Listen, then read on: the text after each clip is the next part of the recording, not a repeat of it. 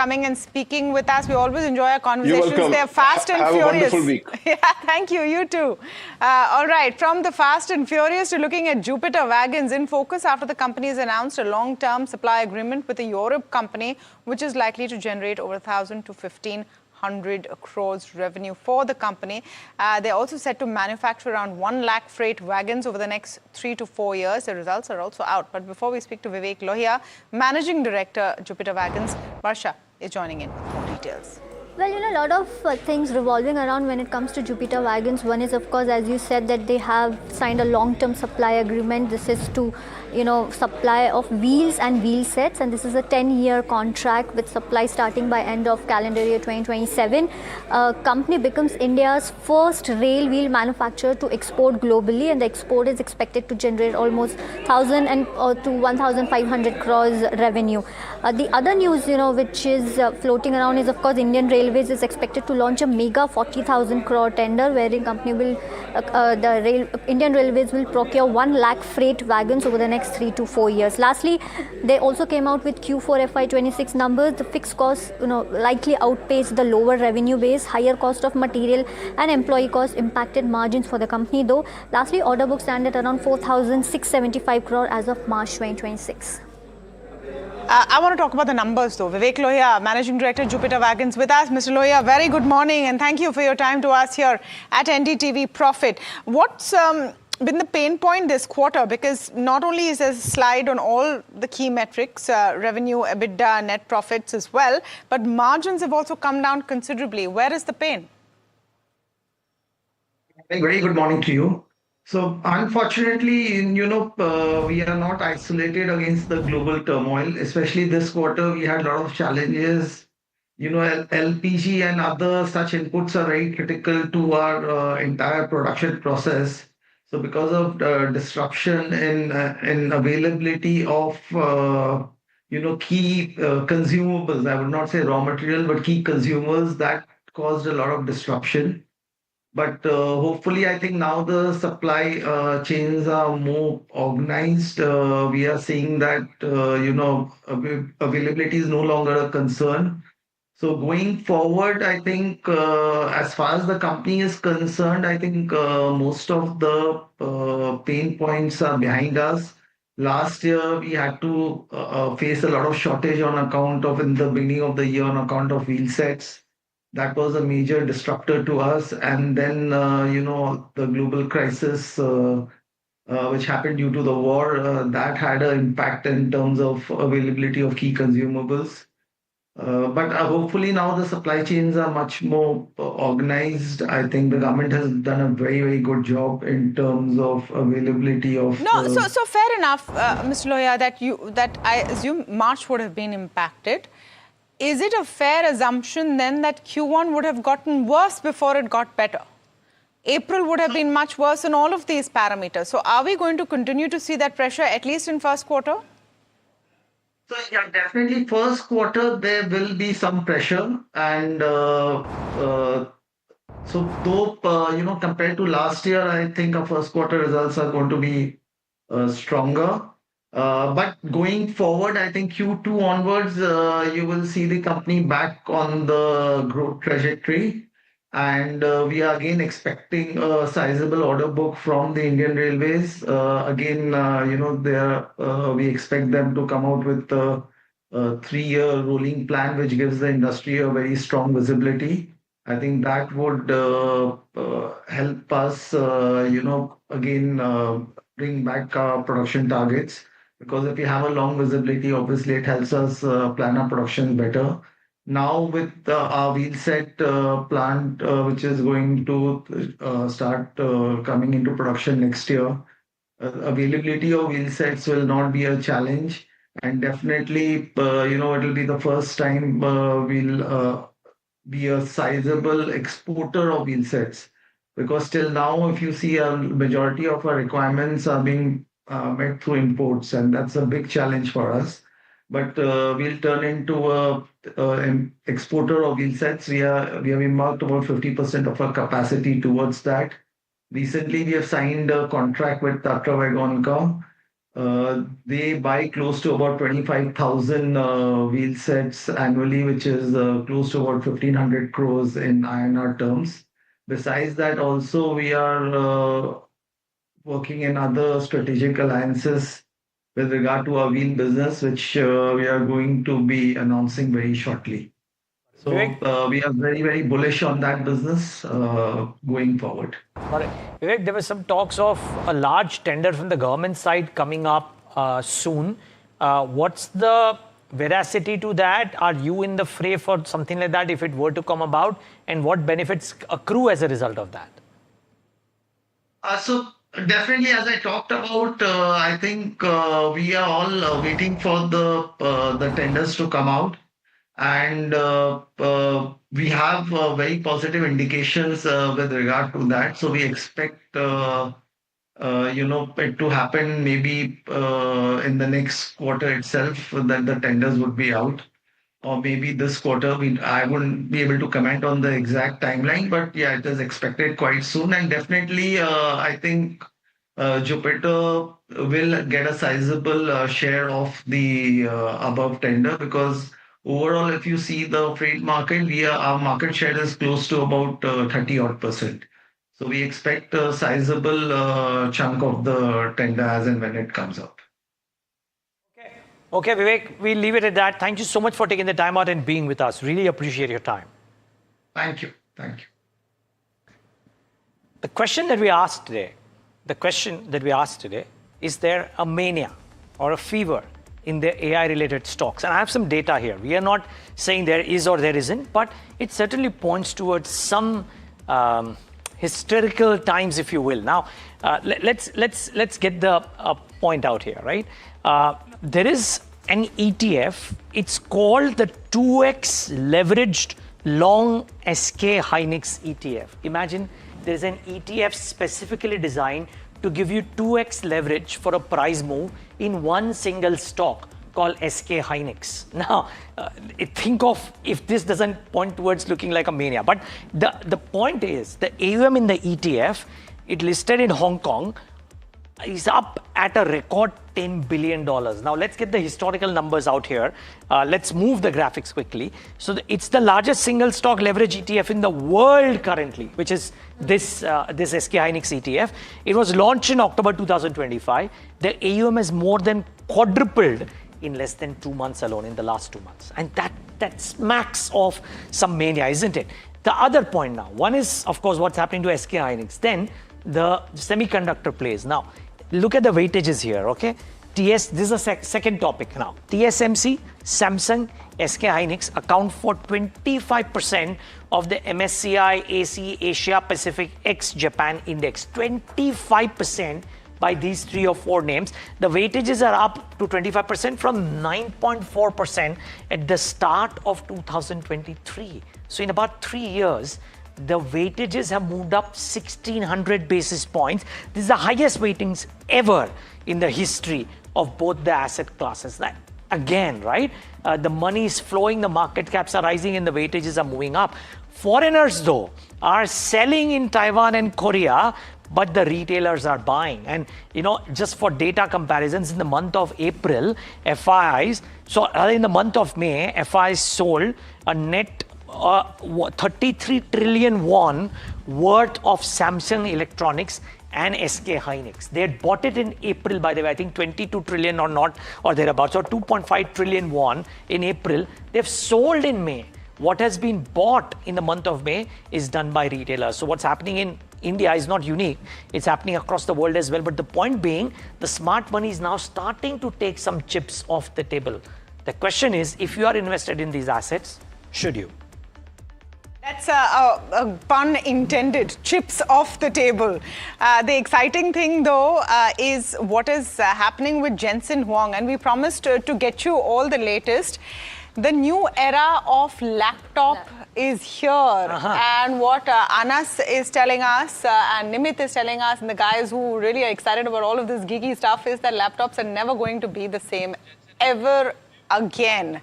This is what Jensen Huang said about the new laptop.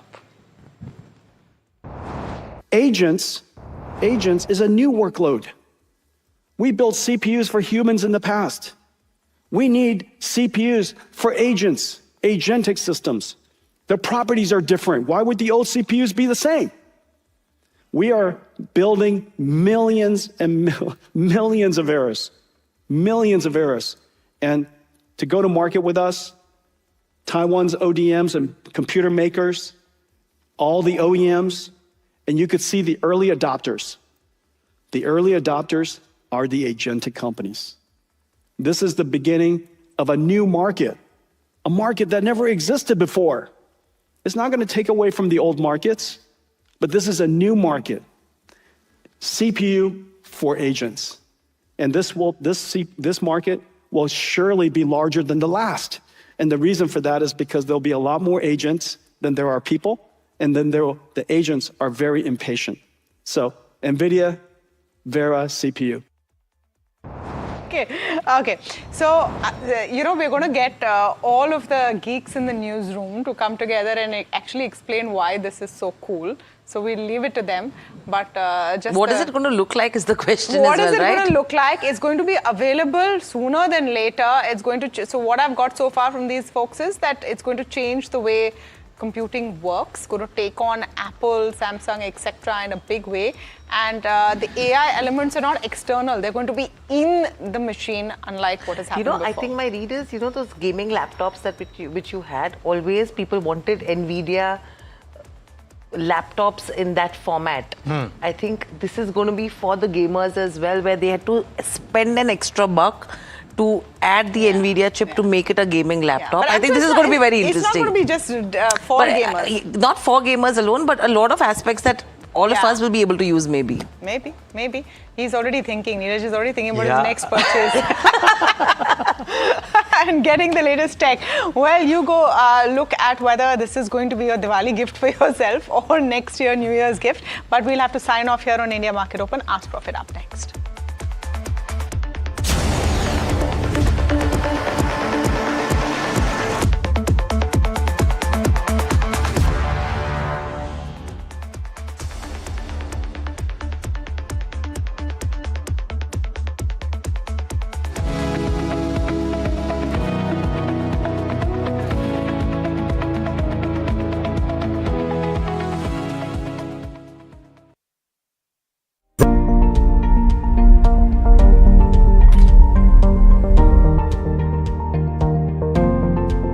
Investments in specialized investment fund involves relatively higher risk, including potential loss of capital, liquidity risk, and market volatility.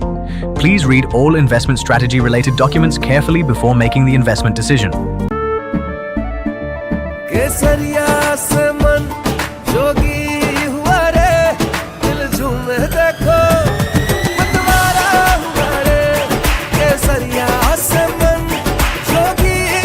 हर पल मनाओ केसरी त्योहार विमल बोलो जुबान केसरी अंबा शक्ति plant की world renowned technology देती है steel को ज्यादा ताकत हर बार अंबा शक्ति SDTMT।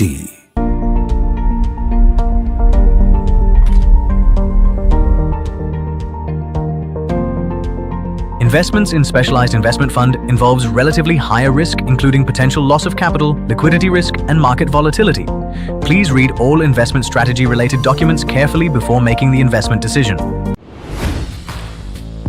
Hi, I'm Tamanna Inamdar. Watch me on NDTV Profit, where I break down the day's biggest business stories. What happened, why it matters, and what it means for your money. Hi, I'm Neeraj Shah. Watch me on NDTV Profit for the most incisive market intelligence and meaningful corporate conversations. And I'm Alex Matthew. Markets, mutual funds, insurance, personal finance. I help you cut through the noise and make smarter financial choices. And here's where you can watch us.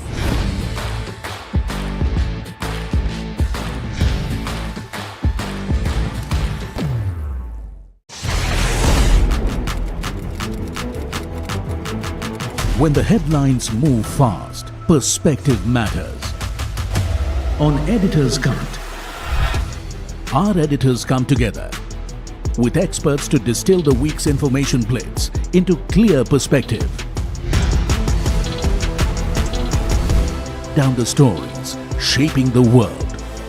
from markets and the economy to global conflicts and what lies ahead. This is where experience meets insight.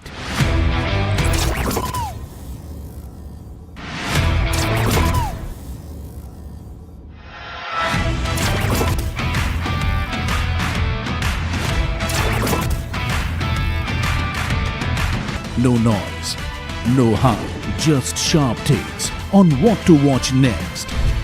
Editor's Cut, every Friday, 3:30 p.m. only on NDTV Profit. And the award goes to Tamanna Inamdar, Managing Editor, NDTV Profit.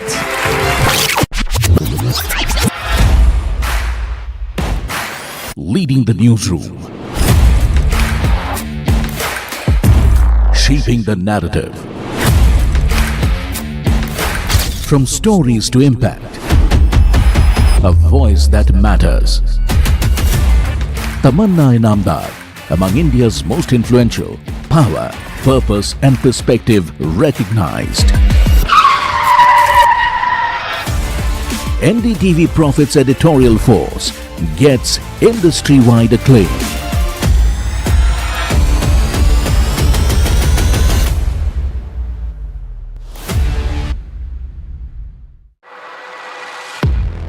He has been tracking markets for over a decade, spots the trends before they hit the screen. And he is now bringing his analysis to the show that the market watches. Watch Sharad Dubey on Know Your Company, a show that puts the most traded stocks under the scanner. We dissect the company so that you, the investor, don't have to.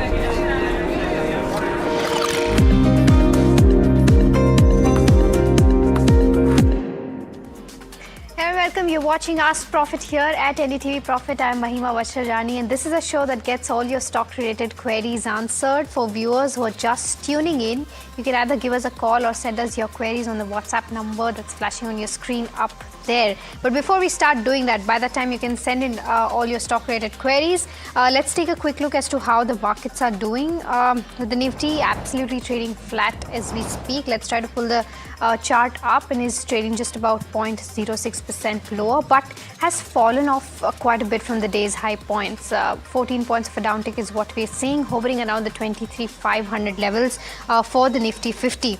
Let's try to pull up the heat map as well to see as to what counters are under pressure today. You have NTPC, which is down 2%, followed by something like a Hindustan Unilever, which is seeing quite a bit of action, but today seeing profit booking down 1.7%. Mahindra and Mahindra down 1.6% as well. You have SBI Life, Nestle, Shriram Finance, as well as Jio Financial and Kotak Mahindra Bank, which are also under pressure. So more, of course, losers than gainers on the Nifty 50. But on the flip side, you have all your IT stocks zooming in trade. You have Infosys up 4%, Tech Mahindra, Tata Consultancy also up 2.5%. Interglobe Aviation, surprisingly, though optically numbers were not looking nice, but I think that the street kind of estimated that, but operationally things have been better, and that's why we're seeing an uptick of around 2.4%. Coal India, Asian Paints, HCL Tech, HDFC Life are some of the other names doing fairly well. So that's with regards to where the Nifty 50 goes. Let's try to pull up the sectoral heat map to see as to what sectors are doing in trade right now. You have, of course, IT topping that chart, up 3%, followed by media and pharma doing fairly well. In terms of where the losers stand, defense seeing profit booking down 1.5%, PSU banks, energy, FMCG and realty, as well as Nifty Bank are some of the names that are under pressure. Let's try to pull up the advanced decline ratio and see as to what that chart is suggesting right now with regards to the broader end of spectrum, because the mid cap 150 and the small cap 250 also under pressure and underperforming the benchmarks. There you go, 1500 odd declines versus that of 1100 odd advances, and we've crisscrossed twice in the last 1 hour of trade. Unfortunately, that gap is widening between the declines and the advances. So that's with regards to where, the advanced decline ratio goes. The mid cap 150 down 0.8%, the small cap 250 down 0.2%. Quickly, the BSE 500, then we'll start taking all your stock-related questions. There you go. It's something like a Uflex is doing fairly well on the back of numbers, of course. VIP, Z Entertainment, Vardhaman Textiles are some of the names that are also doing fairly well. But on the flip side, you have Finolex, Natco Pharma, something like an RHI Magnesita also, seeing significant amount of pressure. So that's with regards to, all of these names. But let's start taking your queries, and to answer them, we are joined by Saurabh Jain, Equity Head Research at SMC Global Securities, and Gaurav Sharma, Associate VP and Head of Research at Globe Capital, joining us now. Welcome to both of you, gentlemen, and a very good morning to the both of you. I think Gaurav is waiting by, who's calling us from Gujarat. Gaurav, a very good morning to you. What's your query about? Hi, Gaurav, can you hear me? Yeah, go ahead. Yeah, yes, I can hear you. I have Adani Energy Solutions. Can I have a technical point of view on that? Sorry, you said Suzlon Energy? Suzlon is also there. Okay. Can I make a fresh entry into Suzlon? Suzlon, okay. That's what your query was about. Okay, all right. And you want a technical view, I believe, on this one. Right. Okay, all right. I'll take this up with Gaurav then. Gaurav, your view on Suzlon on the charts? Hi, Mahima. Very good morning to you. Morning to Saurabh as well. A little bit of a decline towards 52 is pretty much possible. The stock is having good supports of around 50 odd levels, so I don't see it falling below that mark. So utilize dips to add on to your position. If it is for a medium term perspective, you should be looking at a target close to 65 odd levels in the coming 1 to 2 quarters. That view, Gaurav, and very good morning to you. The next question, that we are getting in now, and this one's from Saurav Shah. He bought into JK Lakshmi Cement at almost 600 rupees. Q4 wasn't the greatest for the cement industry as a whole, and JK also, at least the Lakshmi Cement, company bore the brunt of that one. He wants to know if you should just add, hold on, or just sell out of this particular counter. Saurabh, very good morning to you. What would you recommend on JK Lakshmi Cement at this point of time? Hi, good morning to you, Mahima and Gaurav.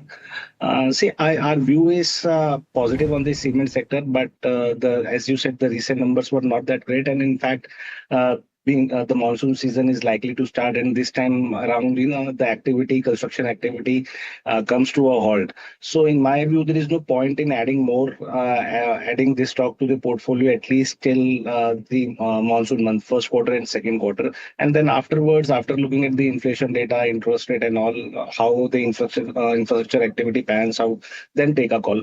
I think you should give a miss as of now. Okay, all right. So that's the view on JK Lakshmi. The next one that we have is on Inox Wind. Satyan is holding Inox Wind at the levels of 180. And he wants to know whether he can book his losses and enter into something like a Cyient Limited. Of course, today the reaction is on the back of numbers. But Gaurav, any view on the charts as to what he should do next? Yes, he should consider exiting Inox at the moment. The stock is under pressure. It has been an underperforming script from quite some time now, hitting lower lows. But as far as Cyient is concerned, this is not too great either. I'll advise him to wait. If at all a position needs to be built, wait for a breakout above 950, 960 zone, then only gradually enter into the position, add the stock once the stock surpasses 1,000 odd levels. So on the rise is what I'm suggesting at the moment. Got that view, Gaurav. But let's go across, take another question now. And Sudhakar is dialing in from Chhatrapati Sambhajinagar. Sudhakar, very good morning to you. Welcome to the show. What's your query? I am holding HDFC Bank shares about 5,000. Okay. From the beginning, I was holding HDFC plus HDFC Bank. After merger and bonus, it has become 5,000. Okay. And what average cost is about 15, 16 rupees. Sorry, what is your average price? 15 or 16 rupees from the beginning IPO. Okay, from the beginning. Okay, you've been holding at 15 rupees. Okay, got it. Well, yeah. I think we'll take some time to calculate those gains. But firstly, Sudhakar ji, many congratulations on buying at such attractive levels. Your question is whether you should add this counter or continue to hold. Is that your question, Mr. Sudhakar? What is the fate of this shares? Okay, what is the fate? Because Got it is it. going down and down. Yes, Mr. Sudhakar, unfortunately, the last 5 years as a shareholder, not many returns. But, Saurabh, let me come to you because, Mr. Sudhakar bought it way back in the early 90s, I think, when the IPO came through. What would you recommend him to do now? I think his buying price very attractive, of course, and is sitting on massive gains as well. What would your strategy be for him, at least in the near to medium term as well, since he's holding 5,000 shares? I think he has set a very good example how one can create wealth over a period of time. In my opinion, yes, the stock has not given any return despite there is a valuation comfort. But the institutions, a good amount of institutions selling largely by the foreign ones has made investors no return. In my opinion, I think he should partly book his profits. And in my opinion, I think for the next 2, 3 years, 4 years, some of the sectors which are looking good are pharmaceutical, capital goods, and utilities. So he may wish to park, if he choose to, then he may park money divided equally into in the sector ETFs. Okay, all right. The next question that we have is coming in on Eternal. Our viewer, Baba Saab from Karnataka, is holding around 1,200 shares at the levels of 258 and wants to know if he can continue to hold this or partially sell. He's expecting at least 5 to 6% profits from here on. Gaurav, I'll stick with you for this one because 5 to 6% possibility in the next 3 odd months. And should he book partial profits right now? What should he do? Although he's not sitting on profits, the stock is currently sitting at 248. So he's probably expecting 5 to 6% of gains in the near future. See, the time horizon is very small, and he is looking at just a 5% kind of a move here. The stock is currently trading close to its resistance point, so it may take some bit longer to actually come out of it. 265 is the breakout point where the stock will actually test and resist. If that level is crossed, then a move towards 290 is possible. I'll suggest a view to hold on to the position for a little longer time. The company came up with very good set of numbers in the March 26 quarter. Actually outperformed the broader indices as such. Therefore, it makes all sense to hold the stock here. Got that view, Gaurav. But the next question, and I think this one question from Sabita, who's from Hyderabad, it's on everybody's thought process at this point of time because it's on Wockhardt. Stocks up 30% in the last 2 days itself, and that's on the back of an approval of Zenic, and has been very strong. Let's look at the 1 week chart, year-to-date chart as well. Post the query. Now her query being that if she should buy into this counter right now, what would you recommend, Saurabh? I think it's of course a big market opportunity that Wockhardt is trying to get from this drug, but do you think that there's been quite a bit very solid run up, already 40% in this week itself? But what would you recommend? See, markets usually, gets positive and rewards in terms of multiple expansion whenever there is a news like what Wockhardt has announced, and it gives you a clear visibility now how the new opportunities are coming along the way for Wockhardt. And it is a massive business which is expected to come, and it further raises expectation for further more molecules that Wockhardt is working upon. My sense is, if you want to chip in, then chip in gradually. You can buy some, and maybe you can buy more on dips. All right, okay. Buy more on dips for Wockhardt is the view coming in fundamentally. Gaurav, just before I take the next query, quick view on the charts for Wockhardt as well. Clearly a hold. I won't be suggesting a fresh entry here from a trading standpoint. Maintain a trailing stop loss. Lift your stop loss with every rise. As of now, 2150 looks an attractive level to place your stop loss. So if you are having a position, better to hold on to it. Right. Okay. So that's the technical view on Wockhardt. I think Bharat is waiting by, calling us from Andhra Pradesh. Bharat, very good morning to you. What's your query about? Good morning, madam. I am holding 200 shares of Ipca Labs at the price of 1602. I am holding that one, and I am waiting for a 3 months period. Okay. So can I hold or sell? Your buying price was 102. Is that correct? No, sir. No, madam. 1602. 1602. Okay. All right. So then the numbers that we're showing on the screen are not correct. So you're sitting on loss right now, and you want to know what's your time horizon, Bharat? 3 months, madam. 3 months. Okay. Then I'll take this up with Gaurav. Gaurav, your view on the charts for Ipca Labs?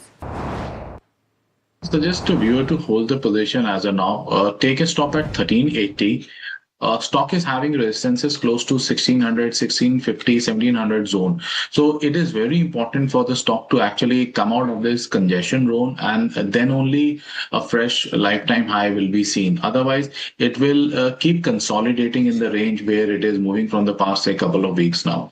Hold with the stop is what I'm suggesting.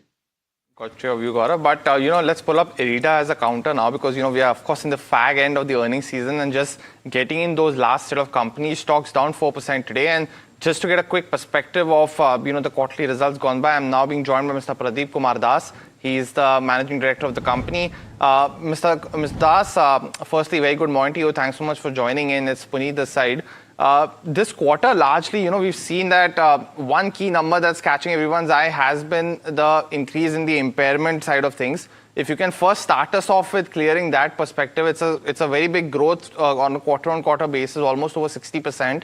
What led to that rise and the possible reasons for that? What is the expectations for impairment going into maybe the first half of FY27? Very good morning. Thank you. See, the major concern which was in the beginning of the previous year, when we published the result, I think the very same day, the Gensel episode was blown up in the market. And another one account from Andhra Group, both those together was around 1,500 crores and all. And immediately, whatever recoveries could be done in those two accounts, we have done. And in the Andhra Group of accounts, so far we have not gone any haircut. We have already recovered around 143 crore out of 800 crore. And the remaining couple of accounts of that group is in pipeline. We are confident of sorting out without any haircut. And rest 3-4 accounts will be under consideration for restructuring. Again, there we are not expecting any haircut. Coming back to the major ones, which was Gensel, in that we are not the sole lender. We had around 800 crore. Out of that, right now is around 672 crore, out of which we made a provision of 571. I can say we wanted to be more conservative and we want to have a higher provision coverage ratio so that any kind of hiccups we can withstand that, we can observe that. But the history of IRIDA, if you see, the recovery management was so good. In last 39 years, we have financed 1,91,000 crore and our cumulative write-off within 39 years is 148 crore. Essentially, in renewable, the write-off or in the IRIDA's history, write-off is not a normal thing. So, which is quite exceptional. And the cumulative write-off, if I tell you, the percentage term is 0.08%, which is quite negligible. Now, coming back to this, since there are 16 lenders, so along with IRIDA, so the committee of creditors' decisions generally takes time in kind of such kind of cases. However, we had taken the prompt initiative to get the case admitted in NCLT in just 29 days, which is probably in the IPC history, in 29 days getting admission, and then appointment of RP, and extending all kind of supports, and conducting forensic audit on a one and enabling supporting the RP to do a forensic audit in that. So there is no doubt that there will be certain kind of haircut in that, but what exact quantity, the time will tell. Got it. And as well as other accounts are concerned, if you see the Q3 and Q4, our NPA has already been, asset quality has already been improved. Correct. See, except this quarter two account, we don't have major concern. Sorry, Mr. Das, just apologies for interrupting. So, is that because we've seen for the full year as well, your impairment number is close to around 777 crore, and given the history also has been very strong, it's almost a 2.5 time jump. So, could the assumption now be that your impairment, whatever you wanted to take, basis of your Gensol exposure has now been completely taken, or is that some amount that we could expect specifically for Gensol going into FY27? See, as I said, 85% provisioning we have done in that account. Okay, but are you looking to do 15% more, or you will wait for the proceedings to go through as well? We are confident that we are not going to make further in this. Okay, got it. And just in terms of the other impairments, as you also mentioned, because, despite such a huge jump in impairments, you reported a 10% growth in profits and almost a 23% growth, of course, continues to be on your total income side. For FY27, are you giving us some guidance that we could expect in terms of growth, both for in terms of profitability metric as well as for your total income based on disbursements, amongst other factors? If you see, prior to these 5 years, we have CAGR loan growth of 28%. this year it is year-on-year 22%. Certainly, this Gensel episode made our review monitoring and asset quality focused quite a lot. And we have focused more into compliance, governance, and improvement of asset quality rather than just loan book additions and all. And I think this is just a one-off case. It is quite exceptional kind of a situation. It is not a regular activity. So therefore, we are confident to come back to our earlier CAGR of loan book kind of thing growth in the time to come. Why the reason is, because of the West Asia crisis, again the thrust will be further reinforced on the RE and green power in the country. And we being the largest pure play green power lending company in the country and having 39 years of expertise in this space, we are not only going to cater to the standard or vanilla RE space, we are also going to cater to the new and emerging one. Right. Already we have received the proposals for SAF, proposal for battery manufacturing, base project we have already done. So in this emerging area also we are going to do quite a lot of business in which we get fair amount of margin. Got it. Mr. Das, hi, Mahima also joining this side. Just want to understand on the NIM side, because overall if you take a look at that number, that's declined due to lower yields, and from my understanding the borrowing costs have remained largely stable. So then over the next 12 to 18 months, how are you viewing the yields and NIMs evolving? No, I'll just do slight modification. We have 56 basis points the borrowing cost savings. If you compare the year and year, our yield has gone 49%, but 56% borrowing cost. NIM has gone up 38 basis points. If you do the annual comparison and all. Of course, if you do the quarter, there will be slight different. But if you see the annual comparison, it's quite gone up. And if you see, compare what are the other players or similar players in the industry, their NIM has gone down. So we are as far as borrowing is concerned, whether green or non-green or borrowing, we don't get any benefit from the market with respect to green borrowing. But having a complete competitive space and raising the funds and having a perfect treasury management in place, we have ensured fair amount of savings in our borrowing cost, and we have wanted to pass on that to our sector so that our asset quality is also retained. I'm just giving an example. Right. So we could have managed to maintain the interest rate to improve our yield, but certain amount of asset probably might have got dented with respect to the quality. Okay. And this is a space where the new and emerging players are coming, where interest rate plays a key role. So therefore, we always work on reducing the borrowing cost, pass fair amount to the sector, and at the same time, retain fair amount for the investors. Okay, got it. Got it. Okay, just one last question and a quick one. In terms of your loan growth guidance, where does that stand for FY27? Because it's been at that healthy 22% mark. I think 22% is worst in last 6 years. So if it is worse, then definitely we will be now targeting to the best. Our best was in the range of 35-40% of loan book additions. So the kind of business opportunity what we are having, and again another QIP which was pending, we could not execute last year. And now the market condition what it is, and we believe that fair amount of improvement is going to be there, and we'll be raising further fund through QIP, and we'll be adding fair amount of quantum to our loan book also. So not only will be adding to the loan book, we also will ensure further improvement in asset quality by doing the recommendations. Okay, all right, Mr. Das, thank you so much for taking out the time and helping us answer all those questions, and of course all the best for FY27. Thank you. All right, with that, it's time for our rapid fire round. Saurabh and Gaurav, you both know the drill. The first question that we have is on Piramal Pharma. Raghunath is asking this question. He's bought around 200 shares at the level of 228. Should he continue to hold from a short-term perspective? Gaurav? Hold with a stop at 165. Gaurav, also on Elecon Engineering, if you can give a view for Kishore, he's bought shares at 430. Is it a good time to book profits, or should he hold for the next 6 months? Stock has reversed well. Hold the position, take a stop at 480. Okay. Sterlite Technologies, average buying price is 84. 150 shares is what Sharad has been holding. From a long-term perspective, continue to hold, Gaurav? Hold. Also, Gaurav, on Anantraj, our viewer has bought shares at 450. Is it a good time to book out, or continue to hold this counter now? Stock is looking good. A reversal breakout is quite possible. Hold, take a stop at 520. Add above 570. Okay, MCX, what price can I accumulate this counter is what our viewer wants to know from a long-term perspective. Saurabh? I think it is best to avoid.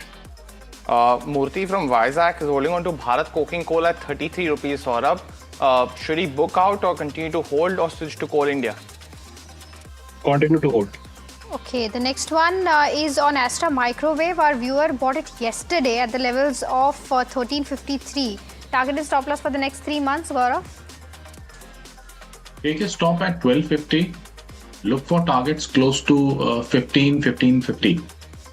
Got it. Well, got that view, Gaurav. On GE Power India as well, Gaurav, our viewers holding shares 661, trading above 820 now, and asking a technical view on the charts. Can you just repeat the name of the stock? GE Power India. The NSE code is GVPIL. It's trading at around GVPIL, 821, and he's holding at 661, so it's currently in profits. The stock has went up very sharply today. It is at a lower circuit. Better to utilize any point to actually book your position here. Got it. Well, that is the end of the rapid fire as well as the first half of Ask Profit. But Gaurav, we'll let you go on that note. Thanks so much for joining in and giving your views. Saurabh, stay on. Thank you so much. A lot more stock-related queries on the other side after this very short break.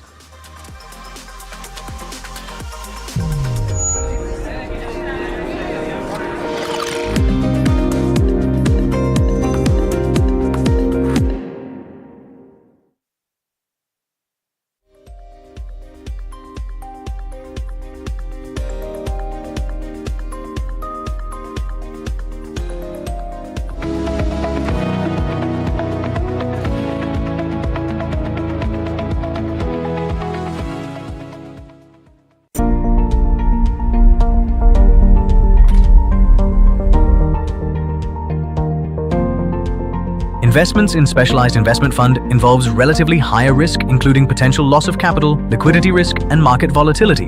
Please read all investment strategy related documents carefully before making the investment decision.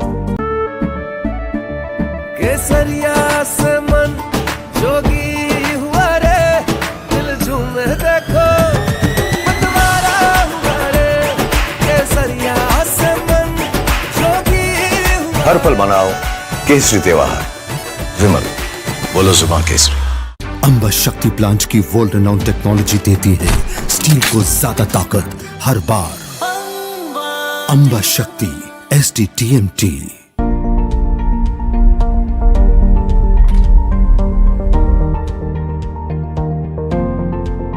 Investments in specialized investment fund involves relatively higher risk, including potential loss of capital, liquidity risk, and market volatility. Please read all investment strategy related documents carefully before making the investment decision. Hi, I'm Tamanna Inamdar. Watch me on NDTV Profit, where I break down the day's biggest business stories. What happened, why it matters, and what it means for your money. Hi, I'm Neeraj Shah. Watch me on NDTV Profit for the most incisive market intelligence and meaningful corporate conversations. And I'm Alex Matthew. Markets, mutual funds, insurance, personal finance. I help you cut through the noise and make smarter financial choices. And here's where you can watch us.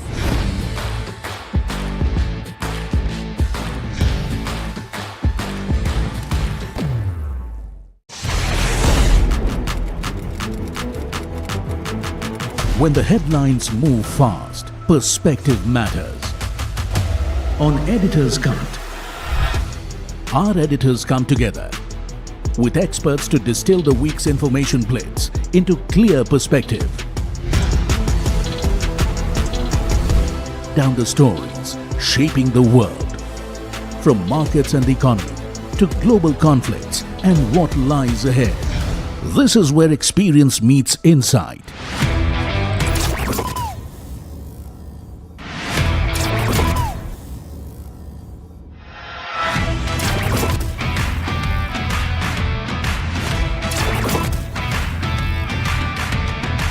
No noise, no hype, just sharp takes on what to watch next.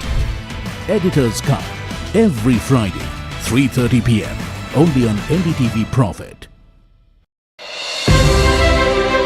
And the award goes to Tamanna. Inamdar, Managing Editor, NDTV Profit.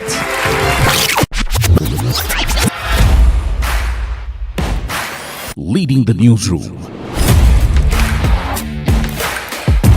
shaping the narrative.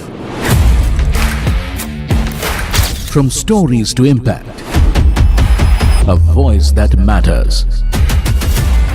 Tamanna Inamdar, among India's most influential, power, purpose and perspective recognized.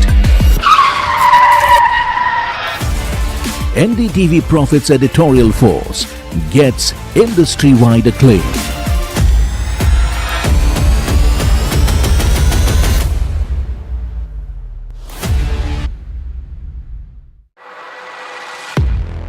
He has been tracking markets for over a decade, spots the trends before they hit the screen. And he is now bringing his analysis to the show that the market watches. Watch Sharad Dubey on Know Your Company, a show that puts the most traded stocks under the scanner. We dissect the company so that you, the investor, don't have to. Get the management to answer questions relevant to you. Watch Know Your Company, weekdays at 11:30 a.m. to understand your next big bet. New year, new power panel.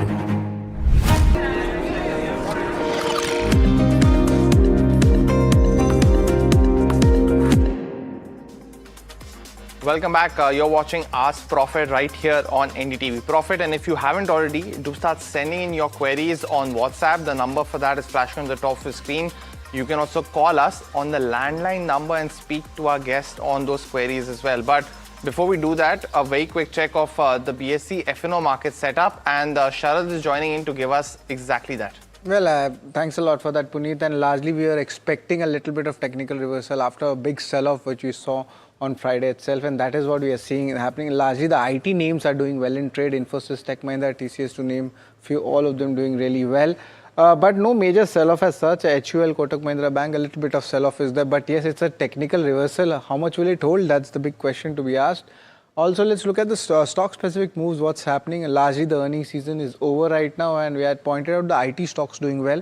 Now the momentum is back, especially with a good long build-up of Coforge and Tech Mahindra here.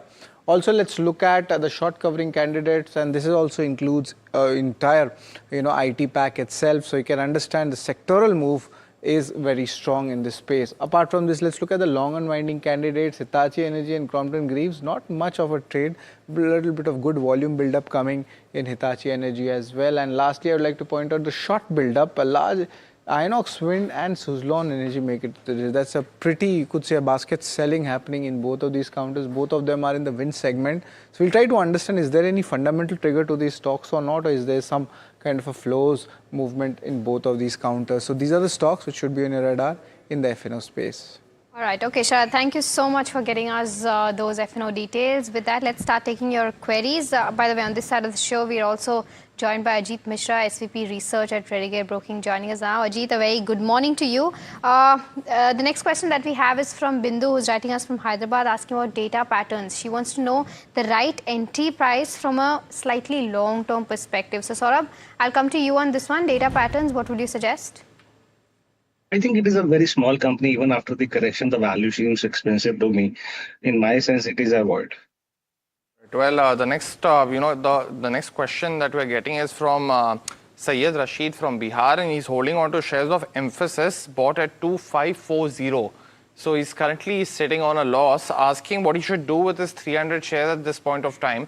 Stock's up almost 3.5%, but what would you recommend here, Saurabh? Because, we've seen these enterprise AI solution launched by Emphasis over the last week, and I think it's something that all companies are looking at now. Any view specifically on the stock? Should he continue to hold? Is it a good time to add more? Well, some sectoral churning has been seen on the bourses. Some kind of activity is back in the IT stocks. IT index is moving, higher than the broader markets.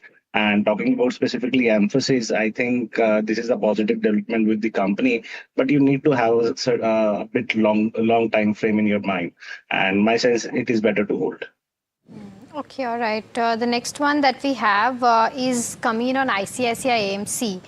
Puneet from Ghaziabad is holding this counter at the levels of 3,200 and he's got about 100 shares. He wants a view from a 3 months perspective. Ajit, on the charts, what would you suggest? So Mahima, in fact, if you see the AMC basket has done well, in fact, in the recent days, and ICICI AMC, we have made a new record high in the last trading session. Today, it's witnessing a bit of a profit taking, which is nominal, considering that 3,3600 was almost a vertical rise. So a bit of a consolidation is likely. 3250 is now the immediate base. And in case if the stock manages to hold this area of close to around 3550, 3600, then probably we may see the stock inching towards 4000 mark, positioning. So it's a hold with stop at 3280. Got it well and got your view, Ajit. The next question coming in from Namit, who's writing to us actually from Munich, and he's holding on to 30 shares of Natco Pharma at roughly around 843. Now the counter is down today, possibly on the back of quarterly results, and I think that's what Namit is also highlighting. He wants to know if it's a good time to accumulate this counter more, or should he exit? Saurabh, any chance if you had to look at the results and any view on the counter now? See, the management has disappointed on the earnings fronts previously also. Last year also, the stock was hammered down, and now there was some kind of a buying activity because of the low valuation, and the pharma stocks were also in activity. Now with the results coming in, it is again further spooked the investor confidence with respect to the earning visibility, and the stock has rightly down. So in my opinion, I think it is better to get out. All right, okay. The next one is also from the pharma space. Our viewer wants to know about Aurobindo Pharma. He or she has bought at the levels of 1335 and wants to know if this is the right point to sell. Ajit, do you think booking the profits makes sense, or should the viewer wait? So Mahima, after retesting its record high around 1550 plus mark, the stock has witnessed a marginal profit taking, but the overall trend is still positive, and since she is still getting decent profit, my recommendation to her is that a trailing stop loss approach would be more prominent. So at present, 1400 is the area basically where we have the immediate support. So with that as a stop loss, she can continue to stay put. Once, let's say, we cross 1480 levels, probably we may see the next leg of momentum towards 1550 or maybe 1600 area. So around that area, she may consider booking profit if the view is short term. Got that view, Ajit. But let's go across and take another caller from Bengaluru.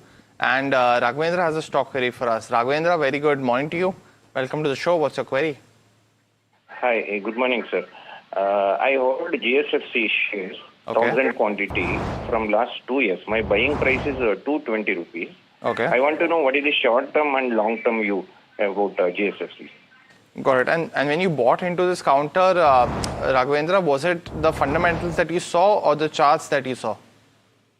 I saw both the parameter. You saw both the parameters. Okay, got it.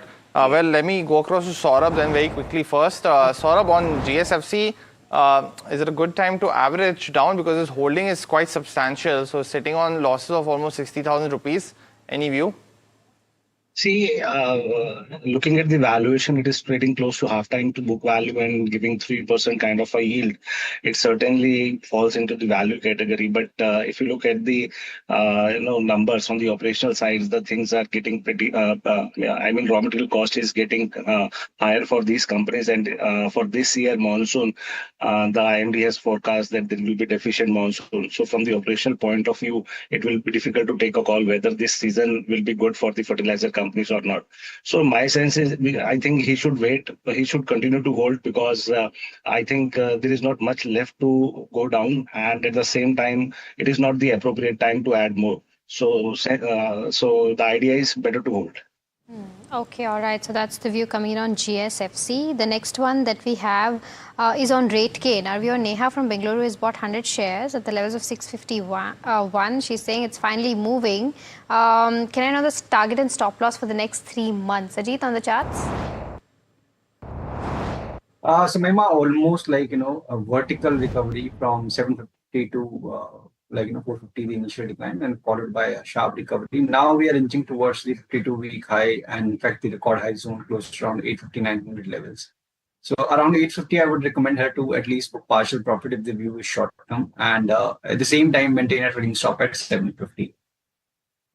Got that view, Ajit. But the next question coming in now, and this one's on Concord Biotech. It's a weak quarterly number for the company. Let's pull up the stock. And our viewer Jaya from Bangalore is actually, wants to know a 1-year view basically, and if it's a good time to enter this counter now. Saurabh, is there enough evidence? Because I think from that, from that high of almost 2,200, it's been a 50% correction. And the last couple of quarters, the earnings haven't been the strongest. So is there enough evidence, or should she wait for some more better time to enter? I think the stock is underperformer for the last few quarters, and there has been disappointment in the earnings season.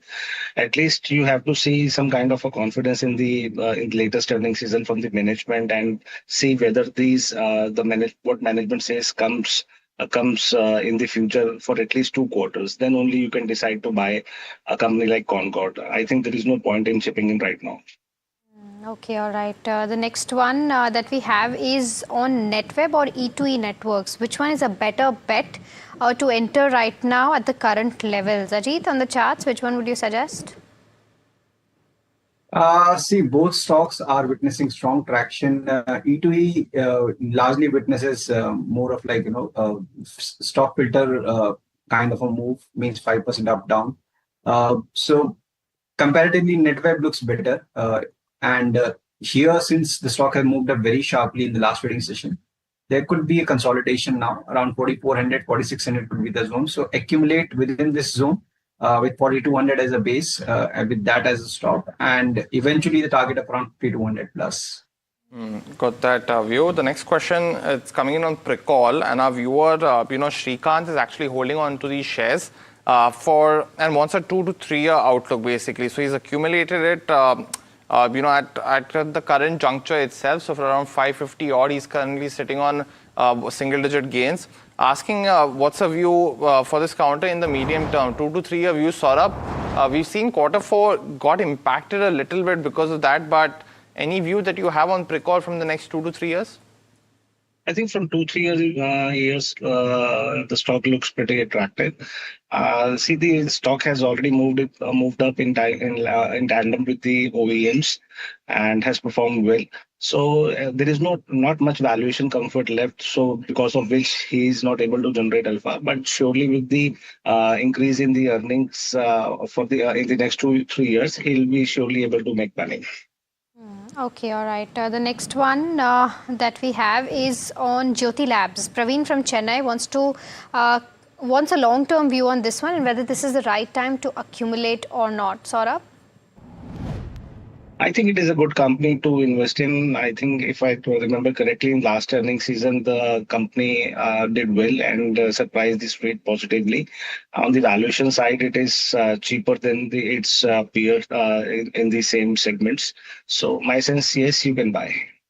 Saurabh, does the current news flow of that partnership not being renewed for, I think it was Henkel, I think that brand that they didn't get that. Is that any concern, because it's a high margin EBITDA business, but the renewal not happening? Do you feel that it might have a hampering on the stock in the near term? I probably missed that news. Okay, no worries. Let's go across and take another query now, and this one's coming in on JSW Infra. Nandan from Hyderabad is holding shares at 279. Ajit, what would you recommend here? He wants a short to medium term target for his 1,000 odd shares. So Puneet, we are not seeing much action at present. Means the stock is trying to stabilize above its major averages. Means the swing is there. Means 255 to 90 is broadly the range that the stock has been currently hovering in. But the good part is that at least it's maintaining above the major averages on the closing basis. So for any fresh momentum, we need a close above 290 mark. Then probably we can see the next leg of up move towards 320, 325 area. So as of now, you can continue to stay put with 260 as a closing stop. I think we've got our next caller. Shankar is calling us from Chennai. Shankar, a very good morning to you. What's your query about? Very good morning. I bought 4,000 shares of IEX at the rate of 140 rupees last December. My time frame is 6 months. So before this June end, any chance to reach 140 or above levels? Okay, all right. Got your question, Shankar. Ajit, you heard that. Do you think it's a possibility, 140 on the charts? So, Mahima, we all know the kind of underperformance the stock has been struggling with. There were multiple attempts of recovery and rebound in the past, but it failed to cross the major hurdle of the long-term averages on multiple occasions and still struggling below that mark. So, probably 133 is going to be the major resistance. The good part is that the stock has formed a very strong base around 120 to 120 area. So, this broadly the range that the stock has been hovering in. In case if it manages to cross the upper band, then probably 140-45 is something which the stock might test. But since it's an underperforming counter, my recommendation is to utilize any recovery to reduce your position and switch to the counters in the sectors which are basically participating or leading in this recovery. Got the view, Ajit. But the next one on Kararo India, viewer Rajesh Patel from Indore actually bought shares at 704, which was the IPO price. So currently sitting on a loss, and the counter. Saurabh is still quite expensive, right? Should he book out or just wait for a little more while? What would you recommend? I won't be able to give you on this. Any view on the charts, Ajit? Is it an ad, and probably because I think this is the highest point that it has traded at. So is there any evidence to go to that 704 mark? Seems unlikely because in the last two occasions, the moment it reaches close to around 660, 670 plus zone, strong selling emerges. So means though the stock is still holding above its major averages, chances of witnessing any decisive recovery from current levels seems same. So it's going to be a gradual recovery. In case if he is okay with that, he can continue to hold with 520 as a stop and 580, 600 being the first resistance zone for the stock. All right, the next one is on Dabur. Avinash Naidu from Bengaluru says he's currently holding around 100 shares of Dabur at an average price of 495. He wants a view on this one, whether he can continue to hold or exit. Let's try to pull up the chart as well with regards to the US FDA, coming out and saying that there were discrepancies found in their Silvassa unit. Of course, the stock is under pressure today on the back of that, but the company did clarify that it's not a very large part of what they do already, and not a very large part of unit is where the US FDA discrepancies came in from. But Saurabh, your view on this particular matter, and plus whether the person can continue to hold Dabur or not? I think the management has already clarified about this particular event, and I think from the valuation perspective, it is trading at a lower range of its both at multiple and price to book value. In my sense, one should hold some FMCG in his portfolio. Got it. Well, the next one's from Venkat Narayanan on Lewis Life Sciences. He wants to know if it's a good buy for the medium to long term. What would you recommend, Saurabh? Of course, rebranded the earlier company Glenmark Life Sciences, but any view on this one? I think one can surely accumulate. Okay, all right. The next one that we have is coming in on Rushil Decor. Our viewer has bought at 30 rupees, and 3,000 shares is what his average price. 30 is his average price, and 3,000 shares is what he's been holding, and wants to know as to what should be the next course of action. Of course, it's halved for him. Ajit, what would you recommend on the charts? So, Mahima, no sign of respite. Means on every rise, the stock has been witnessing pressure. Volumes are on the higher side. So this indicates this negative trend might continue. Even in case of rebound also, this zone close around 18 to 20 looks strong enough to cap the upside. So in my opinion, I understand there's a loss, but it's prudent to take loss and switch to the quality names. Got that view. The next caller actually who was dialing in from Vijayawada is Giridhar. Giridhar, very good morning to you. What's your query? Yeah, I am holding 178 shares with the average price of 270. Okay. I'm holding for the past 4 months. I keep on averaging it, but my capital is stuck on this one. So should I do more average or should I exit of this? And you're talking about Zaggle, right, Giridhar? Yes, Zaggle Prepaid. And did you buy into this from more of a fundamental standpoint, or looking at the charts and hence buying the dip essentially? Yeah, I'm just looking in the charts, but I'm holding for the past 4 months. 4 months, got it. Ajit, we've seen, I think the results took the knock off the stock essentially by 20%, but any view that you have on the charts now? Is it a good time to continue holding? So it's been almost like 2 years now, that almost more than 1.5 years at least, that the stock has been trading with a negative bias. Means there were phases where the stock tried to stabilize and form a base, but couldn't sustain. And again, after this sharp decline, indications are in the favor that this pressure may continue and stock might inch towards 52-week low. So in my opinion, it's better to take loss and exit current levels, or in case if you wish to hold, then 180 is the next base. Okay, all right. So that's the view coming on Zaggle. The next one is on United Breweries. Neha from Karnataka has been holding 50 shares at the levels of 1346, wants to add 150 more shares. From a short-term perspective, can she expect a 10% uptick on this one or not, Ajit? So stock is likely to witness further consolidation is what the indications are. In case if the view is 3 to 6 months, you can consider. Got it. Well, it's now time for the rapid fire round in this edition of Ask Profit. Ajit as well as Saurabh, you both know the drill. First question's coming in from Sanjay. He wants to know a right time to buy Pine Labs for the next 3 years. Saurabh, any view? Avoid. Okay, the next one is on Godfrey Phillips. 2,400 shares is what Hasini has bought at the levels of 2,800. From a 6 to 12 months, hold, sell, Ajit? Hold and stop should be at 2,100. Vinod Kumar wants to buy into Hero MotoCorp for the long term. Would you recommend that, Saurabh? Go. You can buy. Okay, Nippon AMC versus Aditya Birla AMC, which is a better bet? Ajit, on the charts, our viewer wants to know.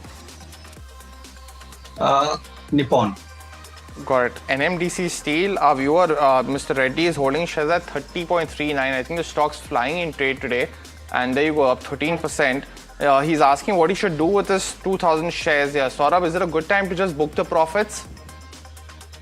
Book partial and keep on holding rest. Okay, the next one is on PC Jewelers. Our viewers bought 2,200 odd shares at the levels of 13 rupees. Continue to hold on the charts, Ajit? Look sideways to me. Use recovery to reduce. Jay Krishnan from Kerala wants to enter MTAR Tech now. Ajit, would you recommend that for the next 6 to 9 months? No, wait for a dip toward 5,800, 6,000 zone. Okay, the next one is on Texmaco Rail. Is this a good time to enter from a long-term perspective, Saurabh? Avoid. Siva Reddy is holding Ashok Leyland at 178. Ajit, he wants to know what's a view for his 1,500 shares. Looks range bound, movement expected only if it crosses 170.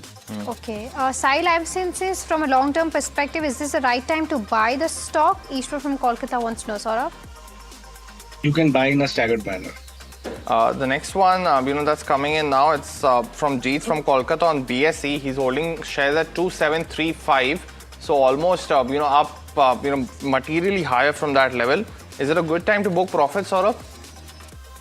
Yes, you can book profits and move money into the capital goods and utilities. Okay, Bank of India 800 shares bought at an average price of 138. Should I add more on the charts, Ajit? No, wait for a break above 145 to add more. SMS Pharma, Ajit, bought by a viewer at 363. Should he continue to hold? This is Radhakrishnan. Use recovery to reduce, consolidation likely. Okay, Sharda Cropchem or Vinity Organics, which one is a better bet in the agrochemical field is what Tushar from Jaipur wants to know from a long-term perspective. Saurabh? Vinity Organics. Saurabh, you mentioned about capital goods. Does Thermax favor into that as well? Our viewer Priyanka is holding shares at 3249. Yes, of course. It is a good bet. Okay, the next one is on, this is a very, ONGC is the next one. 6 months view on the charts. Our viewers purchased 240 shares at levels of 200. Ajit? Book at least partially and use recovery towards 280 to reduce complete. Ramana is holding M&M at 3,000 odd rupees. Saurabh, May sales were good. Should she accumulate more now is the question. Buy in a staggered manner. Okay, Trident 2000 shares bought at the levels of 3.9. Wants a time horizon of 2 years. Mohit from Ludhiana wants to know. So he's sitting on handsome profits. So what would you suggest, Saurabh? Book some profits. Parthasarthi, who's a regular viewer as well as a senior citizen, Saurabh is holding on to IRCTC, but at 760 though. What would a strategy be which would just help him in the near term? What's your view? Still expensive on valuation after so much correction. I think better switch money to the utilities, capital goods, or maybe in the banking. Got it. Well, that was the last question as well as the end of the rapid fire as well as Ask Profit. Ajit as well as Saurabh, thanks so much for joining in, giving us your view across the stocks that we post to you as well. But viewers, out of time on this edition of the show, but we'll take a lot more queries at 2 p.m. So we'll see you there.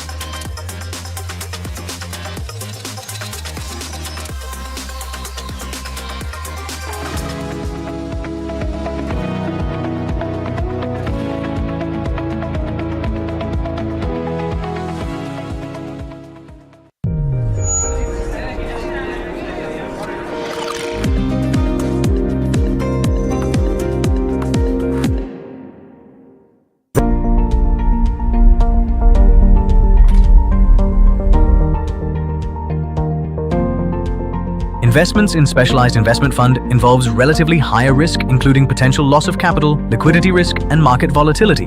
Please read all investment strategy related documents carefully before making the investment decision.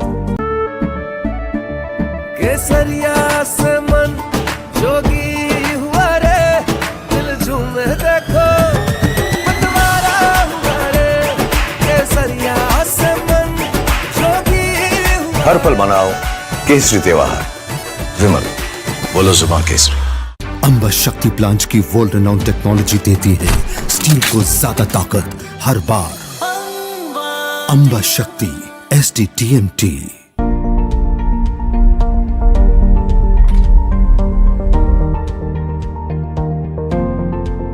Investments in specialized investment fund involves relatively higher risk, including potential loss of capital, liquidity risk, and market volatility. Please read all investment strategy related documents carefully before making the investment decision. Hi, I'm Tamanna Inamdar. Watch me on NDTV Profit, where I break down the day's biggest business stories. What happened, why it matters, and what it means for your money. Hi, I'm Neeraj Shah. Watch me on NDTV Profit for the most incisive market intelligence and meaningful corporate conversations. And I'm Alex Matthew. Markets, mutual funds, insurance, personal finance. I help you cut through the noise and make smarter financial choices. And here's where you can watch us.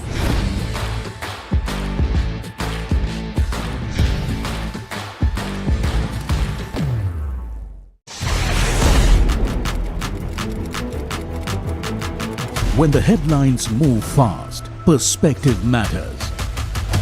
On Editor's Cut, our editors come together with experts to distill the week's information plates into clear perspective.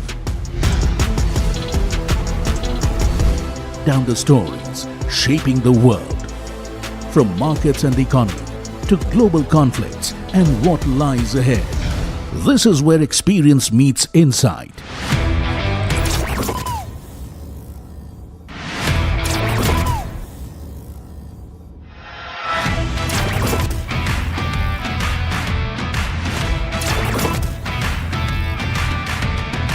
No noise, no hype, just sharp takes on what to watch next. Editor's Cut, every Friday, 3.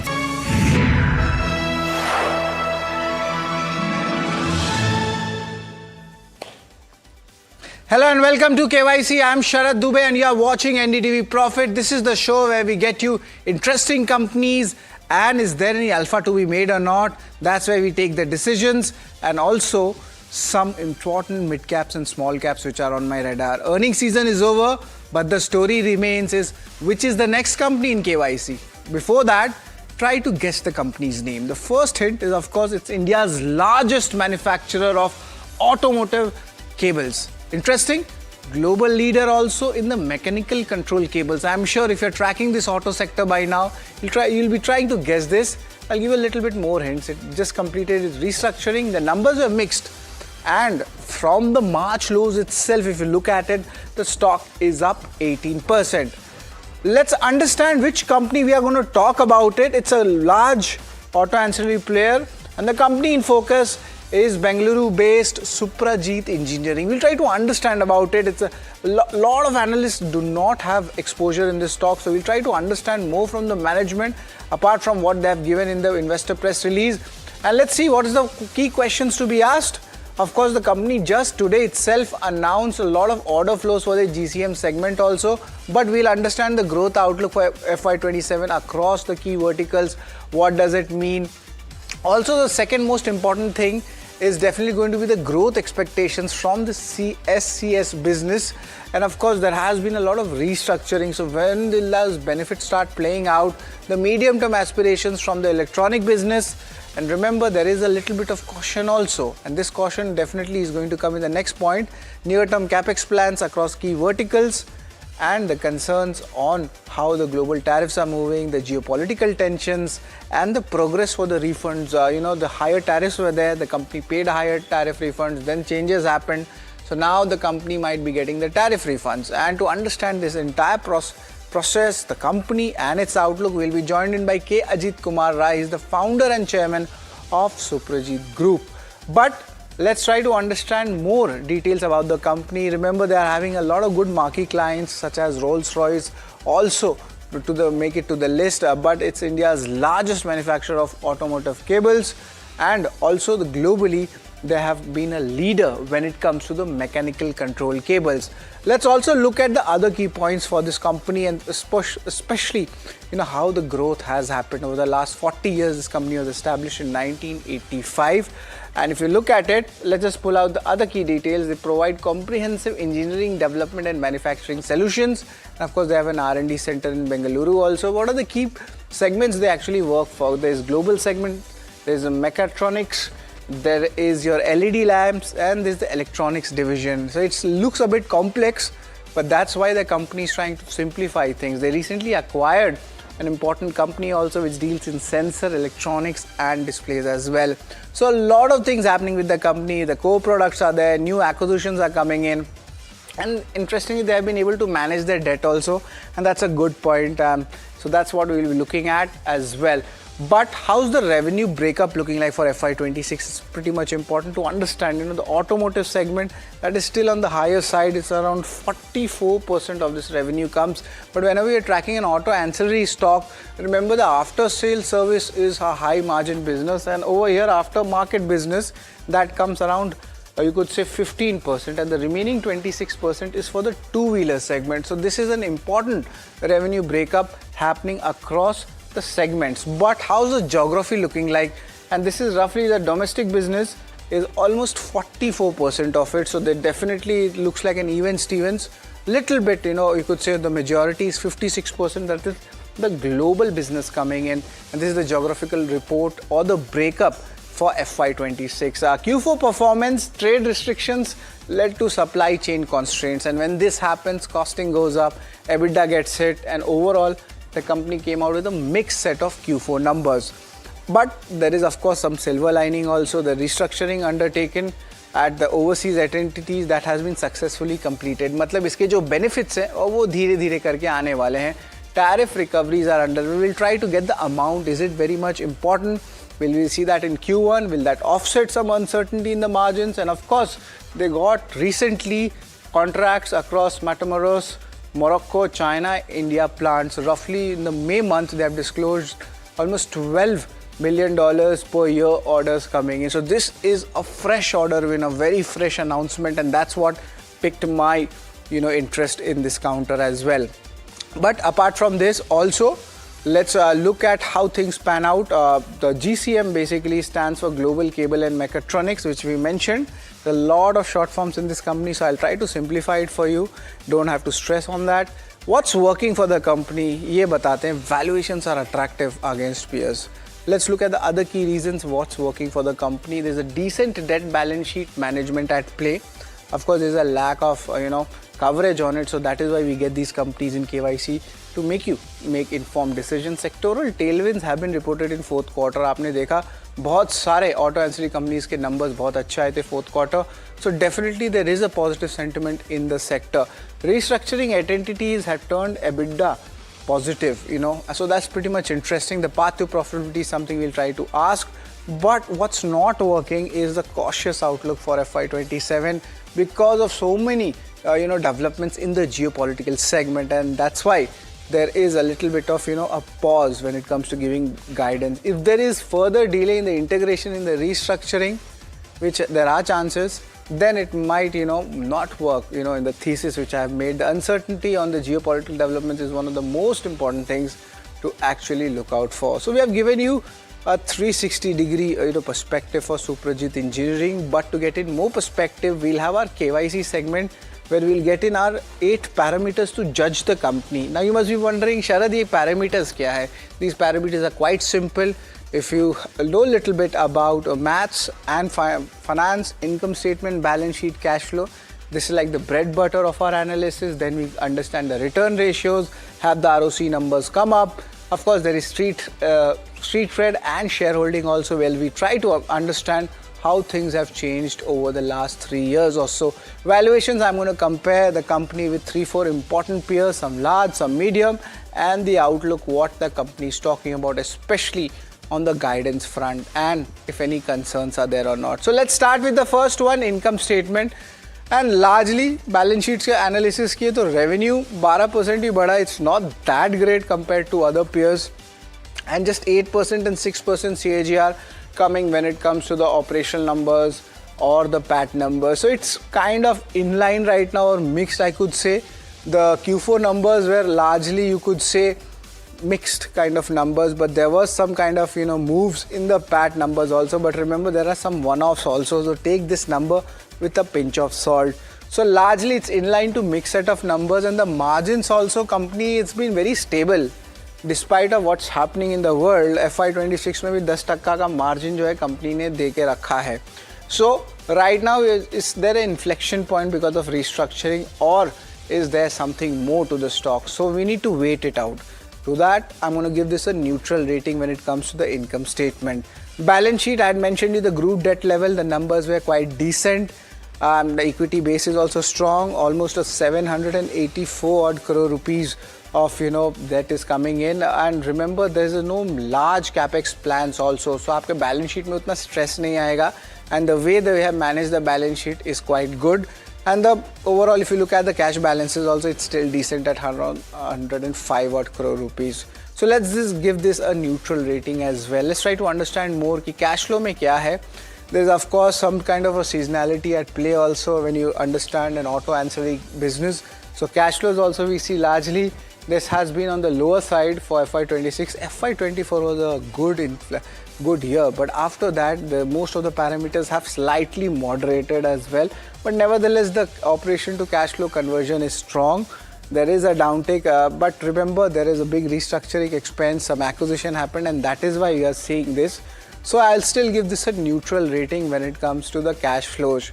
Let's talk about return ratios, how things are panned out, and हमने ROC के आंकड़े लिए हैं. So company had been restructuring and acquiring. So what they enjoyed in March 2022, there was a 17% ROC. Then after that, the downtick started coming in.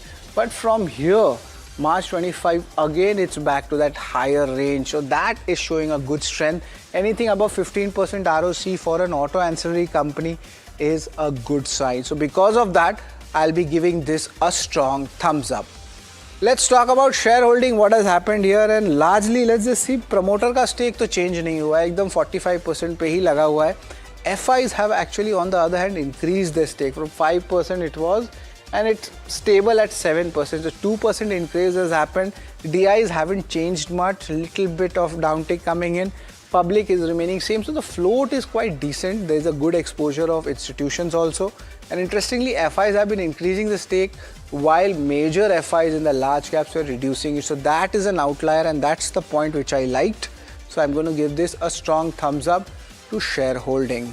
But let's talk about street cred. Stock में कितना पैसा बना, कितने समय के लिए बना, और अगर आप लॉन्ग टर्म शेयर होल्डर है, क्या सच्ची में आपके लिए पैसा बना? So let's get in the data, and that is where a little bit of concern comes.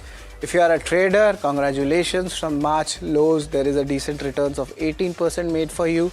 And if you look at it, from the 1 year itself, the stock has given a decent 13% return. But nevertheless, from the 2024 highs, where the interest was a lot in this space, the stock is still down 26%. और अगर आप stock को 5 साल hold कर रहे हैं, तो आपका रिटर्न मात्र 70% हुआ है. Maybe your expectation should be on the higher side for this. So there is of course, a patience being tested. So I'm going to give this a neutral rating. And because of no major up move coming in last 5 years, the valuations must have turned attractive. And yes, I'm right. The calculations is fair enough. Suprajit Engineering trades in the forward 12-month P of just 22 times. Now you compare that with their domestic and even some conglomerates, how they are trading. Uno Minda trades at the 43 times 12-month P. They also have been doing a lot of important corporate announcements. Endurance Tech 33 times and Samil at 27 times. So definitely India's auto ancillary industry as a whole is changing. Everybody is trying new things, new product lines, new JVs, new acquisitions. It's a very interesting part. And hopefully in the future, the entire sector does well, especially domestically and globally. So it's a strong thumbs up when it comes to the valuations. तो हमने 7 rating तो आपको बता दिए, आखिरी rating मैं बताता हूँ आपको, and that is the outlook. Overall revenue growth is expected to be in double digits, and that's a good strength. EBITDA margin expected to be in the range of 12 to 13.5%. So it'll be pretty much interesting to talk with the management. But the concern starts coming in. That is the ongoing turmoil and the Middle East war. That's the major concern. Of course, first half might be impacted. That's what the numbers and analysts are talking about. Revised guidance will be provided at an appropriate time. So there is uncertainty. That's why the guidance is not being given, and it's an industry-wide problem. It's not just company-specific. CapEx across group for the year is expected to be around 200 crore rupees. It seems a bit on the lower side, and largely it looks like a replacement, maintenance, or a small extension. So it's a neutral rating here for the outlook for Suprajit Engineering. लेकिन KYC rating में इसको पूरे stars कितने मिले हैं?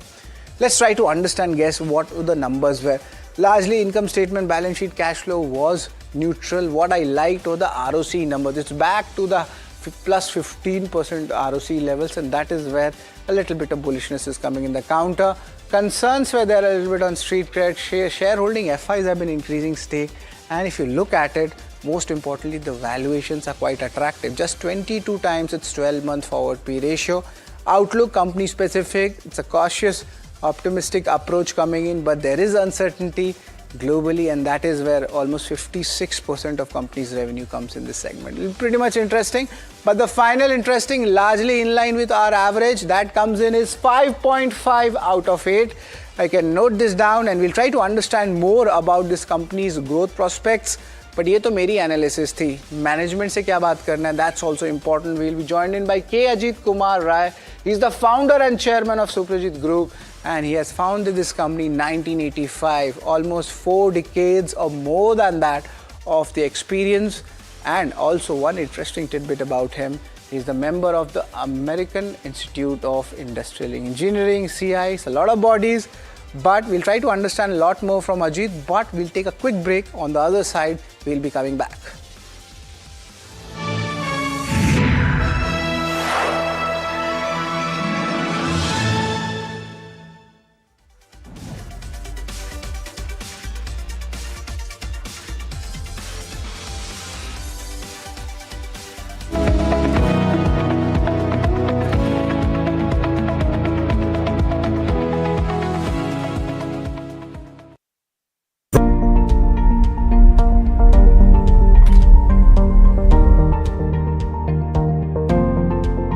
Investments in specialized investment fund involves relatively higher risk, including potential loss of capital, liquidity risk, and market volatility.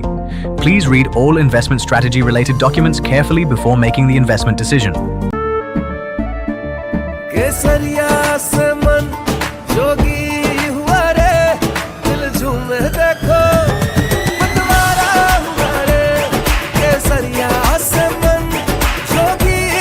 हर पल मनाओ केसरी त्योहार विमल बोलो जुबान केसरी अंबा शक्ति प्लांट की वर्ल्ड रेनाउंड टेक्नोलॉजी देती है स्टील को ज्यादा ताकत हर बार।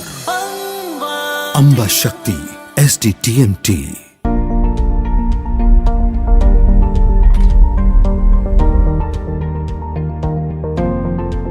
Investments in specialized investment fund involves relatively higher risk, including potential loss of capital, liquidity risk, and market volatility. Please read all investment strategy related documents carefully before making the investment decision. Hi, I'm Tamanna Inamdar. Watch me on NDTV Profit, where I break down the day's biggest business stories. What happened, why it matters, and what it means for your money. Hi, I'm Neeraj Shah. Watch me on NDTV Profit for the most incisive market intelligence and meaningful corporate conversation. And I'm Alex Matthew. Markets, mutual funds, insurance, personal finance. I help you cut through the noise and make smarter financial choices. And here's where you can watch us.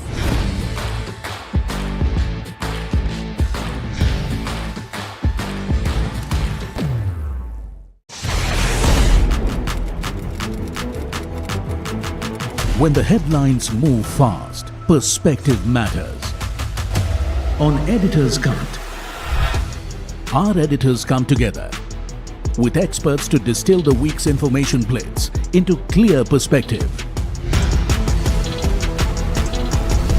Down the stories shaping the world, from markets and the economy to global conflicts and what lies ahead. This is where experience meets insight.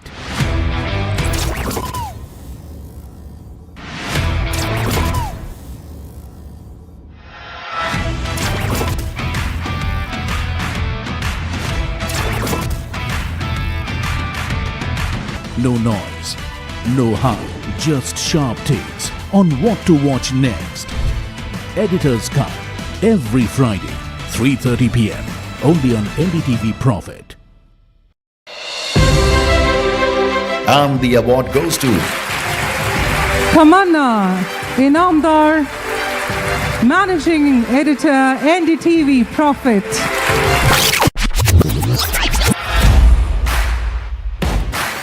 Leading the newsroom, shaping the narrative, from stories to impact, a voice that matters.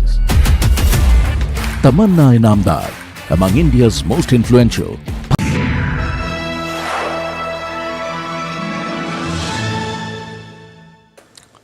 Welcome back to KYC, and now we are joined in by K. Ajit Kumar Rai. He's a founder and chairman at Suprajit Group of Companies. Good afternoon, Ajit sir. It's always a pleasure to have you. So many things are happening in Suprajit Group right now. And I just checked, Aram, couple of hours ago, there was a major announcement coming in. Your GCM division is getting an order for a lot of key geographies, and it's $12 million a year worth of contracts coming in. Little bit of details on this fresh order win and the order book outlook going ahead. Good afternoon, and thank you for having me on your channel. In the last 1 year, we have done a major restructuring across all our controls division. And this has led to a very clear strategic positioning of Suprajit as a global leader in cables. And this has also been well received by the customers. All those consolidation and restructuring has led us to approach customer as a unified single global control cables business division, which has led to win quite a few new contracts. I think one of the marquee North American customer has given us a business, which is, as we said, nearly $5+ million annual, and nearly 35 million a year, single contract, for a EV project which will be launched next year.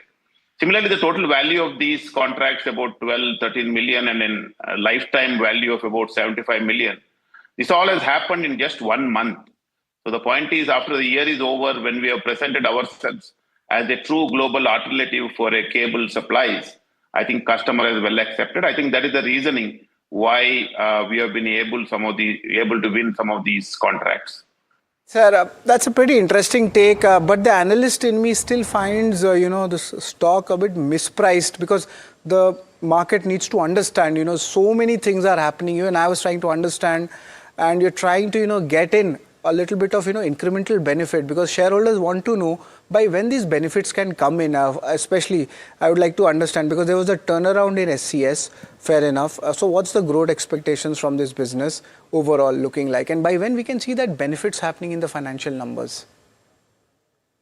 As you have said in the end of year last year, about 12 months ago, that SCS, which was an insolvent entity out of Germany having operations in Morocco, China and Canada, will be turned around, because obviously being an insolvent company, it took a little while for us to make sure all the restructuring is complete, so that it is done and dusted now. So accordingly, the fourth quarter of last year, SCS entities have turned EBITDA positive.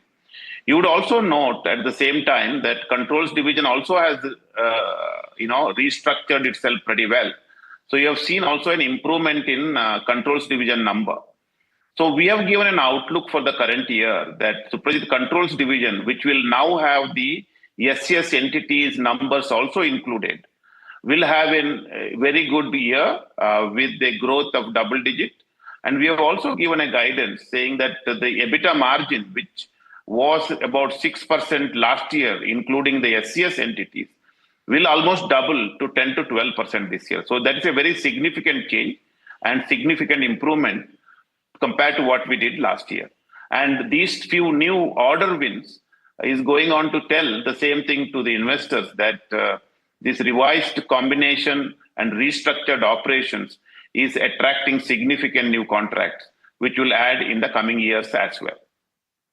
I was just trying to understand a lot of acquisitions and everything. So I'm sure you're not going to do any new acquisition right now or anything new product line right now, because उसमें ही time लगेगा जो आपने पहले काम किया था. Just wanted to understand key verticals आपके जो हैं. In that, if you had to just put it out in 2 lines of each of these verticals, what should be an investor looking at for the next 1 year, 2 year for each of your key verticals, sir? The global, cables and mechatronics, as we are now calling our international business as, will have a good double-digit growth with EBITDA margins improving from 6% to 12%. And we are getting significant new cable contracts win, as we have, announced today, for example. That is on GCM. On ICM, that is the India Cable and Mechatronics, which is our domestic cable and beyond cable products. Again, we'll have a strong double-digit growth, and the EBITDA margins will be in line with the last year.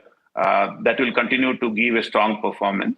Phoenix Lamps division had which is now called PLE, which is Phoenix Lamps and Electricals, had not a great year last year. Even that has had interesting new businesses. So we are expecting that business also to go to double digit. And the EBITDA margins also again will be in the similar level as last year. Lastly, on the electronics division, it will have a strong double-digit growth and a double-digit EBITDA margin. So overall, we expect a good year in the current financial year. Right. You are expecting a good financial year, but there is, of course, that US tariff, geopolitical tensions, and everything comes, and it's not only impacting you, it's impacting our industry, everyone, including our viewers also. But I try to understand there is an element of tariff refund also. Can you just explain us, is there a significant tariff refund coming back in Q1, Q2? And what's the view right now? Just on the geopolitical scenario, I think we are working in a very tough global scenario where there is no global growth as we see it. What guidance we are giving is, despite no global growth, we are talking about a double-digit growth. That means we are winning the contracts from our competition. In terms of tariffs, I think, as we have always said, that most of the tariffs have been passed on to customers. or it will be refunded by the government due to the recent Supreme Court judgment. So the point is that there will be some that will come back to us. Some of them we will have to give it back to customers because they would have probably reimbursed us. So net to net, we expect there will be some, hopefully, a positive impact for us. But the amount is difficult to quantify at this moment. But the basic point is that there will be no extra duties that we are paying and that we need to pay going forward. Enough. Of course, a lot of pain in the margins might come in the first quarter, and that's with everyone else. Let's not get into the numbers, but let's talk about the capex plans. Because there's uncertainty, I think the company won't do mega capex plans. Integration work is also going on. So just a replacement cost kind of 200 crore, you are just doing that much? Or is there anything more? I think we have talked about 200 crores as the capex. There are two parts of it. One is the ongoing, regular replacement maintenance capex, and few of them are somewhat strategic for the group thing. I think it would be probably a 50-50 or a 60-40 split by end of the year. On the strategic side, I think we are talking about setting up our new Suprajit Technology Center, which is already started the building, but I think it will complete in about 6 or 8 months' time. So that would take a significant part. Suprajit Automotive, which is our export unit, is setting up a second automotive plant in Chennai. So that would be another capex because SAL is getting significant new contracts. We need to expand the capacity. And lastly, I think we are also probably planning to buy some infrastructural land in Maharashtra, particularly near Aurangabad. That is the plan at the moment. That is the three part, which is more little strategic. The rest of them are basically maintenance or, replacement of the capex. So that's how it is happening for the 200 crores. Exactly, Ajit sir. So many things happening, and you have explained us in a very lucid and a clear manner, and that is why KYC is known for that. Thank you very much, sir. Best of luck for the future, sir. Thank you. So that's the management of Suprajit Engineering. An interesting take. Some analysts call it a mispriced assets because a lot of restructuring is at play and the valuations are also quite cheap. But remember, concerns are there on the geopolitical issues as well. So for interesting stories like this, stay tuned to KYC and keep watching NDTV Profit.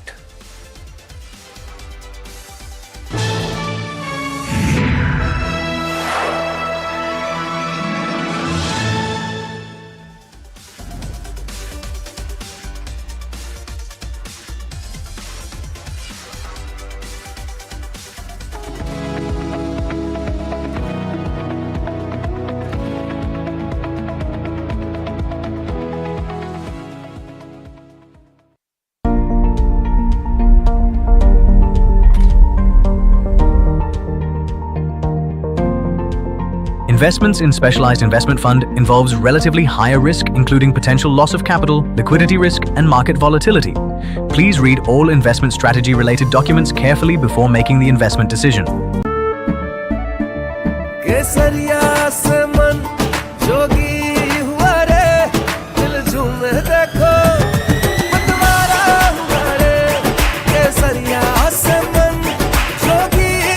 हर पल मनाओ केसरी त्योहार विमल बोलो जुबान केसरी। अंबा शक्ति plant की world renowned technology देती है steel को ज्यादा ताकत हर बार। अंबा शक्ति SDTMT।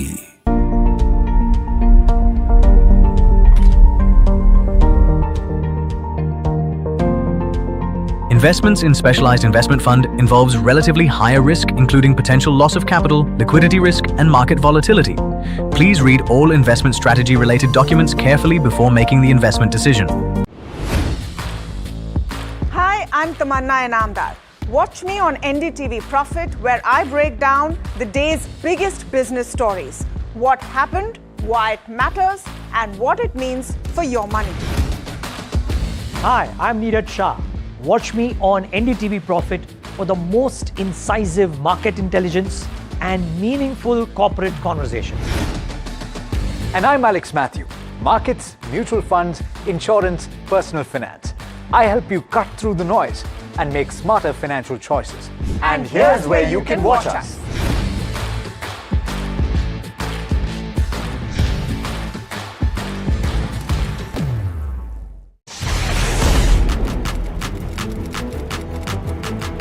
When the headlines move fast, perspective matters. On Editor's Cut, our editors come together with experts to distill the week's information blitz into clear perspective. Down the stories shaping the world, from markets and the economy to global. Benchmarks eked out gains in a range-bound trading session today, with the Nifty IT media in good shape, defense, FMCG and PSU banks on the back foot today. NVIDIA is taking its AI dominance beyond GPUs and into personal computing, partnering with Microsoft. The chip giant is set to power a new generation of AI-focused laptops, positioning itself as a direct challenger to Intel, AMD and Apple in the CPU market. Nifty IT emerges as the top sectoral gainer after optimism around AI-driven spending strengthened. The trigger came from NVIDIA CEO Jensen Huang, who pushed back against the fears of AI replacing software, highlighting that AI agents still need enterprise software, integration and consulting services. Wockhardt Zennick has secured US FDA approval, becoming the first Indian-developed new chemical entity to achieve the milestone. The antibiotic outperformed the standard treatment in trials and offers a powerful new weapon against drug-resistant infections. NMDC Steel shares surged after the company delivered a sharp earnings turnaround. The steelmaker posted a profit of nearly 392 crore rupees in the month of March quarter, reversing a loss of 473 crores a year ago. Commercial LPG cylinders prices raised in Delhi and Kolkata from today. The cost of a 19 kg cylinder is increased by 42 rupees to 3,114 rupees in Delhi and by 53.50 rupees to 3,256 rupees in Kolkata. The rates of domestic LPG cylinders remains the same.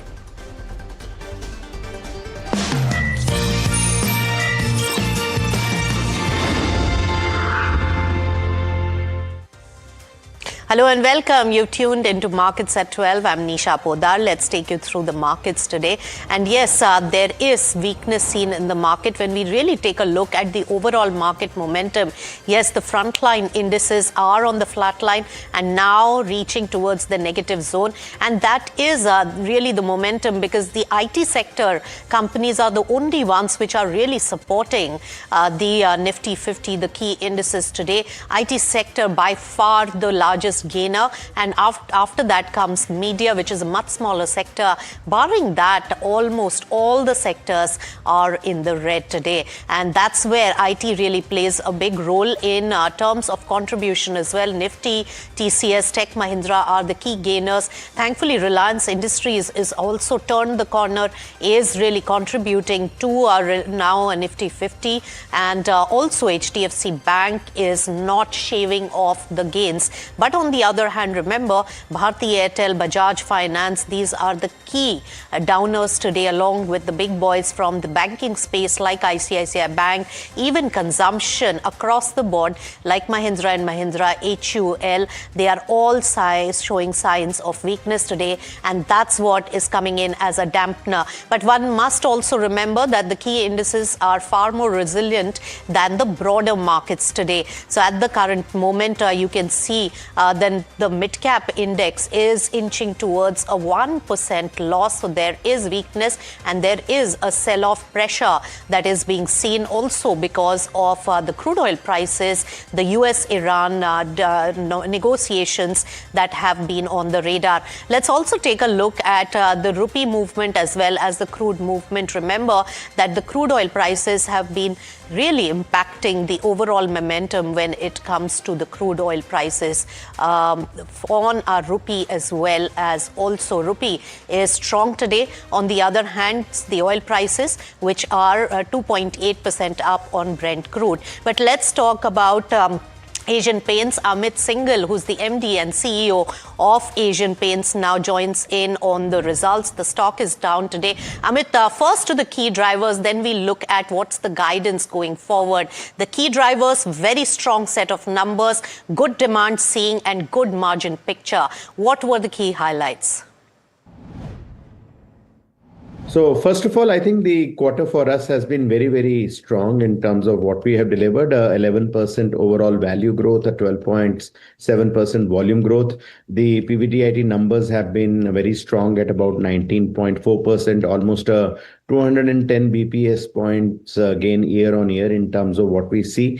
So I think overall, the great part is that all the businesses have done well. So if you look at the decorative business, which has done extremely well. Similarly, the industrial business has been in double-digit growths in terms of what we see. Ditto with the global business in terms of growing at about 11%, and the decor business also growing in double digits. So overall, I think it has been a very strong quarter in terms of what we have been able to register. Similarly, I think the bottom line across businesses has been also strong in terms of what we have been able to get in. And I think the great part has been that I think the growths have been across the months in the quarter. Obviously, I think there is definitely a slightly higher impetus in the month of March, given the price increases which we have announced at the end of March to that extent, which has basically pushed the March growths about 3 to 5% higher to that extent. But I think the great part has been that the overall quarter has been pretty strong in terms of looking at the overall demands and what we have been able to register.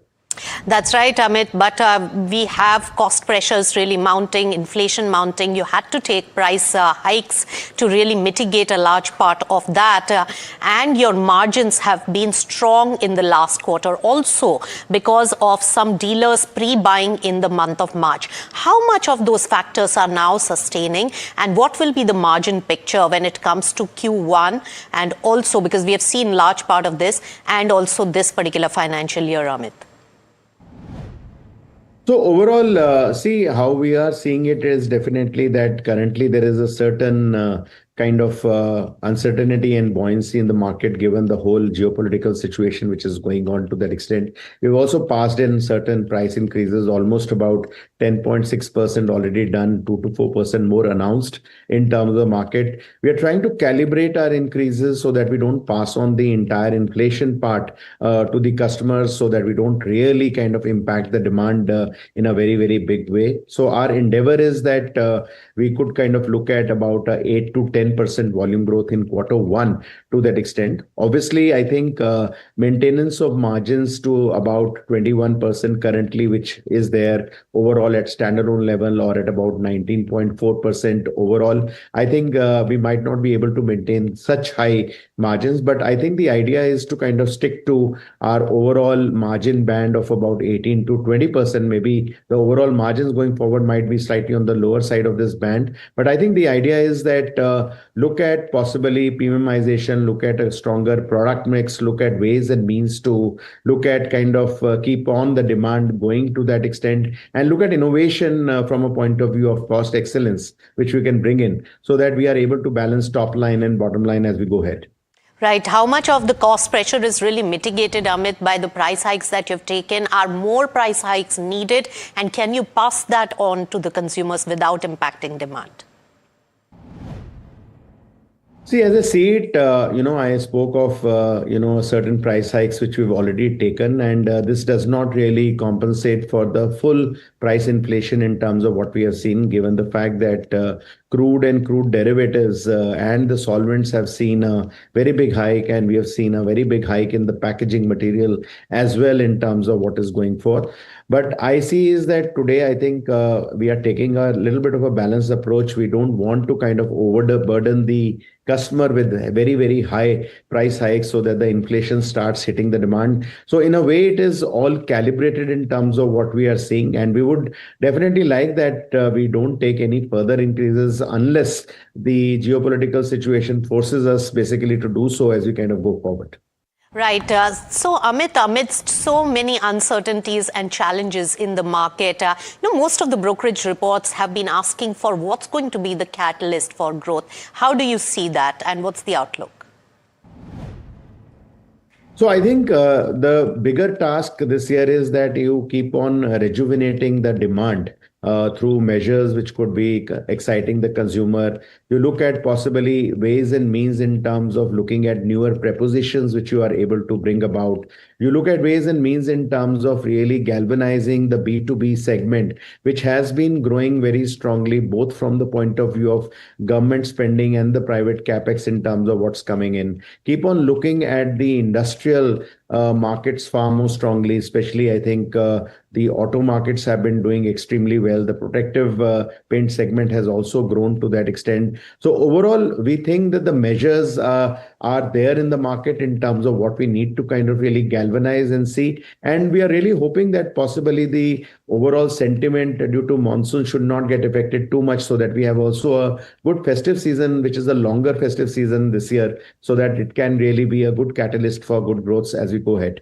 All right, longer festive season definitely calls for catalyst, but what about competition, Amit? There's intense competition going in, and key players, new players have also come in. How do you assess this competitive intensity as well as the present scenario? What's your outlook? See, first of all, I think we are very clear that Asian Paints is playing to its own strengths. Last year, full year, we have adopted that strategy in terms of looking at building the brand and really putting excitement in terms of differentiated propositions, which we are not really seeing from competition to that extent. We are focusing largely on technology and looking at getting something which is very different from a consumer point of view in terms of going ahead. We are also kind of looking at possibly far more stronger regionalization in terms of what we can do in our marketing strategy, because regionalization as a consumer trend is very, very strong, and in to that extent, given the fact that IPL has become such a strong fervor in terms of going forward. So overall, our estimation is that the competitive intensity is going to continue. I don't think so it is going to come down. And in this midst, I think as a leader, we need to be kind of really calibrated towards saying that we have a balanced growth in terms of what we see, and we are able to balance our overall strategy from the point of view of brand, looking at, accelerating the trade to that extent, at the same time bringing a lot of excitement so that we are able to kind of really also maintain our margins. All right, Amit, before I let you go, I'll ask once again, more price hikes anticipated in the near future. What's your strategy there? So currently, I think, I think we've taken our share of price increases, unless basically, as I said, that the volatility continues further and really kind of affects the prices going forward. I think that's something which we'll watch out for. And in case that happens, possibly there could be a possibility in terms of looking at some further increases. All right, Amit Singhal, always a pleasure chatting with you. Thank you so much for joining us on NDTV Profit. All the best for the next quarter. All right, that was Asian Paints, and there you can see it's paring down its gains, and of course a softish outlook on the margin picture that has been given. All right, let's jump across to the automotive sector, and let me welcome on the show Nalin Kant Golagunta, who's the Chief Executive Officer of Automotive Division of Mahindra & Mahindra. Nal, always a pleasure chatting with you. Good set of numbers, good demand that is seen, but you also made a mention in your press release that demand across our portfolio continues but constrained by supply chain challenges due to manpower shortage at select suppliers. Can you explain that? Yeah, so it's a bit of a challenge across the industry ecosystem that we are seeing, that some of our tier 2 suppliers who are supplying certain specific parts for us have had some manpower challenges. A few reasons for it, of course, some of that could be driven by West Asia at the beginning in March, but then after the elections came up as well. So they continue to see manpower shortages, and that is stifling a little bit of the supplies which are coming into most of our plants across the industry, not just us to that extent. It has to do with forging, for example. Forging is a specific area. We are seeing some challenges there on supply coming in as well. So that's really what I was talking about. The demand continues to be robust, and we are hoping that in the next few weeks, we'll be able to iron out these labor shortages challenges as well. And by end of this month, we should ideally start to see the numbers come back up again from a production perspective. All right. And also give us an outlook on the sales getting impacted through the year and the timelines because of the challenges emerging on supply chain and the manpower. Yeah, it's hard to project out for the quarter at this point in time. But overall, if you step back for the year, we are calling out mid to high teens growth for our SUVs and double-digit growth for our light commercial vehicles. And we're quite confident that we'll be able to go hit those numbers. So that's really where our projections are. All right, but Nal, three-wheelers have shown a very, very strong performance in terms of the sales figures. Is that really sustainable? Is that going to continue? What are the factors driving it? Yeah, I'd be careful to not read into 1 month, but overall, the electrification journey has been very robust on the last mile mobility. And we've had a great launch with Udo, which came out a few months ago as well. And the demand for Udo has been very strong as well. So the combination of these two factors, which we're hoping will drive robust demand and volumes for us for the rest of the year as well. All right, good outlook on three-wheeler, but your EV sales are part of the figures that you've mentioned in the SUV. Now, electric vehicles are doing well in the current scenario. Give us a sense of its momentum of sale and what are you looking at achieving now? Battery electric vehicles for us is a strong part of our portfolio. And for the last 2 months, if you look at it, our EV penetration of the portfolio has crossed 10% for the first time. And we are hoping that that penetration of EV will stay above the 10% mark, even as our SUV growth continues to happen on the ICE side as well. So, and generally very strong, encouraging indications in terms of walk-ins, in terms of leads and inquiries coming into the showroom. And we are hoping that the capacity increase we've taken it from 4,000 capacity to 8,000 capacity. And that capacity increase that we have, and we will be able to utilize the full capacity. We're hoping we'll be about 80 to 90% of utilization of the capacity and come out around monthly around 7,000 volumes, which will be a significant growth from the on an average about 4,000 we were doing last year. Right. When we talk about exports, of course, freight costs, crude costs, and also supply chain restrictions, all that has really impacted. How is the export market panning out for you, and what's the visibility there? Right. Firstly, our exposure to the Middle East markets is quite limited. Our primary markets, which are around South Africa, Australia, and a few of these markets, the demand continues to be quite robust. We continue to sell vehicles. In addition to that, we had a fairly large deal we had signed with Indonesia in the earlier part of this calendar year. And we've initiated supplies for that starting March as well. And in May as well, we had good supply. So all of that put together, we have very robust plans and projections for exports for our business.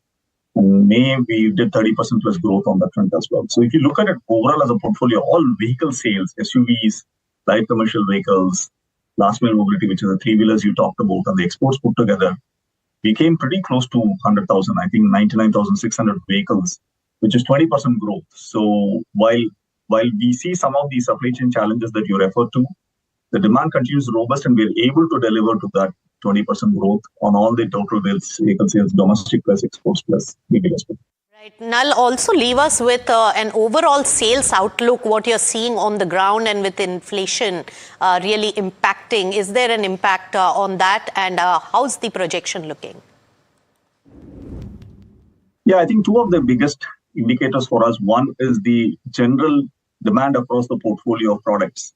And that continues to be high. I talked about it. But the second highlight for us is we have two major launches we had done the earlier part of this calendar year. 9S on the EV side and 7XO, which is a major refresh on the ICE side on the 7W. Both of these products, if you look at it, are all running at close to 100% capacity utilization. And we see very strong ongoing demand. The initial surge was, of course, very strong as well. But we see ongoing demand to be very strong as well across both these portfolio products. And given these are new launches for us, that brings us additional volume, and that gives us the confidence that we'll be able to go to the mid to high teens growth that we're projecting for the year for SUVs. But finally, Nal, given the present circumstances, given the cost pressures, the inflation on the ground, how are you seeing the demand getting impacted? Any visibility on that? And are you already seeing some demand being impacted? So far, we have not seen it on our portfolio. But like I said, these are interesting times. There's a lot of different inputs coming in. And so we'll have to see how the inflation situation plays out. We'll have to see how the general consumer sentiment plays out. But as of now, we don't see any reason to be pessimistic. All right, Nal, always a pleasure speaking to you. Thank you so much for joining us on NDTV Profit. So no visible demand pressure being seen on the market. But remember that all the consumer-related spaces are really seeing some selling pressure today. 1.87 down on Mahindra and Mahindra. And of course, IT is the sector which is the only sector which is largely in the green and adding to the momentum in the market at the current moment. In fact, even Asian Paints, which came out with its numbers on Friday, and the management has given a softish outlook on its margins going forward, and that has been very, very speedily paring down its gains just about marginally in the green. When we started the conversation about 15-20 minutes back, at that particular time, this particular counter was gaining about 6.6% gains. So that is a lot of pressure that is really coming in. All right, another counter which is on our radar, the company Sky Gold and Diamonds, and Mangesh Chauhan, the MD of the company, now joins in. The stock has really shot up in the last few minutes of trade, 1.5% up. Mangesh, always a pleasure to welcome you on NDTV Profit. First of all, thank you so much. What is it that the investors are really liking about the numbers? Of course, strong set of numbers where your cash flow position is also remarkably improved. Also give us a sense on this other income component which is added, and how sustainable is that? So give us a sense on what really worked in this.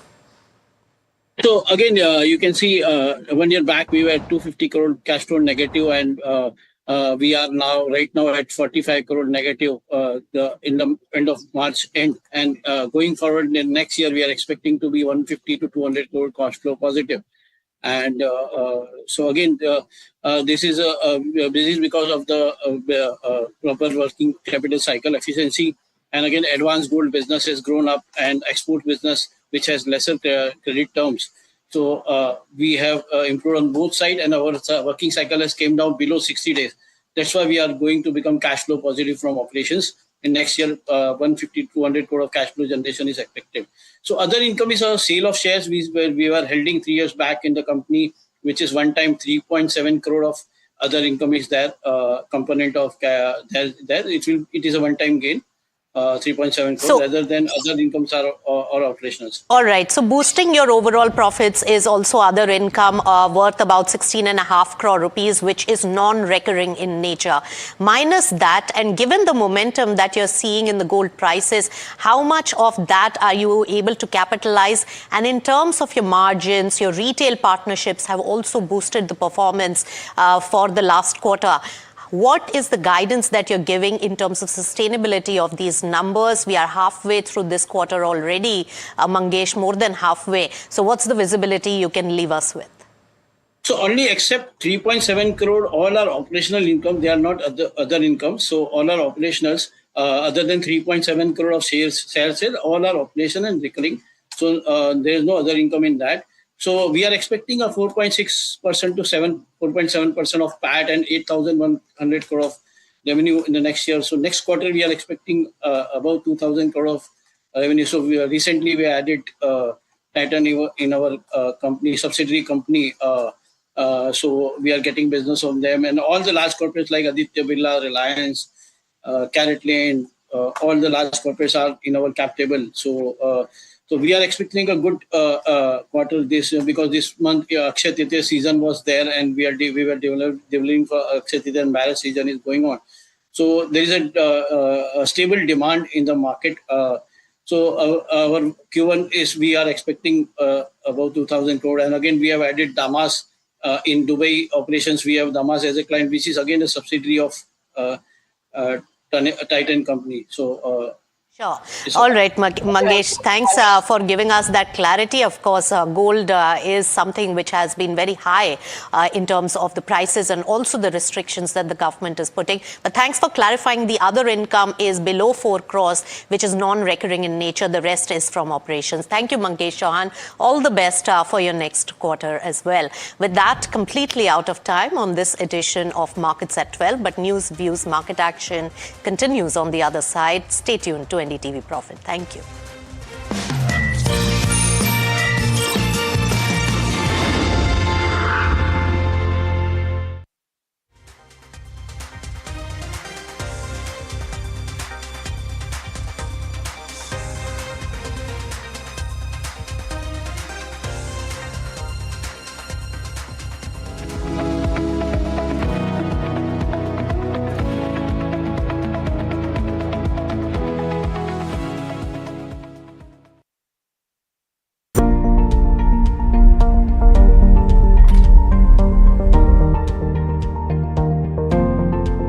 Investments in specialized investment fund involves relatively higher risk, including potential loss of capital, liquidity risk, and market volatility.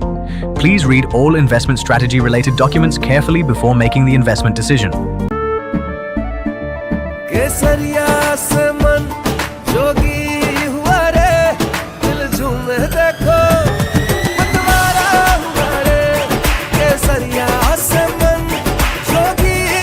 हर पल मनाओ केसरी त्योहार विमल बोलो जुबान केसरी। अंबा शक्ति plant की world renowned technology देती है steel को ज्यादा ताकत हर बार। अंबा शक्ति SDTMT। Hi, I'm Tamanna Inamdar. Watch me on NDTV Profit, where I break down the day's biggest business stories. What happened, why it matters, and what it means for your money. Hi, I'm Neeraj Shah. Watch me on NDTV Profit for the most incisive market intelligence and meaningful corporate conversation. And I'm Alex Matthew. Markets, mutual funds, insurance, personal finance.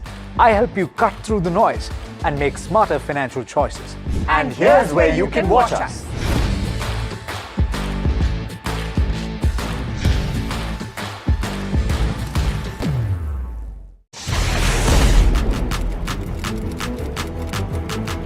When the headlines move fast, perspective matters. On Editor's Cut, our editors come together with experts to distill the week's information plates into clear perspective. Down the stories shaping the world, from markets and the economy to global conflicts and what lies ahead. This is where experience meets insight.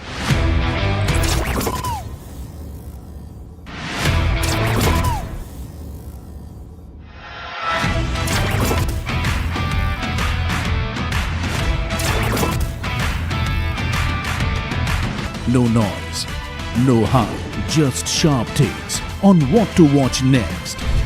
Editor's Cut, every Friday, 3:30 p.m. only on NDTV Profit. And the award goes to Tamanna Inamdar, Managing Editor, NDTV Profit.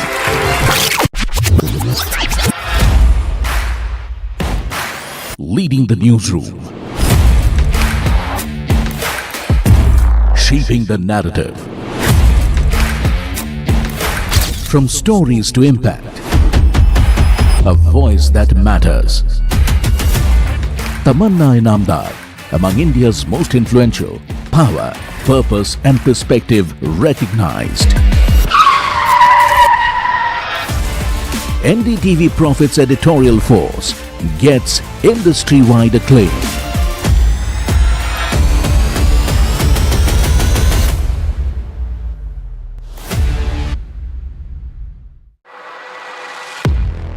He has been tracking markets for over a decade, spots the trends before they hit the screen.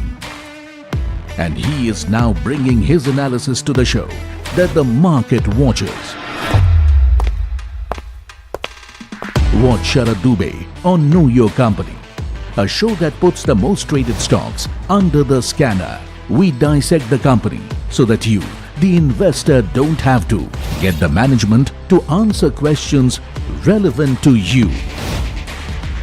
Watch Know Your Company weekdays at 11:30 a.m. to understand your next big bet. New year, new power panel, India market open, now in its boldest lineup. This is where the trends get tested and stocks get conviction. I'll recommend a buy call on a stock only when I'm fully convinced on the stock. With a table thumping.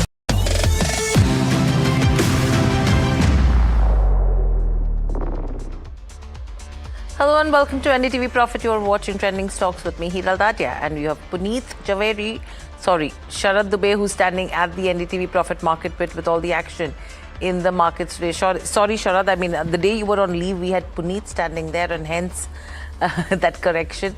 But clearly, in terms of where markets go, you've given up those, pressure points right now. You're absolutely trading flat as we speak. A downtick of 25-30 points is what you're seeing. There is no absolute momentum there. Right. Good afternoon, Hiral. And yes, you're right. Whatever opening gains we had, we're expecting that to sustain. That has been totally given off. And right now we are at the day's low level.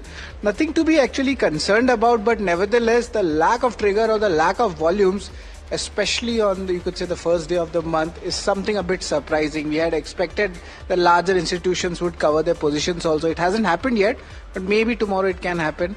But let's see how the Nifty Bank also pans out. And over here, the technical setup is much weaker if you compare that with Nifty as well. But what are the factors to look at? And I could say the way the markets are behaving, it's largely a stock pickers market. No major trades coming in the index. Nifty has given up its opening gains. A little bit of concern. And also let's look at the other key issues. Nifty Bank, the weaker technical setup is there, which I'm talking about. And also if you look at it, the Nifty support, the bounce which came up was at 23,500. And if you're a medium term investor, the numbers will be on the right side. Nifty Bank support, where the bounce is coming, is at 53,800, and the other key levels which you should be understanding and noting. Apart from this, IT stocks, they have been really well, good institutional buying. Textile stocks on the back of custom duty exemption, that's where the strong buying is happening. But largely earning specific reactions are happening, and now it's over. But the best part is the rupee is strengthening for last 5 sessions. The 95 per dollar mark, that's where it stayed. So that's a good healthy sign for the markets.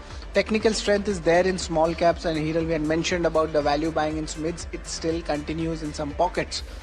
Also, apart from this, let's look at the daily data. May auto sales, that data, half of them is out. Other also we are tracking. Puneet will get us more details. And April IIP data is also something which we're watching out for. March GST collections data recently came.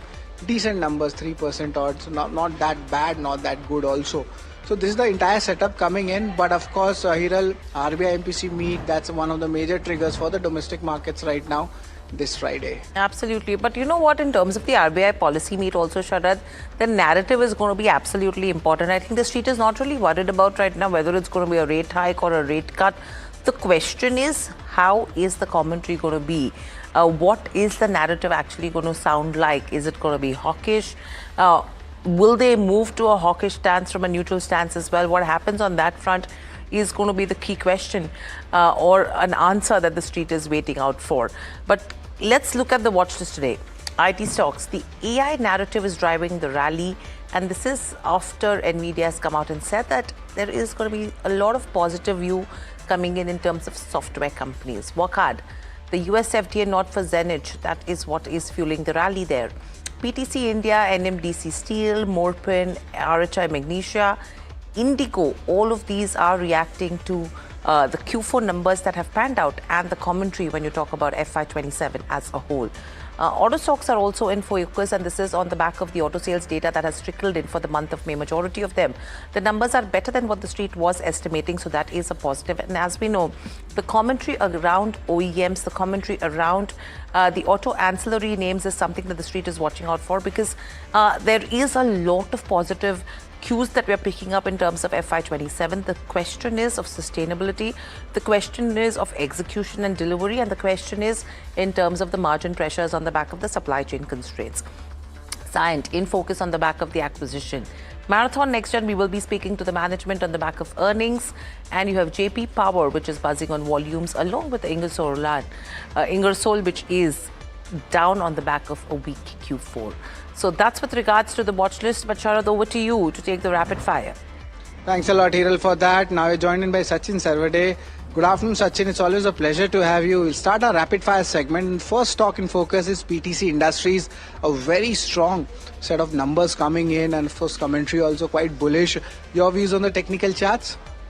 The overall trend is bullish for the stock, making higher high, higher low. We can see at least 20,000 levels from current market prices.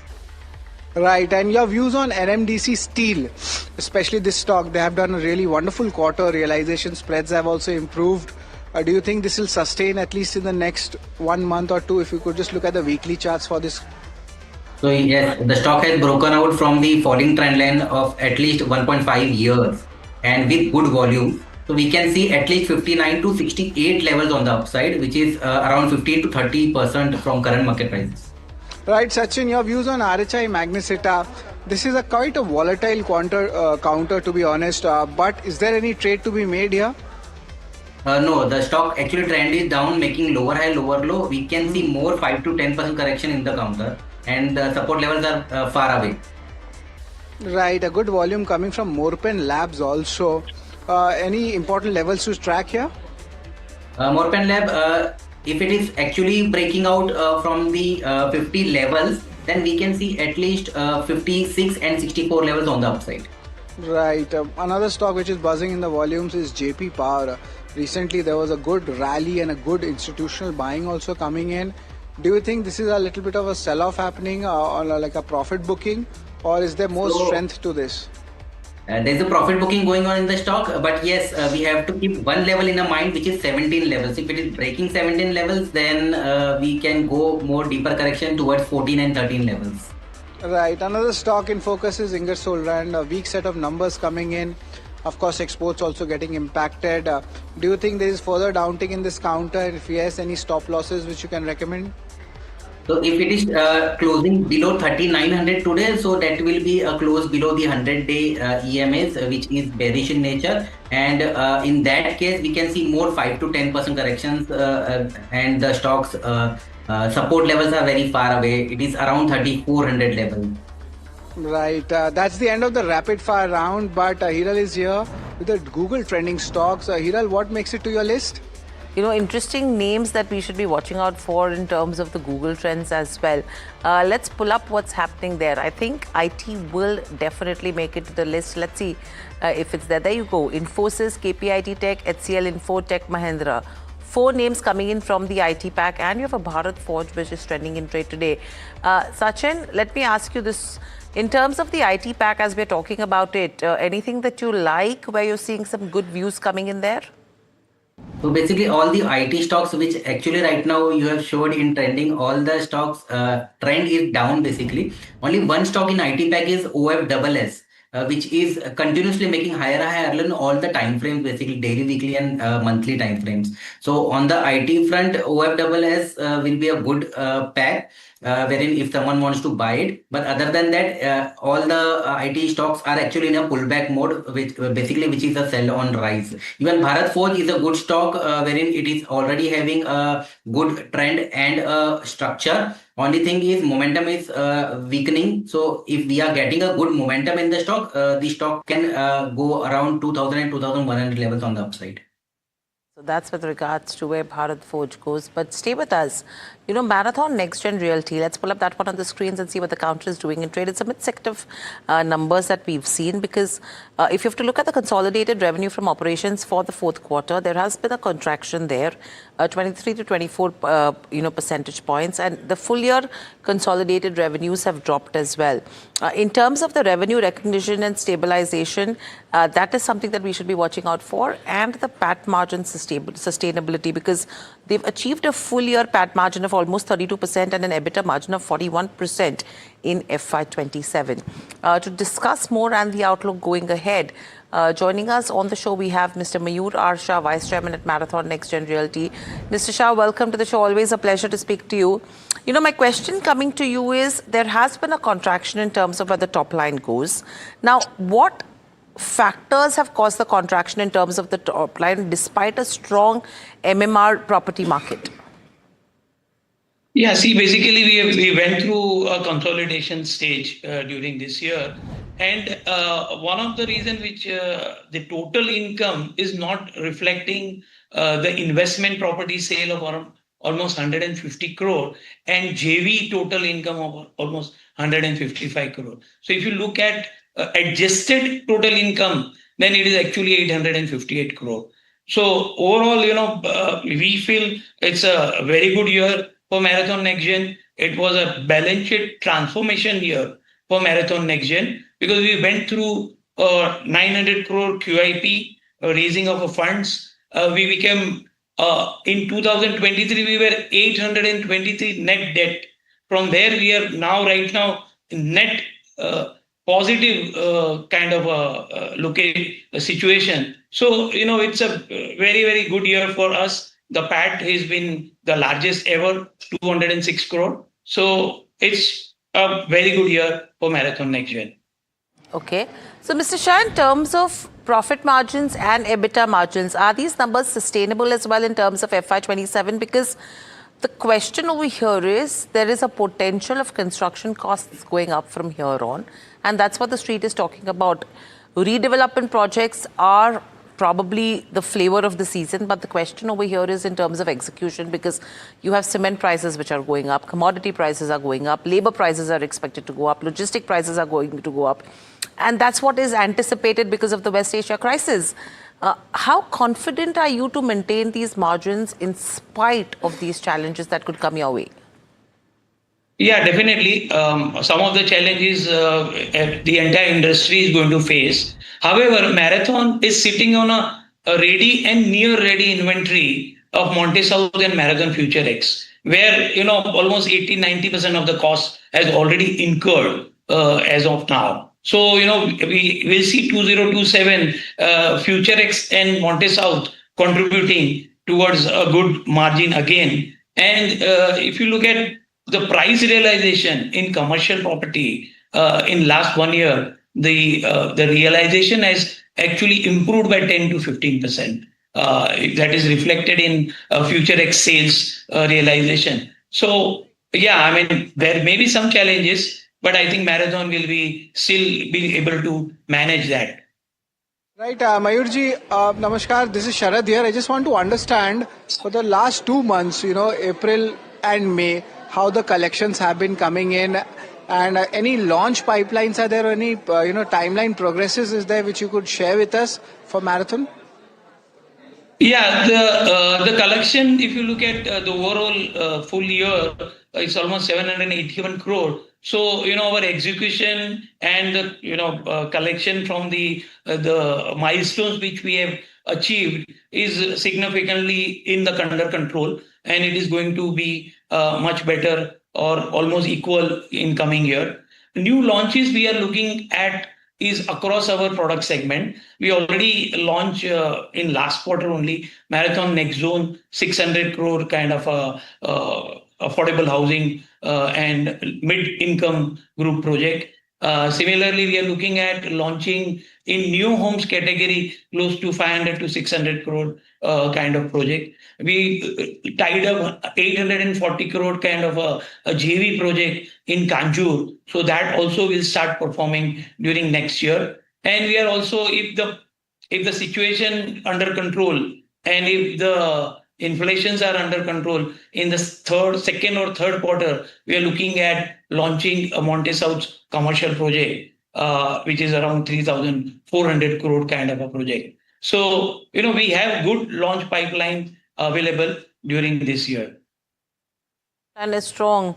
It's going to be interesting to watch out for how this actually pans out for real estate companies in India. Thank you so much, Mayur, for joining in. Always a pleasure to speak to you as well. But moving on, the entire IT pack has been buzzing in trade. If you pull up the Nifty IT index itself, that will tell you what's happening on that front. And this is after NVIDIA CEO Jensen Huang pushed back against fears that AI will replace software companies. The index itself is at the day's highest levels, 3.5–4% up move coming in there. If you look at the components of Nifty IT index as well, that will tell you which stocks are showing that kind of strength. Now, one, AI will create the largest opportunity ever for software companies is what the NVIDIA CEO is indicating. Let's listen in to what he has to say. Agents is a new workload. We built CPUs for humans in the past. We need CPUs for agents, agentic systems. The properties are different. Why would the old CPUs be the same? We are building millions and millions of errors. And to go to market with us, Taiwan's ODMs and computer makers, all the OEMs, and you could see the early adopters. The early adopters are the agentic companies. This is the beginning of a new market, a market that never existed before. It's not going to take away from the old markets, but this is a new market. CPU for agents. And this market will surely be larger than the last. And the reason for that is because there'll be a lot more agents than there are people, and then the agents are very impatient. So NVIDIA, Vera, CPU. Okay, so that's the word coming in as well when you talk about, the overall view in terms of IT as a space. And that's what is having an impact in terms of IT sector. But moving on, Arvind Maheshwari, head of Indian equities at Bank of America Securities, joins us from the sidelines of their 2026 India conference. Arvind, welcome to the show. Always a pleasure to speak to you. This is Hiral on this side. My question to you is, with what's happening around the world right now, the way FIs have been perceiving India, and you have the earnings season which is just over. If you have to sum up all of this, at what juncture are the Indian equity markets according to you?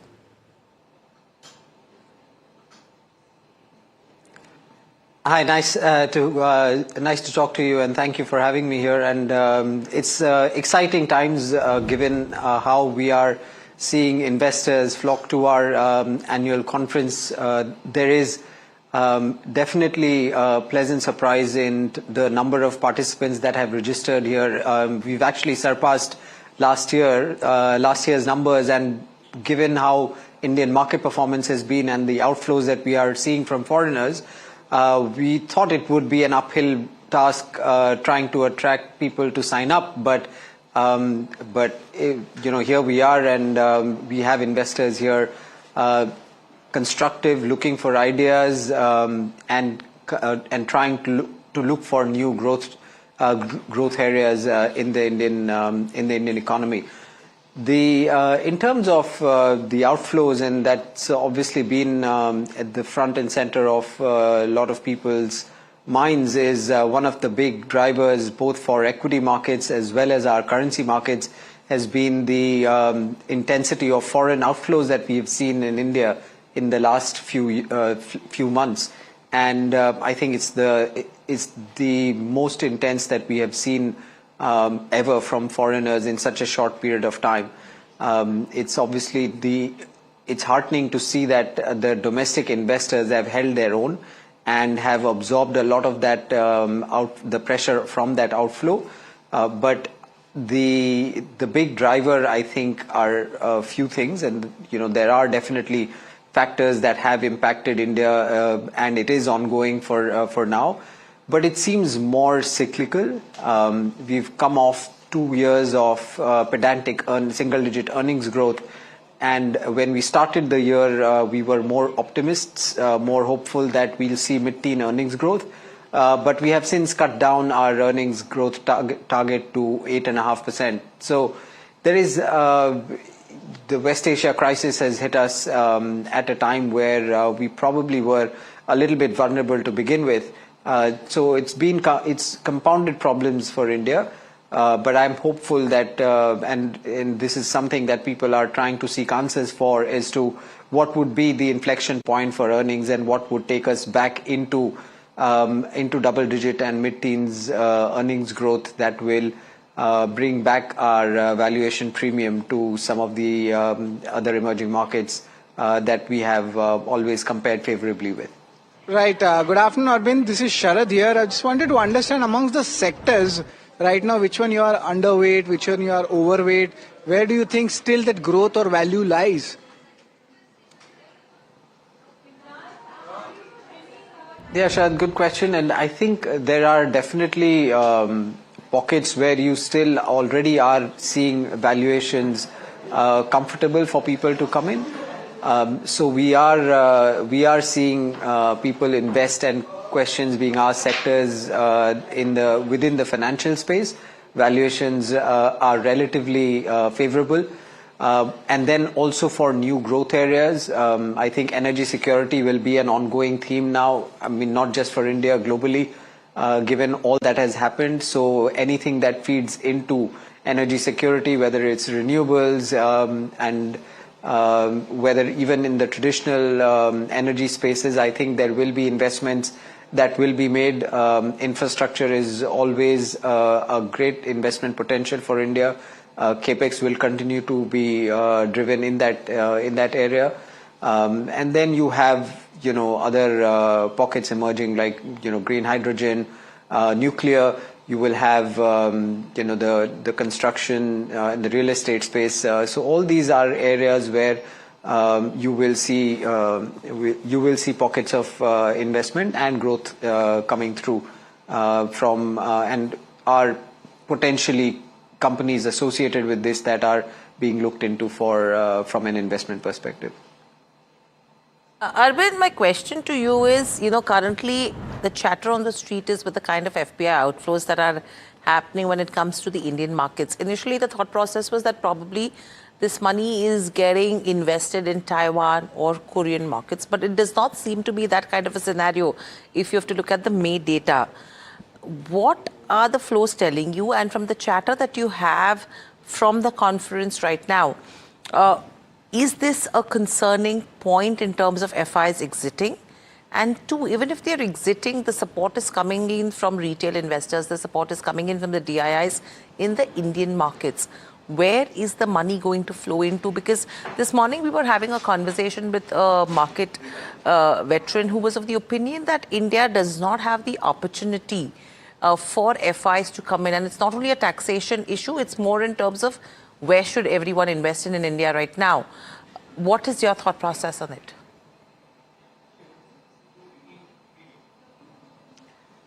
Yes, look, the here and now problem nobody can deny. I think we are faced with multiple challenges at the same time. Inflation, crude that emanates from the crisis in West Asia, which has spiked crude prices globally, and then it has also become a challenge in terms of the AI thematic being invested in, and that is polarized the world. I think it's not just an India problem.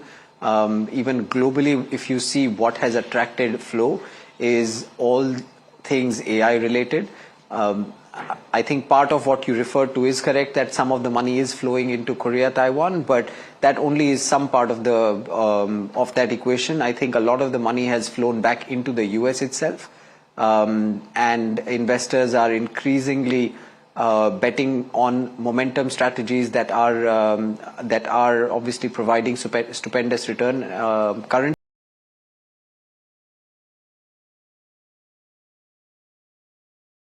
Not everything goes up in a straight line all the time. It will be there will be a time when that trade fades.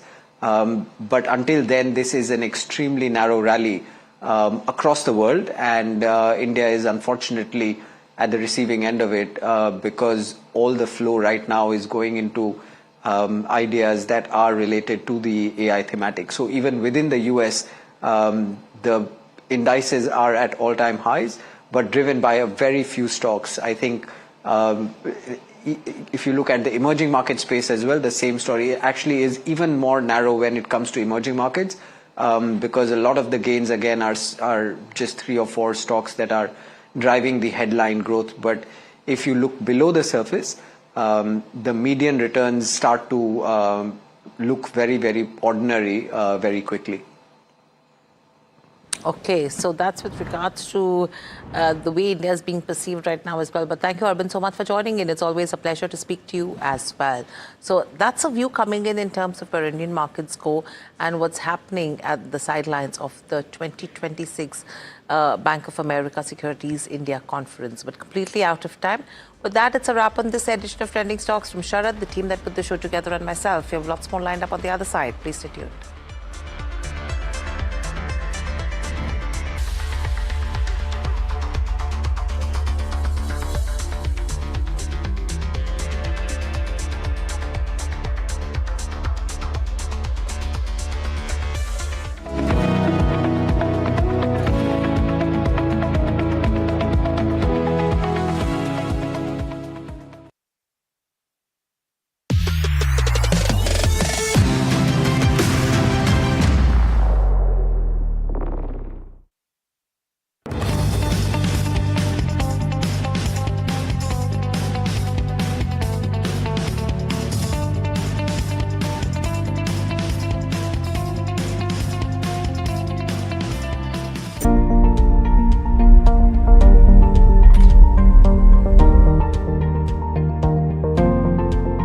Investments in specialized investment fund involves relatively higher risk, including potential loss of capital, liquidity risk, and market volatility. Please read all investment strategy related documents carefully before making the investment decision.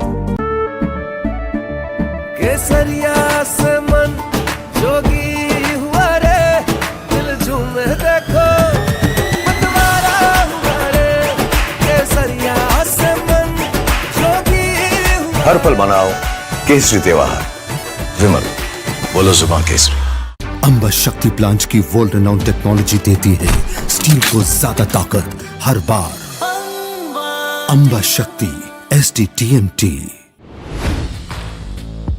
Hi, I'm Tamanna Inamdar.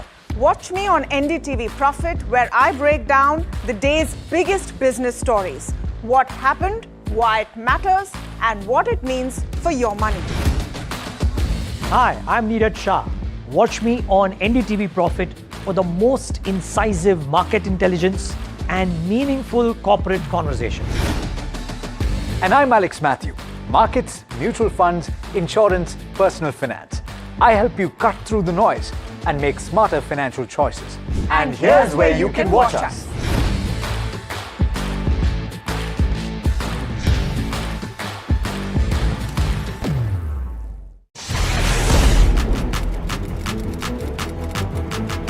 When the headlines move fast, perspective matters. On Editor's Cut, our editors come together with experts to distill the week's information blitz into clear perspective.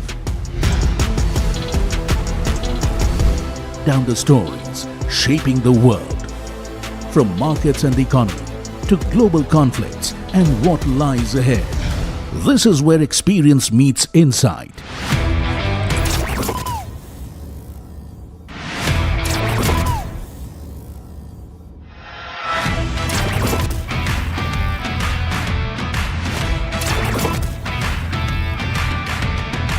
No noise, no hype, just sharp takes on what to watch next. Editor's Cut, every Friday, 3:30 p.m. only on NDTV Profit. And the award goes to Tamanna Inamdar, Managing Editor, NDTV Profit.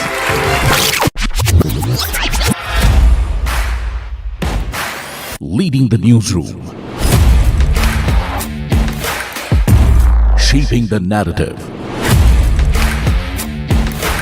From stories to impact, a voice that matters.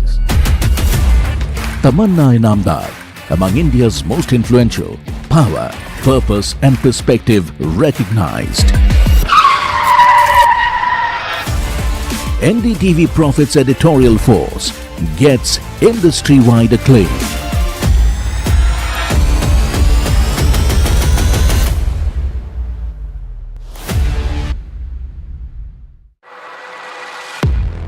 He has been tracking markets for over a decade, spots the trends before they hit the screen. And he is now bringing his analysis to the show that the market watches. Watch Sharad Dubey on Know Your Company, a show that puts the most traded stocks under the scanner. We dissect the company so that you, the investor, don't have to. Get the management to answer questions relevant to you. Watch Know Your Company, weekdays at 11:30 a.m. to understand your next big bet. New year, new power panel, India market open, now in its boldest lineup. This is where the trends get tested and benchmark slipped into the red in a range-bound trading session on the last street, with the Nifty, IT and media in good shape. What's not doing quite well right now is defense, FMCG as well as PSU banks and financial services. Nvidia is taking its AI dominance beyond GPUs and into personal computing. Partnering with Microsoft, the chip giant is set to power a new generation of AI-focused laptops, positioning itself as a direct challenger to Intel, AMD and Apple in the CPU market. Meanwhile, Nifty IT emerges as the top sectoral gainer after optimism around AI-driven spending strengthened. The trigger came in from Nvidia's top boss, who pushed back against fears of AI replacing software, highlighting that AI agents still need enterprise software, integration and consulting services.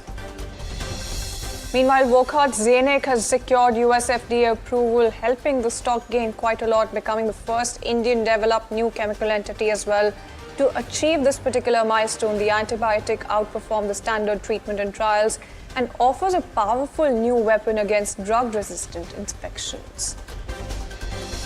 Meanwhile, NMDC steel shares surged after the company delivered a sharp earnings turnaround. The steelmaker posted a profit of nearly 392 crore rupees in the March quarter, reversing a loss of 473 crore rupees a year ago.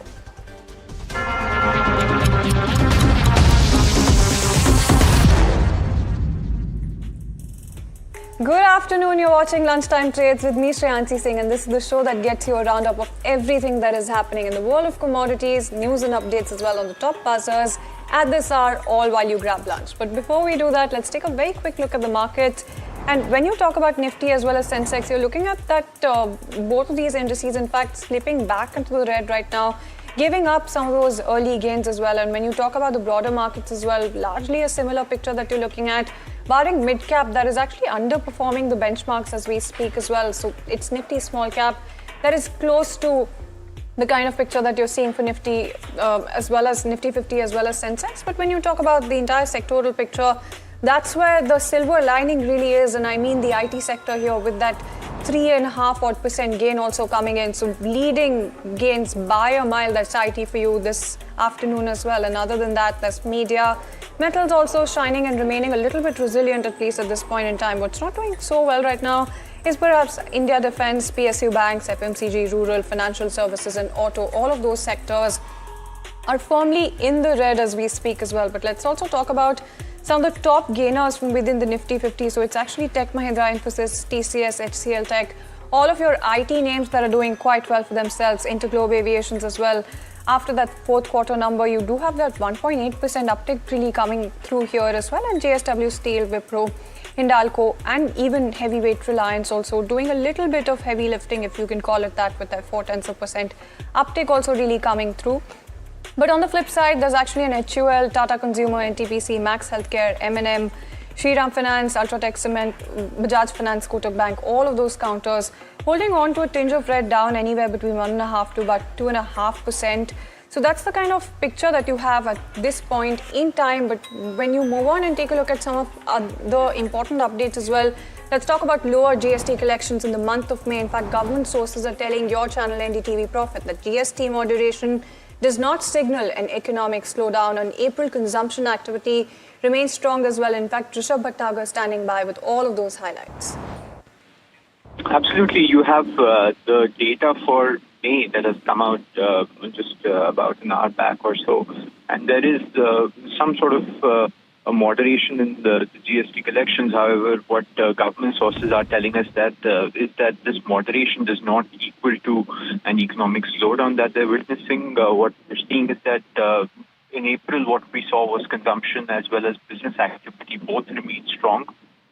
What you have is that the goods taxable supply is continuing to be up about 27%. All 27 commodity groups have recorded growth. Services taxable supply has risen to about 22.2%, which is a broad-based expansion that we're seeing continuing. Also, what we're coming off is some sort of a high base in a one-time 10,000 crore telecom spectrum payment that had come in. So we're also coming off a higher base here. So that's why there's also some moderation that can be seen. Apart from that, there is the IGST, the integrated GST, as well as the imports GST that we're seeing is continuing to be up. And that is, of course, led by the industrial and energy imports. You've had a surge in imports ever since the war came in starting February. So we're seeing growth on that front as well. So what we're seeing is that the May GST collections are reflecting some sort of the goods consumed and the services availed in April as well. So we're seeing a continuation of that strong picture, some sort of moderation, but there's no sort of slowdown in visibility yet. Absolutely, and thank you so much, Rishabh, for joining us with all of those highlights. So there you go, that's the update really coming in. On that front, let's also move on to the world of commodities and talk to you about what the prices are indicating and also some of those insights. We'll come to the insights in just a bit. First, let's talk about prices as well, because oil prices, in fact, are rebounding.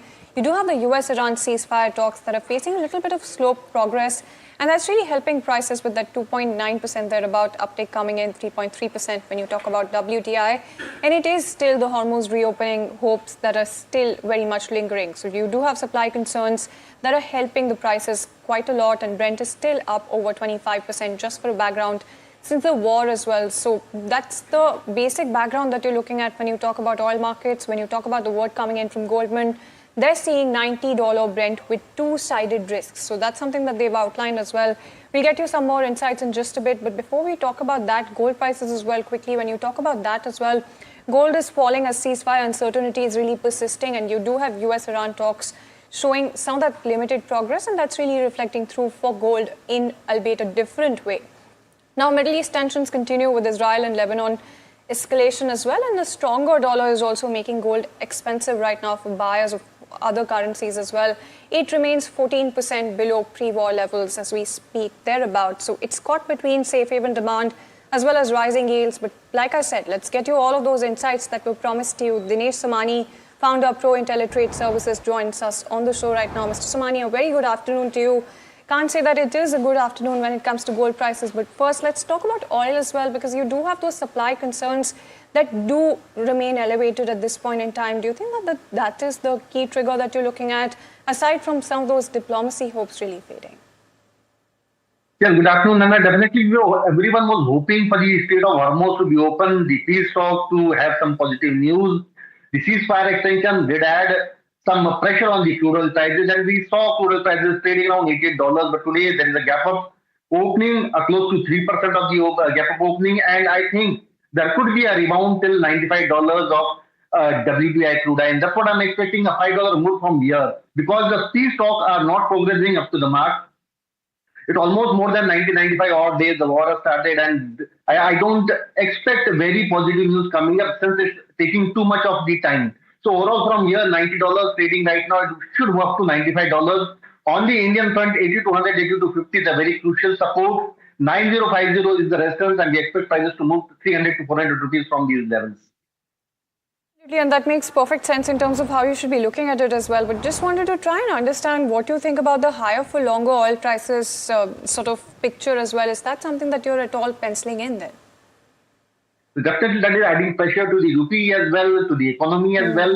and I mean to the inflation as well. So overall, there is a discomfort with the rising crude oil prices. Not only rising, they are sustaining at this level since last 90 days. So it's definitely a sign of concerns right now. That really gets reflected in the prices as well when you talk about oil as well. That's something that we've been seeing, that jitter as well coming through. In terms of the key risks when you talk about oil prices, right? What are the top risks that make it to your radar as well? Because you do have Goldman that has come out with a note talking about how there's $90 per barrel Brent that they're penciling in with some of those two-pronged risks. So what are the risks that make it to your radar this afternoon when it comes to oil prices? Right, the major risk will rise with the inflation data. That's the major thing actually. And with rising inflation, there could be no cut in the interest rate. Rather, there could be some point increase in the interest rate, and that could pressurize all the commodities. That's what I feel. So, rising global prices is not only a threat to the inflation; it also is a threat to the economy as well. Absolutely, and thank you so much for helping us out with that perspective also coming in when it comes to oil prices and in terms of some of those rising risks as well. But just wanted to try and understand what you think about gold prices as well going forward. You've seen a little bit of a dip coming in as well right now. Do you think that it's largely on the back of a stronger dollar, or is there anything else that makes it to your radar? Yes, definitely. The last week was too volatile. From $46.50, it crashed to $43.68. $43.68 was a 200-day moving average, and we saw a sharp rally towards 4590 levels from those levels, almost 5.5 to 6% up from the 200 days moving average. But I think overall there is a pressure. The prices in gold, they moved up mostly because of the decline in the interest rate, the central bank buying, and the dollar index. So overall, now all these factors are not making that much of sense. Even the geopolitical tension is not adding premium to the prices. So overall concerns still remain the same. And if the inflation data which is due this week, if rises, there could be rise in the interest rate, and that would add pressure to the prices again. So overall, I don't expect prices in the COMEX to move beyond 4640 levels. That's a very crucial resistance. Downside again, 4440 should act as a support. In Indian market, I feel that the August contract, 1,61,500 is a very crucial and a tough resistance. Anything around this level could be a good level to short sell. Downside, 1,57,500 is a very fantastic support. So I expect prices to range between these 5,000 rupees range. No, absolutely. And Mr. Somani, going forward as well, just very quickly wanted to try and understand what you think about fresh buys or putting more chips on the table when it comes to the physical market as well. Is that something that you're advising investors for or against right now? Because, you know, there's a lot of volatility that is still very much on the table right now. Last week when we spoke, I definitely said that there's left the dust to be settled down, and I was expecting prices to come around 1,55,000. In spot market, the prices are trading at a discount to the future, so it makes sense to invest in the spot market at this point of time. Last week, the discount was close to 6,000 rupees. If the discount is similar this week, it makes sense to accumulate gold at these levels in the spot markets. Absolutely, and thank you so much for helping us try and understand that as well. So that's how the picture has changed since last week as well when it comes to fresh buys. That's the word coming in there. Thank you so much for taking time out and joining us this afternoon. But let's also move on and talk about MCX that is making silver trading more accessible with the launch of a 100-gram silver futures contract, and the move in fact is lowering the entry barrier for retail investors and small jewelers, widening participation as well in a market that traditionally is largely dominated by some of your larger players as well. Let's try and understand the impact of this and the need to really bring in this particular measure. In fact, Shivanshu Mehta, HOD Bullion, MCX joins us on the show right now. Mr. Mehta, thank you so much for taking time out and joining us, and a very good afternoon to you. First things first, just wanted to try and understand the rationale here when it comes to the silver 100 contract. What was the thinking here? Yes, in fact, MCX already has a leadership position globally in terms of commodity options and futures. And it also serves the domestic risk management, need for the value chain. And the prices are used as a benchmark. So hence, as advised by our product committees, to make risk management more accessible and more fine-tuned for the smaller dwellers as well as the retail investors, to arm them with an organized investment tool as well, if they so desire to take delivery. We decided to launch the silver 100 grams futures contract. and it only adds, further impetus to our existing portfolio, which has a 1 kg, a 5 kg, and a 30 kg silver contract, all of which actually are used intensely by the industry for risk management across. And also, we've recently, we already have 4 domestic refiners in silver, and the focus on the lowering the import dependence as well as, increasing the recycling is also something which we are working with. And this ultimately will also help serve that objective. Yeah. That makes perfect sense in terms of what it's positioned against. So just to, recap for our viewers, the key benefit here, the key sort of aim that you're looking at is to reach out to a wider audience, right? With the help of this, so smaller jewelers also come in that ambit. You do have a smaller, segment also that really gets tapped through this, right? That's right. Absolutely right. No, absolutely. And also just in terms of yeah, go ahead. What I wanted to also add here is that we've seen a trend of our smaller denomination contracts finding liquidity into the far out months, which means that there is a latent need which we need to serve for the smaller hedger segment as well as for the retail investors, because these contracts also come with a delivery arm if somebody so desires to take delivery. Yeah. Absolutely. And against the entire backdrop of volatility as well, is there anything else that you're looking at as well that's, in the works when it comes to not just this contract, but to others as well? Is there anything that you're looking at in terms of the liquidity, the volatility that really is very much on the table right now? Is that a concern that you're looking at right now? Yes, in fact, volatility is something which options are an ideal instrument to address. And we've seen a rapid, usage by the value chain of silver in our options contracts, as evidenced in the way the turnovers have actually gone up over the past year by around 5 times in the FY 25-26. So options and its awareness about its use cases is something we work with continuously with the Apex jewelry associations across the country, as well as the regional ones, so that people become aware of how to use options as a risk management tool, an efficient risk management tool, along with the futures. So that is a trend which we are already observing. You're absolutely right. Absolutely, and thank you so much for helping us out to try and understand that as well. But just also wanted to try and understand if among the existing product suite that you've helped us identify as well, if the 30 kilo benchmark is that the benchmark that you look at when it comes to silver trading? Yes, internationally, the silver bars of 30 kg denomination are what are traded in the international, interbank market, as well as the physical, the refiners, they make the 30 kg bar the most. So that is a benchmark, which is what we have launched years back. And as we grew along, we realized that, we can be fairly more innovative, and it has worked well with the 1 kg silver bar, which forms the basis for our silver 1 kg and 5 kg contract. That found tremendous salience, with the retail investors as well as the hedgers.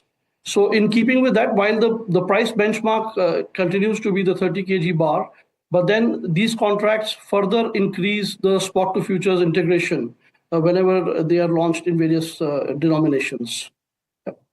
No, absolutely. And I just wanted to try and understand, based on the initial response that you're seeing in, or everything that you're factoring in right now, what is the initial response that you're also penciling in at this point in time? What's the kind of retail response that, you're factoring it in right now? Yeah, thanks for asking that. I think when I last saw a few minutes back, we had done more than 4,000 lots of silver, 100 futures contract on its first day in a few hours. So that seems to be taken up well by the market, and a good open interest build-up is also observed. So let's see as the day goes along. Yeah.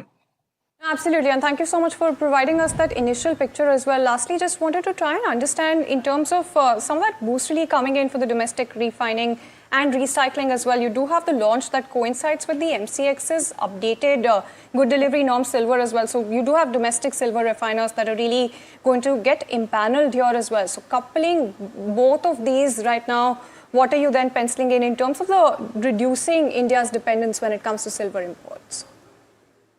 Yes, we are definitely aligned with that vision. And, MCX was, the first to bring up the MCX good delivery norms in gold for the domestic refiners, and which has helped recycling. It has helped, lowering the import dependence and also removing disparities in prices because of the recycling of jewelry and scrap.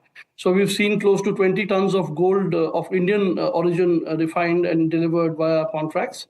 So in keeping with that, silver, we already have 4 domestic refiners, and we've issued a circular a couple of weeks back where we've invited more domestic refiners. So we want more recycling to take place in silver, and hence improve the spot to futures integration as we go along.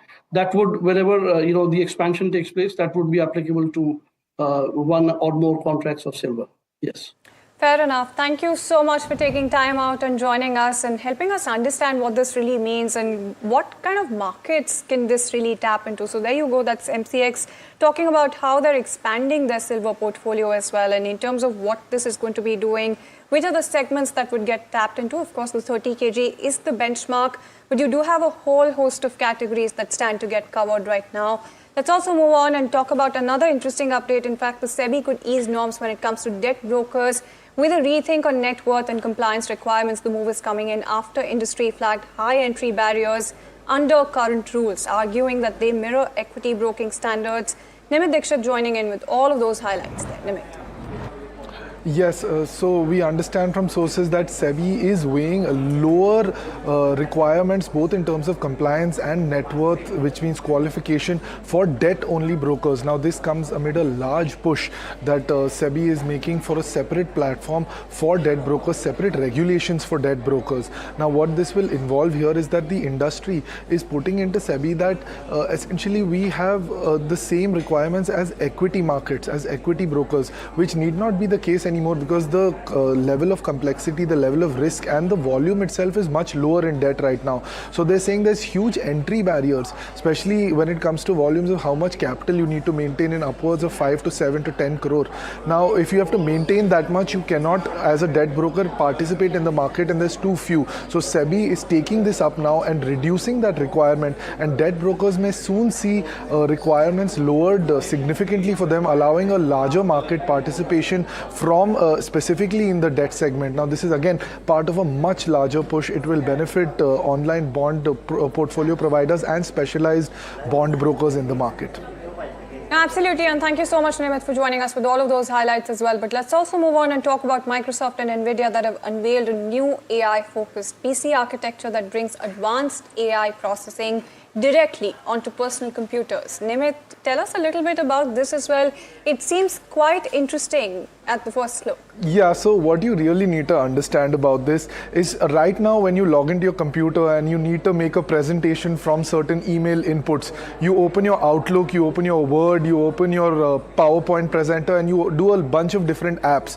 Now, the way Microsoft and NVIDIA are envisioning its app to function, it's going to put an entire AI stack between you and the computer, which essentially means that all you'll have to say is, I need to make this PPT from these emails, and then the AI will open all the apps that it needs to and make that output for you.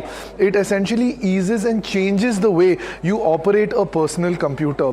The really big and interesting thing to note here is, for the first time ever, AI is not going to be operated cloud-based. Usually large AI complexes are operated using a cloud, depending on whether you use Apple or Qualcomm, however that works. So data is not private, your chats are not secure, but and you need the internet. Now, what NVIDIA and Microsoft are doing is are building in that AI stack into the personal computer itself, which will change the way you can operate in a secure, safe and private manner and do large-scale AI compounding all on your computer without the internet. No, absolutely. And thank you so much, Nimit, for helping us understand all of that as well. But let's also move on and talk about another interesting update. Now, industry estimates are suggesting that Mumbai is expected to witness the development of over 44,000 new homes worth nearly 1.3 lakh crore rupees through redevelopment-led projects in the coming years. And this is as per Knight Frank India. They're talking about how more than 900 housing societies across the city have also signed redevelopment agreements since 2020. Let's try and pencil in the impact of this and the quantum of this redevelopment as well. To join us with some more insights, you do have Ghulam Zia, international partner, Senior Executive Director, Knight Frank India, joining us on the show. Thank you so much for taking time out, and a very good afternoon to you.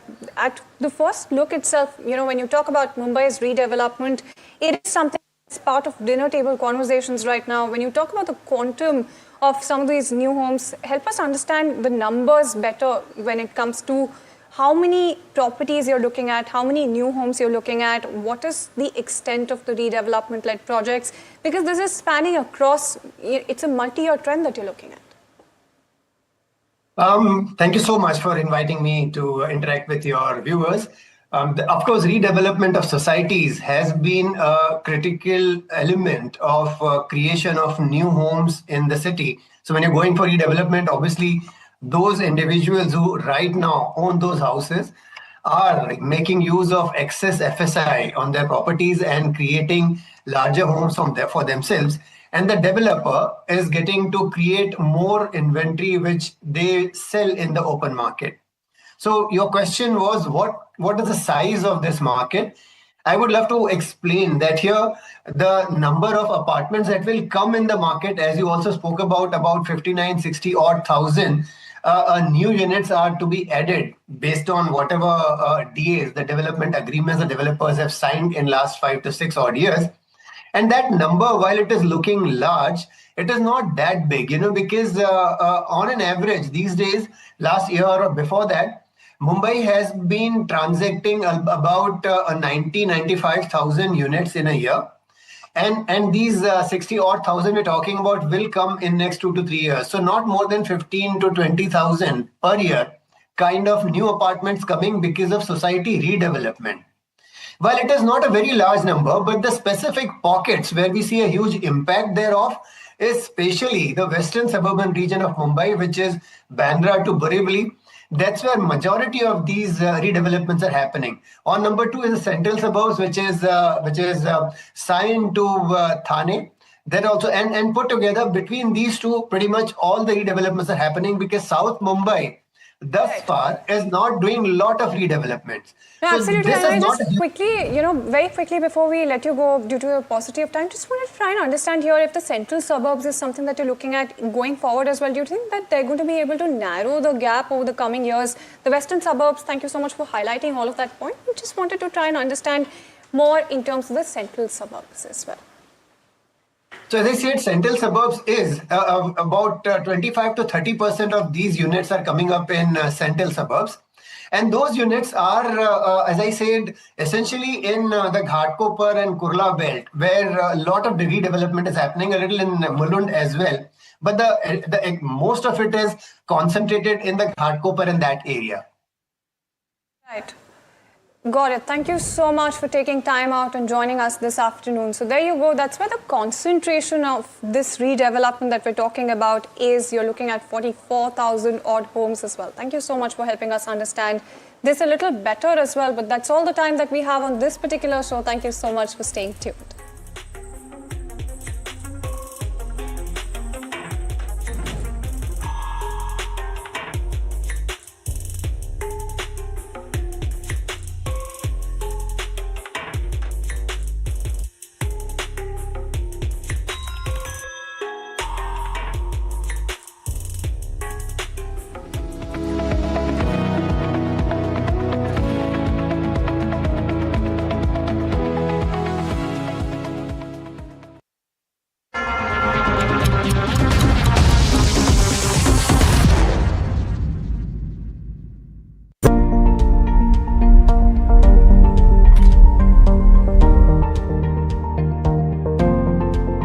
Investments in specialized investment fund involves relatively higher risk, including potential loss of capital, liquidity risk, and market volatility.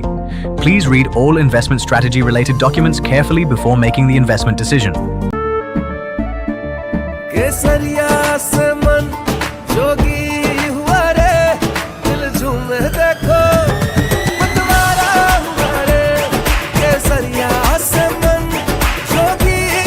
हर पल मनाओ केसरी त्योहार विमल बोलो जुबान Kesari. Hi, I'm Tamanna Inamdar. Watch me on NDTV Profit, where I break down the day's biggest business stories. What happened, why it matters, and what it means for your money. Hi, I'm Neeraj Shah. Watch me on NDTV Profit for the most incisive market intelligence and meaningful corporate conversations. And I'm Alex Matthew. Markets, mutual funds, insurance, personal finance. I help you cut through the noise and make smarter financial choices. And here's where you can watch us.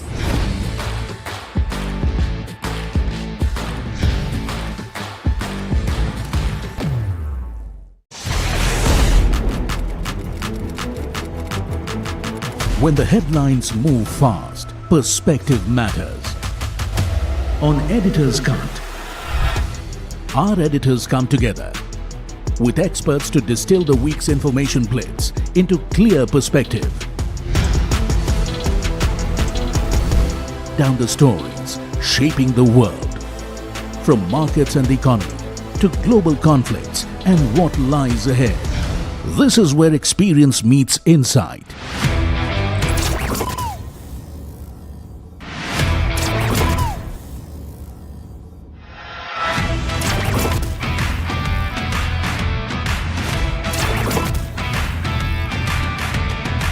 No noise, no hype, just sharp takes on what to watch next. Editor's Cut, every Friday, 3:30 p.m. only on NDTV Profit. And the award goes to Tamanna Inamdar, Managing Editor, NDTV Profit.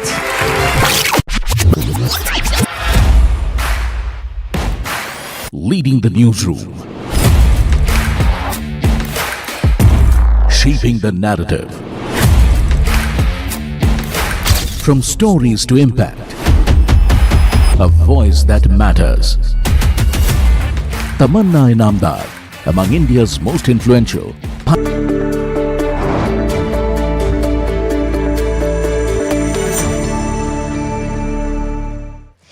Welcome. You're watching Small Cap Buzzers here at NDTV Profit. I'm Mahima Vachajani and with me is Varsha Chandanani. Today, we're going to talk about a lot of small cap names, of course, on the show. The first one that we're going to talk about, let's take a look at what we're going to talk about on the show today. The first one that we're going to talk about today is EFC Limited, and this is a company where we're going to speak to the management of the company. With regards to this counter today, of course, it's down by about 0.8 odd percent. In terms of the overall outlook for this one, strong execution, accelerating growth across metrics is what we've seen. There's clear path which is expansion driven and growth led. The next one that we're going to talk about is Uflex. This is on the back of its Q4 numbers. Broad-based growth has been seen in Q4, and overall strong volume has aided the top line growth for this one as well. And Marine Electricals is the other one where we've seen the stock gaining for 7 straight sessions. Of course, its earnings came last week around 27th or 28th of May, but this has been under pressure since then, down 6% today. This has been under pressure since the numbers were out, but before that the stock had seen a good rally. So profit booking is probably what we're seeing in this counter coming in. So these are some of the names that we're going to talk about in today's small cap buzzers. Apart from that, we're also going to talk about Mahindra and Mahindra, where there was strong May sales and how El Nino will play its part in terms of where auto sales, tractor sales goes, especially. The stock is down at 1.6% as we speak. But with regards to where the markets go, before I toss on to Varsha for what small cap names are buzzing in trade today, the Nifty 50 now down by about 0.26 odd percent at its day's low point almost. It's a range bound trade though. 23,400 levels is what we're watching out for. The Nifty heat map, if you can see if things have changed there since the last 2 hours, you have IT clearly standing out. Tech Mahindra, Infosys, TCS, HCL Tech seeing gains anywhere between 2 to 5% odd. Indigo on the back of numbers also seeing gains of about 2% odd. But on the flip side, if something like an HUL, Tata Consumer, so consumption names not doing fairly well. HUL down 2%, Tata Consumer also down 2%. NTPC, Bajaj Finance, Max Health, Kotak Mahindra, some of the other names that are under pressure. And in fact, even the advanced decline ratio in Nifty 50 has changed a tad bit. Let's try to pull up the sectoral heat map to see as to what sectors are doing. In Nifty IT clearly topping that chart with 3.7% of gains, followed by media. Metal just turned into green, but PSU banks, defense, FMCG continues to be under pressure. The mid cap 150 and the small cap 250 is also under pressure and underperforming the benchmarks, down 1.9% for the mid cap 150. But Varsha, the small cap 250 is down by about 0.4%, slightly underperforming the benchmarks. But what are the specific names that are buzzing and why? Well, the stocks are of course buzzing on the back of Q4 numbers. It's earnings season.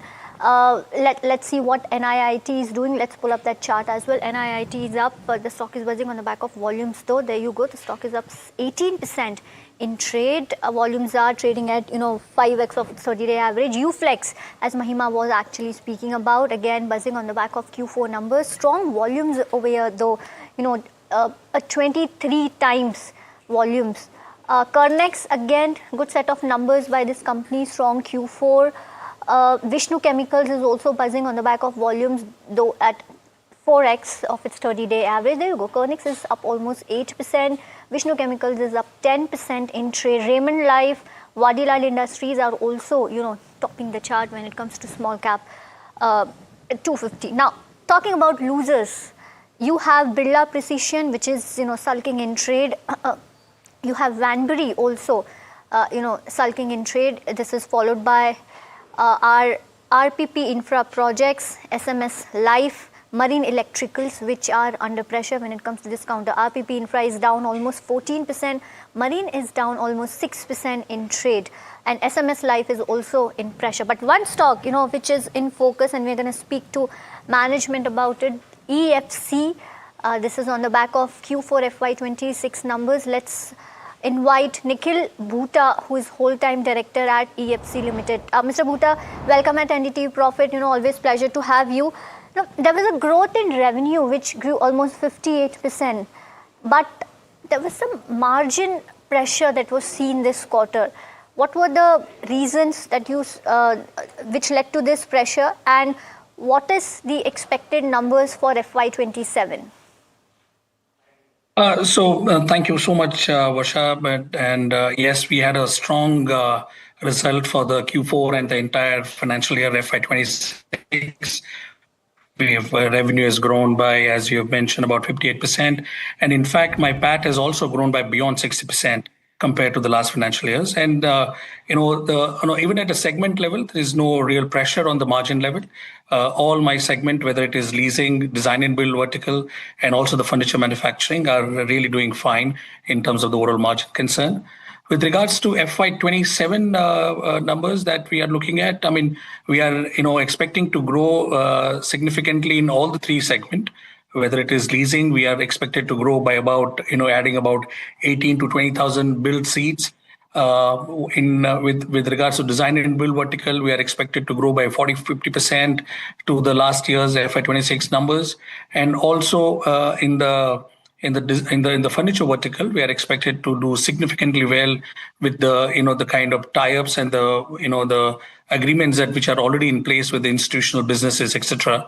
So all in all, the growth looks achievable even for the coming financial year, and we expect to grow with the same kind of numbers that we have already projected for this financial years, and then overall, all the three verticals looks very positive for the company.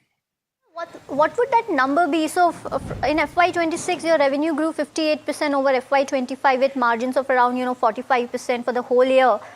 What does FY27 look like? In terms of percentage or growth number, if you could give us with the margin, EBITDA margin expected.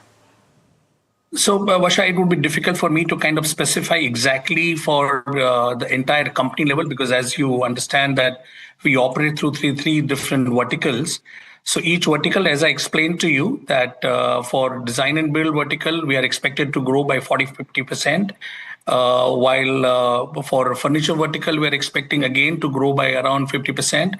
But for leasing business, as I said, the growth could better be measured in terms of the number of seats that I will be able to add during the financial year, which is expected to be around 18 to 20,000, which is what the targeted numbers are for this financial year for us.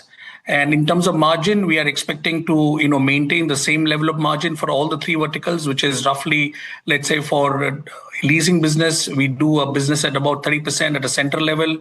EBITDA, we do about 20 to 22% on a PAT level for design and build, and about 25% EBITDA for the furniture manufacturing business. So that would continue to be achieved as per the targeted for the coming financial year as well.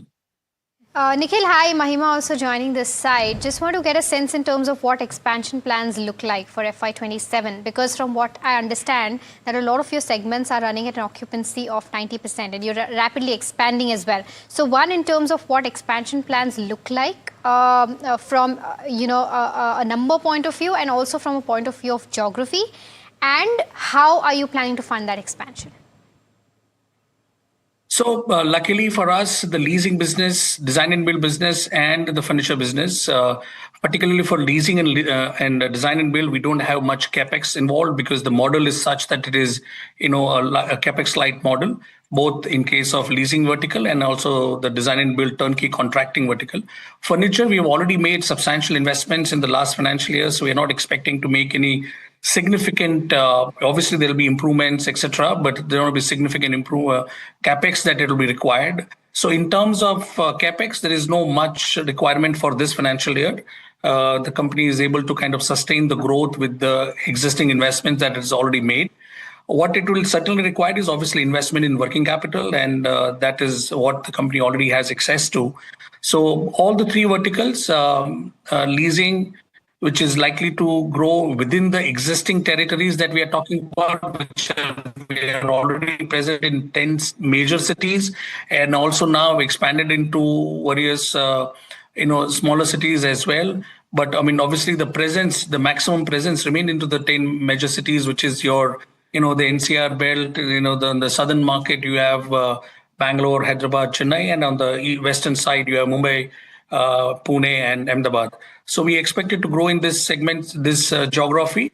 And like I said, we are expecting to meet about 18 to 20,000 seats under the leasing vertical across this segment, across these sectors. The other part is, Nikhil, with regards to your furniture business, although as compared to your other two businesses, it's slightly smaller business, but considering that there is now competition in this space, how are you expecting that vertical to grow? What will be the levers, and what is it that you're doing differently?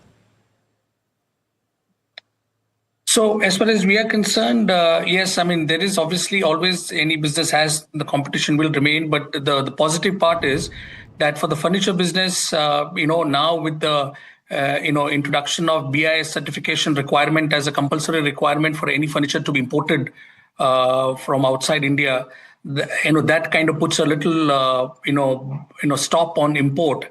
And also the government policies to kind of do more make in India manufacturing. So both these factors are contributing in rather increasing the demand comparatively more than the supply side's competition. So number one, that is a positive sign for the industry per se. Number two, what we are looking at is we are looking at doing more B2B and institutional business. So we are not looking at doing any consumer business. We are not looking directly to do a B2C business. Hence, our focus, which as an organization, our strength is always onto the the institutional and the B2B business, and we believe that is what we are able to do differently. That we are able to do large contracts, not just within India, but also have secured and delivered last year even the contracts outside India in the GCC countries. So we believe that within the existing demand for the increase in the office infrastructure and also the other infrastructure where the furnishing requirement is there, the B2B demand is significant, and also the export demand in the specific areas is quite significant. Yes. Right. Got that view. Well, thanks so much, Bhuta, for joining in and having a conversation with us. It was a pleasure to have you on NDTV Profit. Well, with that, viewers, it's time for a quick short break. Stay tuned to NDTV Profit.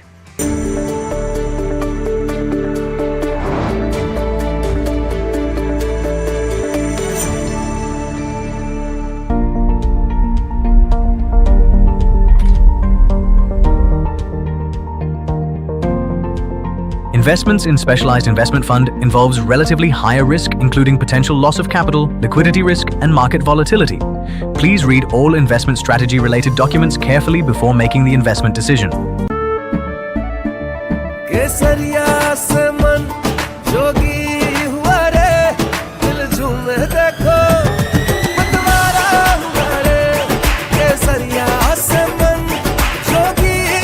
हर पल मनाओ केसरी त्योहार विमल बोलो जुबान Kesari. Hi, I'm Tamanna Inamdar. Watch me on NDTV Profit, where I break down the day's biggest business stories. What happened, why it matters, and what it means for your money. Hi, I'm Neeraj Shah. Watch me on NDTV Profit for the most incisive market intelligence and meaningful.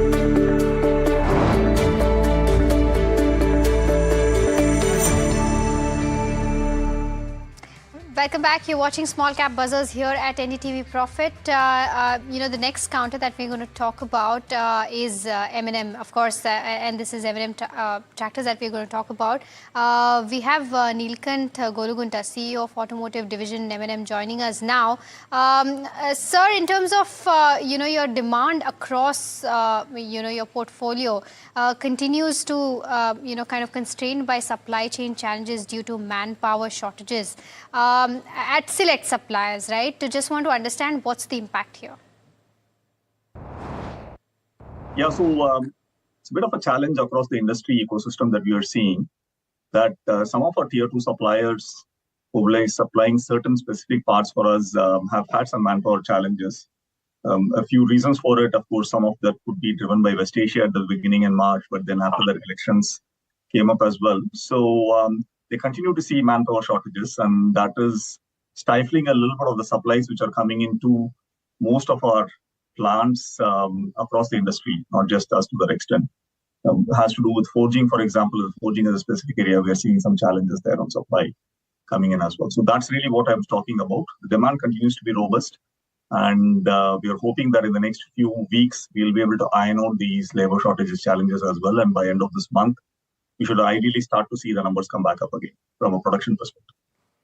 Right. Hi, sir. Varsha, this side. Pleasure to have you at NDTV Profit. Just wanted to understand the sales impact, for this year due to challenges that we have seen. So any, comment on that? Yeah, it's hard to project out for the quarter at this point in time. But overall, if you step back for the year, we are calling out mid to high teens growth for our SUVs and double-digit growth for our light commercial vehicles. And we're quite confident that we'll be able to go hit those numbers. So that's really where our projections are. Okay, and what about three-wheeler segment?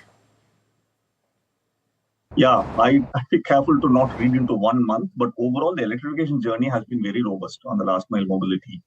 And we've had a great launch with Udo, which came out a few months ago as well. And the demand for Udo has been very strong as well. So the combination of these two factors, which we're hoping will drive robust demand and volumes for us for the rest of the year as well.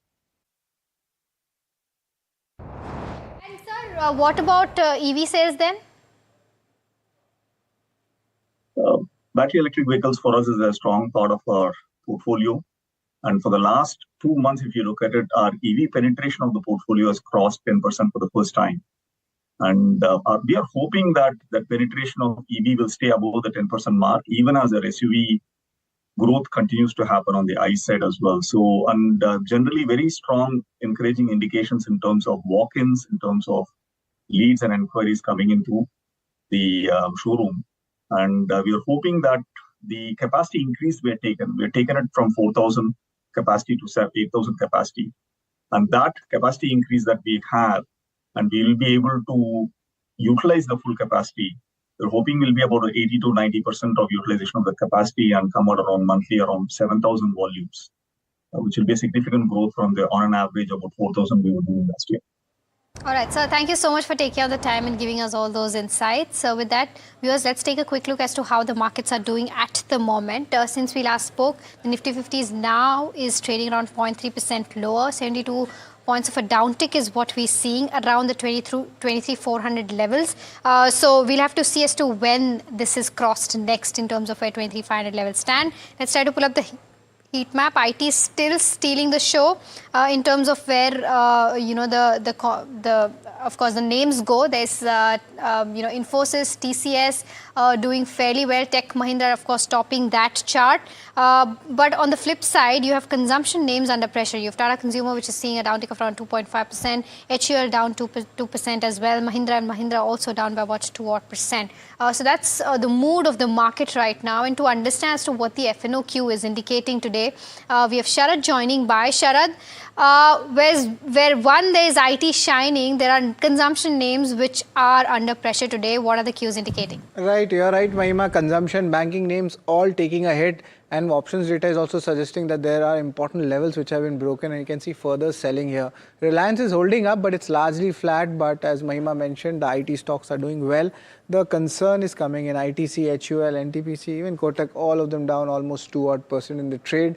What's doing well, of course, the long build-up stocks. Largely, we are going to see IT names only, because today just the IT is one side and the non-IT space is the other side. Little bit of bump up in the metals. Let's see the stocks in the long build-up. What's happening here right now? And largely Tech Mahindra and Persistence, it's unchanged since the last time we did. Short covering also, I think largely going to be IT players, and yes, they are going to be the IT players that we had discussed. Nothing much has changed for the last 3 to 4 hours since we came last time. Long unwinding comes in for Hitachi Energy and Kalyan Jewellers. A little bit of negative reversal is happening in this space. A little bit of capital goods profit booking is there, and this over here also the same story goes. GNV, the good rally had come in, and Inox Wind on back of earnings, the selling has intensified as well. So earnings led numbers are also getting impacted, and profit booking coming in the capital goods space. So these are the stocks should be in your radar in the FNO space. Sharad, thank you so much for getting us those details with regards to where the FNOQ goes. Putting spotlight on the BOFA conference, and to talk about the e-commerce space as well as the telecom space, we're joined by Sachin Salgaonkar, who's a senior analyst of BOFA, joining us now. Sachin, thank you so much for taking out the time. When I was going through your report, I think the interesting one that at least caught my eye was that your barbell theory is suggesting that the biggest winners are either premium consumers or value seekers. So does that mean that the most difficult customer to kind of monetize down will be the middle class consumer, which is most of us right now? What does that theory exactly portray?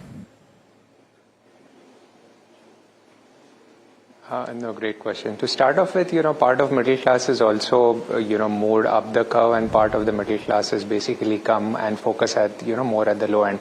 And what we mean from a theory point of view is what is picking up well in India. One is quick commerce, where the affluent users or the users want everything fast.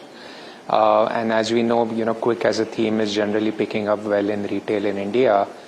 This segment of the market is growing at 80 to 100% on a YOY basis. And then we have value commerce at the low end of the India. Out here, a consumer is willing to wait to get the products. But in return, the consumer wants a free delivery in terms of that product. And as you know, there is a section of market who is happy to wait for free delivery. This part of a market is growing around close to 25 to 30%.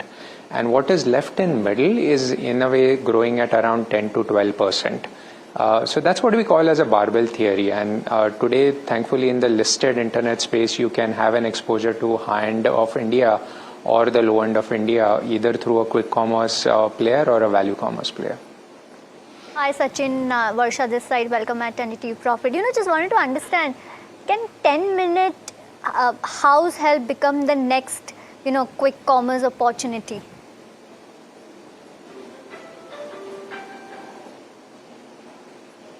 Absolutely, and this is, we have not one but 3 companies focusing in that direction. And ultimately, it is coming from a point of view that, Indian consumer wants everything quick. This was a market where the TAM is large. For the longest time, we are actually seeing this part of a market not being disrupted. But now, in terms of what is called as Insta Help or a instant maid service, three needs are largely being met. First need is when your current housemaid goes for a sort of a break. Around 15 to 20 days is typically a break. Now that is being largely met by this service. Number two is when you have guests coming at home and there is a huge dependency on someone else who needs a bit more help. And third is generally a set of consumers have taken a call that, hey, I'm moving away from the current system of maids and I'm focusing on something which I could order on demand, and this is something which need not come 7 days a week, but 2 to 3 days a week is out there. So we call this sector in a sort of an incubation phase. There are multiple experiments which are happening, and the product market fit, at least from a unit economics point of view, is yet to be fully achieved in this space. Sachin, you've still remained very bullish when it comes to Eternal. Just want to get a sense. I mean, considering competition, considering the way, they've been kind of burning cash to expand their dark stores, what gives you the confidence that Blinkit is going to kind of defend the margins that, it's done, or maybe do better as to what the management has guided for? And just combining this question from a long-term perspective, apart from quick commerce, what are the themes that you think will stand out in terms of where internet goes in the next 4 to 5 years?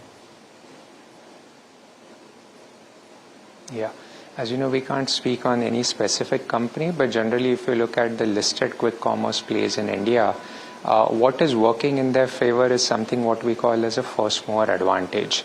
Because if there are 6 apps in a market and all of them are giving a Me Too offering, by default consumers gravitate towards apps who are good in service, or that's their primary app point of view. And listed quick commerce companies are in a good position to be in that position out there. Second, ad revenues are increasing, and as we see eventually consolidation playing into the market, you do see competitive intensity come down and part to profitability getting better. Now, onto your second part of the question in terms of what are some of the other areas which will do well in India, we see 3 themes playing out. One is quick commerce, as we discussed. Second is fintech. We do consider fintech to be bigger beneficiaries from an AI point of view, where personalization and optimization of cost will increase the overall growth for these companies.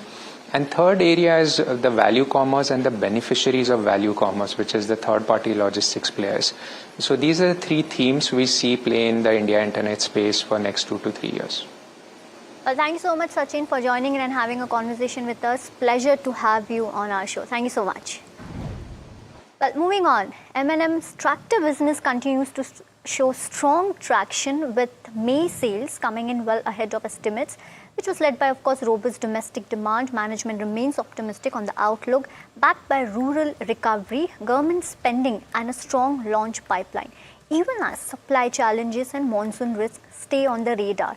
My colleague Puneet spoke to Vijay Nakra, who's president at Farm Equipment Business at Mahindra & Mahindra, to decode the quarter gone by. To listen in. We're now in conversation with the management of the farm equipment side of things for Mahindra & Mahindra. It's been a very, very strong month of May. And to just talk a little bit about what's led to this growth, what he's seeing forward as well, I'm now being joined by Mr. Vijay Nakra. He's the president of the farm equipment business of the company. Mr. Nakra, thanks so much for firstly joining in. Always a pleasure speaking with you. Just in terms of this month's sales, growth of over 20%, and I think it's beaten estimates also quite handsomely of what we were working with for this month for tractors. So what has actually worked for you? What are you currently seeing on the ground that has led to such a strong momentum for the first 2 months, if I can add, for Mahindra in tractor segment for April as well as May? Firstly, thank you so much for having me on the show. It's always a pleasure to be on your show talking to you. I think a couple of things that have led to such a strong performance of the industry and, of course, Mahindra as a market leader. Firstly, the cash flow in the hands of the farmer has been very good. 97% of the Rabi harvest has been completed. The summer crop acreage is up 3%. Reservoir levels are 12% higher year on year compared to the previous year. The structural change in GST, which happened in August last year, the benefit of that continuing as a momentum into this year, the terms of trade still being favorable in the hands of the farmer. I think all of this is augured and played out well for such a strong performance in the last 2 months. And, as we are getting into now the Kharif season, sentiments are still strong, and a lot of the customers have already bought their tractors and are kind of preparing now as we get into the Kharif season. So that's all of this is what has led to such a strong performance. Mr. Nagra, also, because of course a lot wasn't baked into the estimates when we were having the same conversation last year that GST would be such a big kicker. So I think the growth estimate for the industry that you guys were working with was around 10%, and then that was up to, of course, 20%, which was delivered. We also had one of the strongest years for the industry at over 1 million units sold. So is the expectation now that you are seeing that we won't have such a strong year, and just in terms of slight moderation that you can have, but only on the second half numbers? So how are you seeing this year for tractors, specifically for you or for the industry, if you can give us a comment, and how are you seeing the growth specifically? So, we had already put out our comment and estimates for the industry in financial year 27, where we had said that it'll be mid-single digit growth, and we stay with that. We had given our sort of rationale and reasons for that. And the main one being that if you looked at the significant growth that happened last year, it was almost like a tale of two halves, right? The significant growth of 34% plus happened after the announcement of the GST benefit, which kind of timed very well with the festive season that played out. Right. Well, viewers, this is all the time that we have on this edition of Small Cap Bazaar. Stay tuned to NDTV Profit.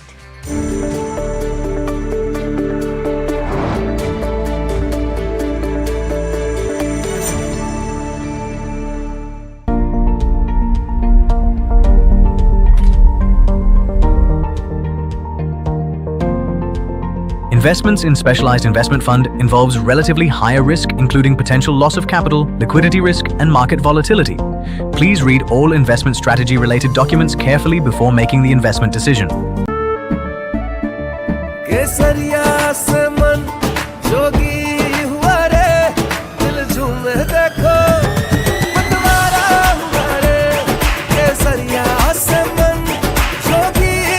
हर पल मनाओ केसरी त्योहार विमल बोलो जुबान Kesari. Hi, I'm Tamanna Inamdar. Watch me on NDTV Profit, where I break down the day's biggest business stories. What happened, why it matters, and what it means for your money. Hi, I'm Neeraj Shah. Watch me on NDTV Profit for the most incisive market intelligence and meaningful corporate conversations. And I'm Alex Matthew. Markets, mutual funds, insurance, personal finance. I help you cut through the noise and make smarter financial choices. And here's where you can watch us.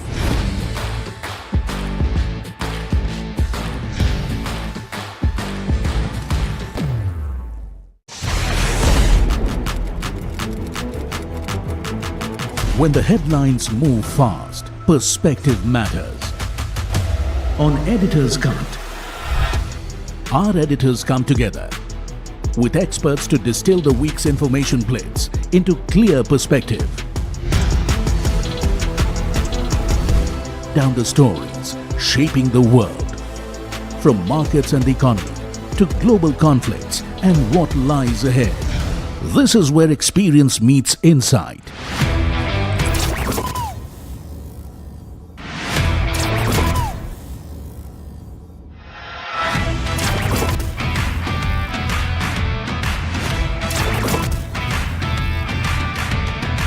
No noise, no hype, just sharp takes on what to watch next. Editor's Cut, every Friday, 3:30 p.m. only on NDTV Profit. And the award goes to Tamanna Inamdar, Managing Editor, NDTV Profit.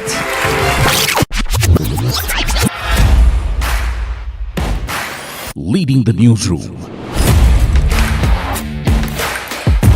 shaping the narrative. From stories to impact, a voice that matters. Tamanna.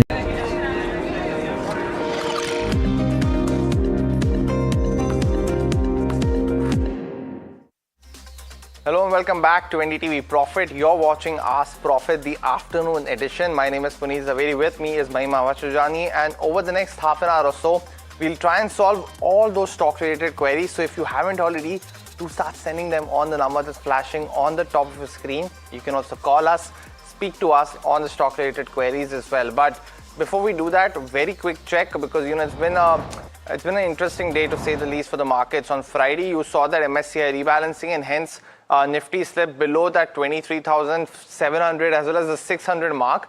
And today, with the sustained pressure, we're now back again at that 23,400 odd mark. So the pressure has been consistent. Barring the IT sector, you've not seen any kind of resilience to being built through essentially on individual names or through spaces and sectors, and that's visible in the heat map as well. So Tech Mahindra, Infosys, TCS, those are some of the names that are doing well in trade today and continue to do so as well, while Coal India as well as JSW Steel are some of the other names which are supporting the index. But as you see, largely barring that, you've seen a consistent pressure on the individual names. Amongst the sectoral though, while the Nifty IT is unsurprisingly the biggest gainer today, what's actually surprising is what's happening with the Nifty Auto. So you've seen very good numbers today for the month of May from most players, but that's not reflected in the stock price at all for any of those names. So for the Nifty 50 players, of course, Maruti and M&M continue to be in red, but the Nifty Auto is down 1.2%. So just maybe some sell-off in these names, and that's consistent across. But for now, that seems to be the picture. The advanced decline ratio also showing you that as well for the broader markets though. We've seen that, of course, the pressure is on the benchmarks. For the broader markets also, that has exacerbated throughout the day. So now we're 2:1 leading the declines. The mid cap 150 down 1% at this point of time, and the small cap 250 also now at its lowest point for the day. In terms of individual movers, you've seen some that are gaining in trade today, and you've seen that on the back of either result reactions or others. So you've seen VIP gain almost 13% in trade today. Tamil Nadu Mercantile Bank up also 6%. Tech Mahindra, as we spoke about it, and Sterlite Tech just continues to be an upper circuit yet again.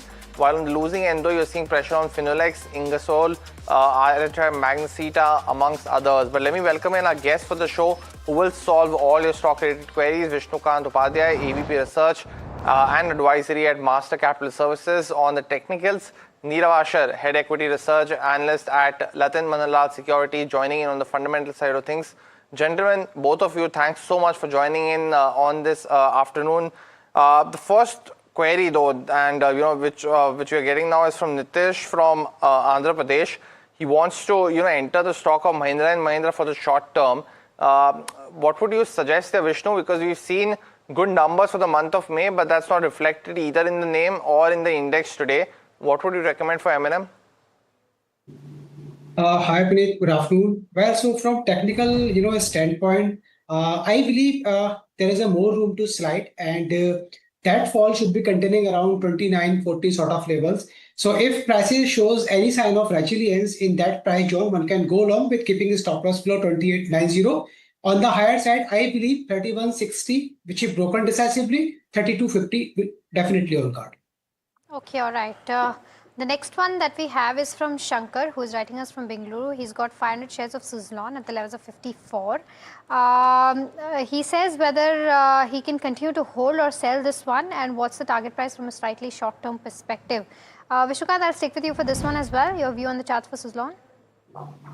So the stock is currently trading above the cluster of all key moving averages. So I believe he should, hold the positions, while on the lower side, he must put the stop loss below 51.30, while on the higher side, I believe 62, 63 sort of levels can't be ruled out in short term.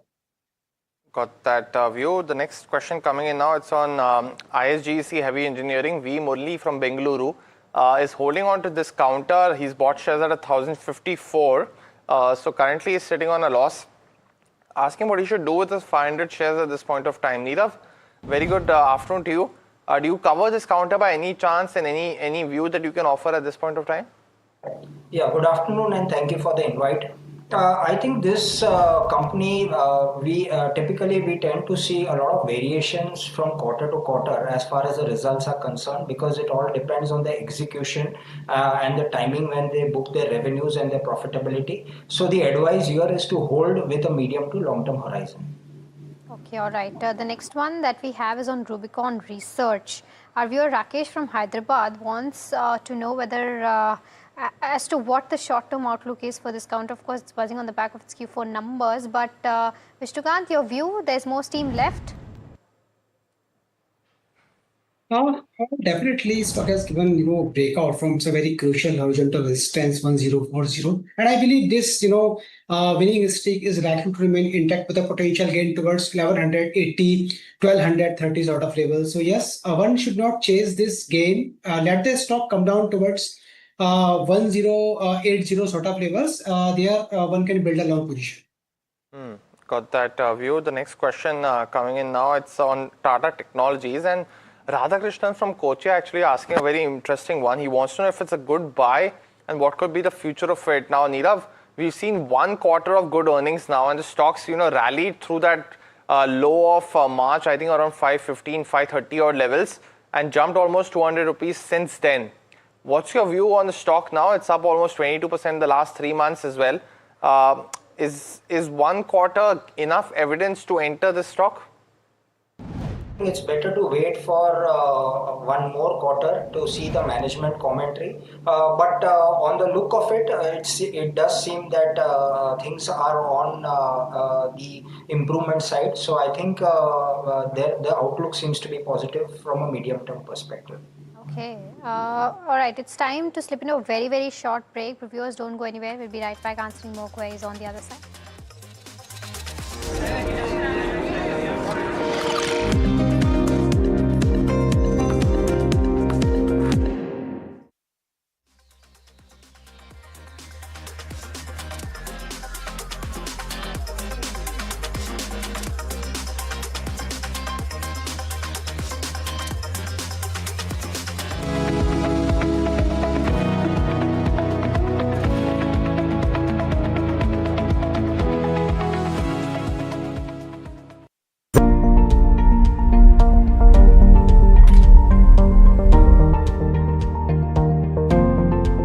Investments in specialized investment fund involves relatively higher risk, including potential loss of capital, liquidity risk, and market volatility.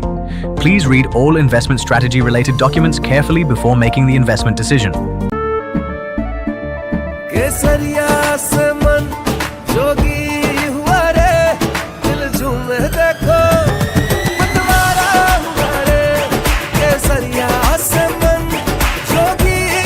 हर पल मनाओ केसरी त्योहार विमल बोलो जुबान Kesari. Hi, I'm Tamanna Inamdar. Watch me on NDTV Profit, where I break down the day's biggest business stories. What happened, why it matters, and what it means for your money. Hi, I'm Neeraj Shah. Watch me on NDTV Profit for the most incisive market intelligence and meaningful corporate conversation. And I'm Alex Matthew. Markets, mutual funds, insurance, personal finance. I help you cut through the noise and make smarter financial choices. And here's where you can watch us.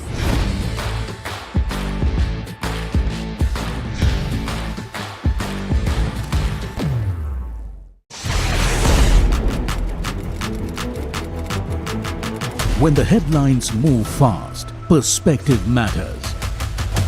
On Editor's Cut, our editors come together with experts to distill the week's information plates into clear perspective.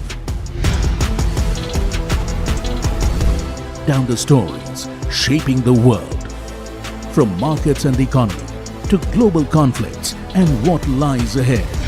This is where experience meets insight.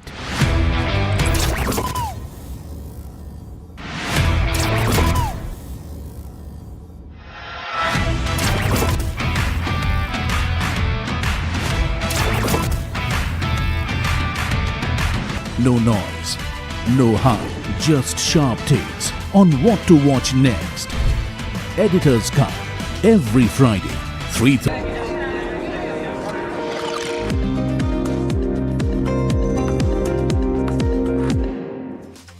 Welcome back to Ask Profit. This is a show that gets all your stock-related queries answered. For viewers who are tuning in, you can either give us a call or send us your queries on the WhatsApp numbers that are flashing on your screen up there. And I think Ravi has done the same and is calling us from Hyderabad. Ravi, very good afternoon to you. What's your query about?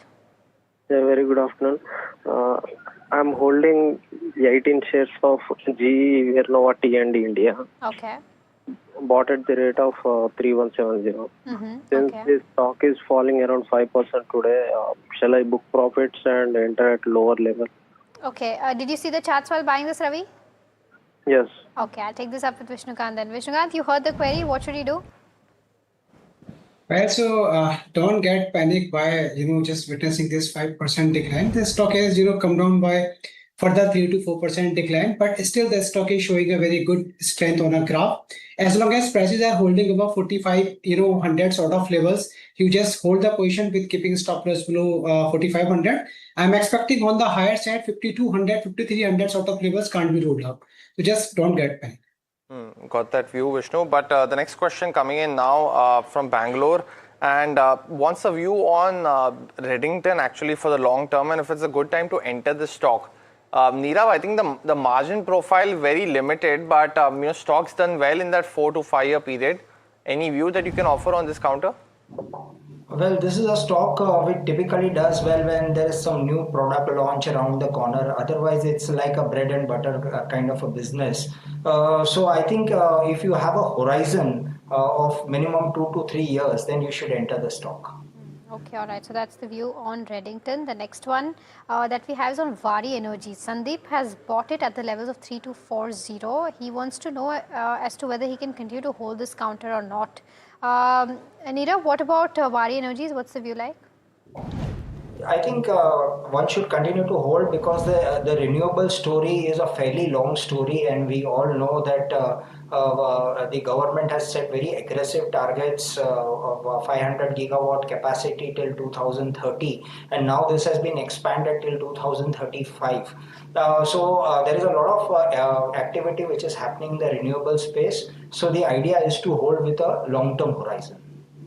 Got that view. The next question coming in from Dr. Lavanya from Iluru and wants to know a view on Ipca Labs. She's holding shares at almost 1600 rupees per share and asking if she should continue to hold, sell or, actually those are two options that she wants to know about.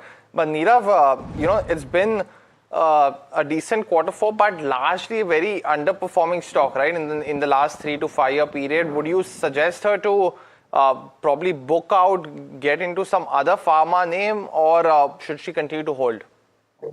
Well, where the stock has been languishing, I think the advice is to exit the stock and go in for some exciting stories like, say, a Divi's Lab or a Lupin or something like a Wokhard. All right, okay, so that's the view coming in on Ipca Labs. The next one that we have is on Electra. Our viewer Padmana Sin wants to know whether it is a good time to enter this counter, and if yes, what should be the target? Vishnukant? Yes, definitely. This, coming in mind, this is the EV story. I believe the stock should remain, favorable for a short term. But yes, one should not forget to keep the stop loss below 1180. On the higher side, I'm expecting if prices sustains above 1220. I believe on the higher side, 1330, 1340 sort of levels can't be ruled out in short term. Got that view, but let's go across, take a very quick caller now from Hyderabad, and Murli has a stock query for us. Murli, good afternoon, welcome to the show. What's your query? My query is from South Indian Bank. Okay. I have 400 shares of South Indian Bank at an average of 27. Sorry, what's your average, Murli? 27. 27, okay. I started at 10 rupees. Slowly I took it at 500, Okay. 100 when it went. Okay. And now I want to know, should I hold it for another 1 year? And Murli, did you look at the charts while buying into this or the fundamentals? I looked at the fundamentals at that time, and then as it was rising, I kept on adding. Okay, got it. Well, let me go across to Nirav then. Nirav, South Indian Bank, he's bought at 27, stocks at 41, and I think corrected from the high. So is it a good time for Murli to just take that 14 rupee per share profit? No, you should continue to hold. And what would be the time frame, Nirav, for this? Minimum 1 year. 1 year, okay. Got it. Well, let's now start the rapid fire round in this edition of the show. Nirav as well as Vishnu, you know the drill. The first question coming in on Heidelberg Cement. Our viewer Piyusha Kanodia holds shares at 212, asking what she should do for the next 1 year. Nirav almost down 25%. Any view? I think exit. Industries is the next one. Venkat from Chennai is holding 300 shares at the level of 2,500. Sell or hold, Vishnukant? Okay, one should hold the position in this fund. Got it. Data Patterns bought at 2915 by Raja, and he wants to know if it's a good time to book profits. Should he do that, Nirav? Hold. Is this a good time to enter Kalyan Jewellers from a 6 to 12 months perspective, Vishnukant? No, definitely not. Definitely not. One can, look for the Senko apart from the Kalyan Jewellers. Next one's on Godavari Biorefiners. Our viewer wants to enter the stock for the long term. Nirav, should he do that? Definitely yes. Cohen's Life Sciences is the other one where Gauri has invested at the level of 365. 6 months view on this one, Vishnukant? Yes, definitely it's a buy the dip counter currently. Got it. Motherson Sumi Wiring, but bought, shares, 55 shares, and not actually mention the buying price, but wants to know a 2 to 3 year view on the stock. Nirav, should they continue to hold? There are better options.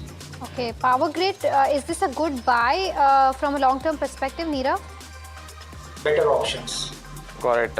And what would any of those options be, Nirav?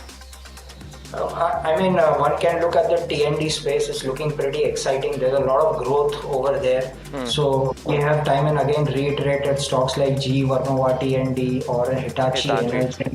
Yeah, and Siemens Energy. Got it. Well, Sagar Pathak from Mumbai is holding on to MTAR Tech at 7323, and Vishnu wants to know if he should hold or sell out now. Definitely hold the position. We're telling a stop loss below 6680. Got it. Well, that was the last question of this edition of our Rapid Fire, as well as Ask Profit as well. Nirav as well as Vishnu, thanks so much for joining in over the last 20 minutes or so and giving us your stock-related queries. But viewers, all the time of this edition of the show, thanks so much for watching. India Market Close comes up next. Thank you.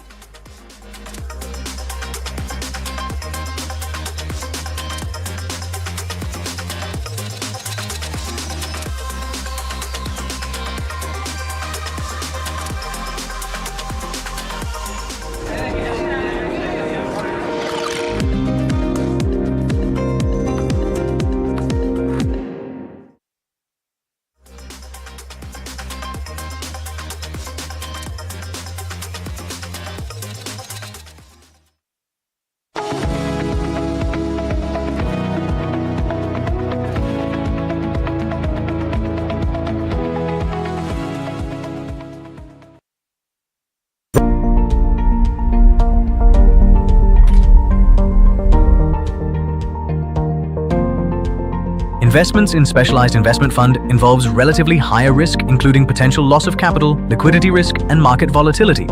Please read all investment strategy related documents carefully before making the investment decision.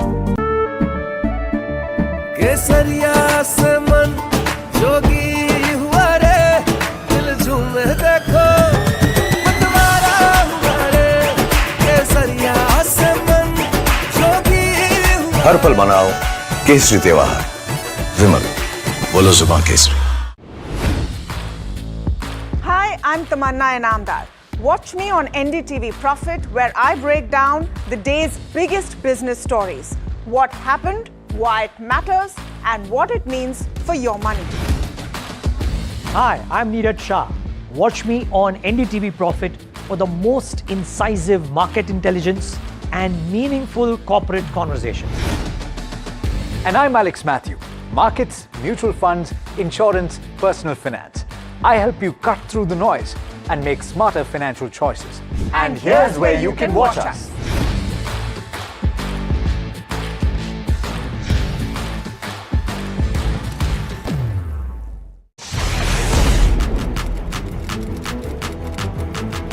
When the headlines move fast, perspective matters. On Editor's Cut, our editors come together with experts to distill the week's information plates into clear perspective. Down the stories shaping the world, from markets and the economy to global conflicts and what lies ahead. This is where experience meets insight.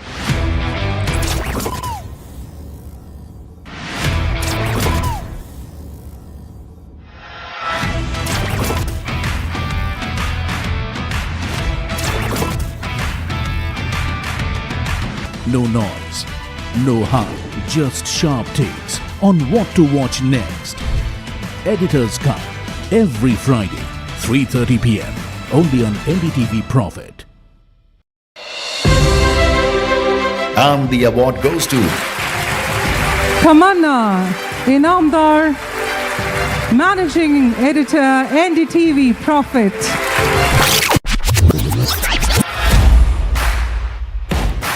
Leading the newsroom, shaping the narrative. From stories to impact, a voice that matters. Tamanna Inamdar, among India's most influential, power, purpose and perspective recognized. NDTV Profit's editorial force gets industry-wide acclaim.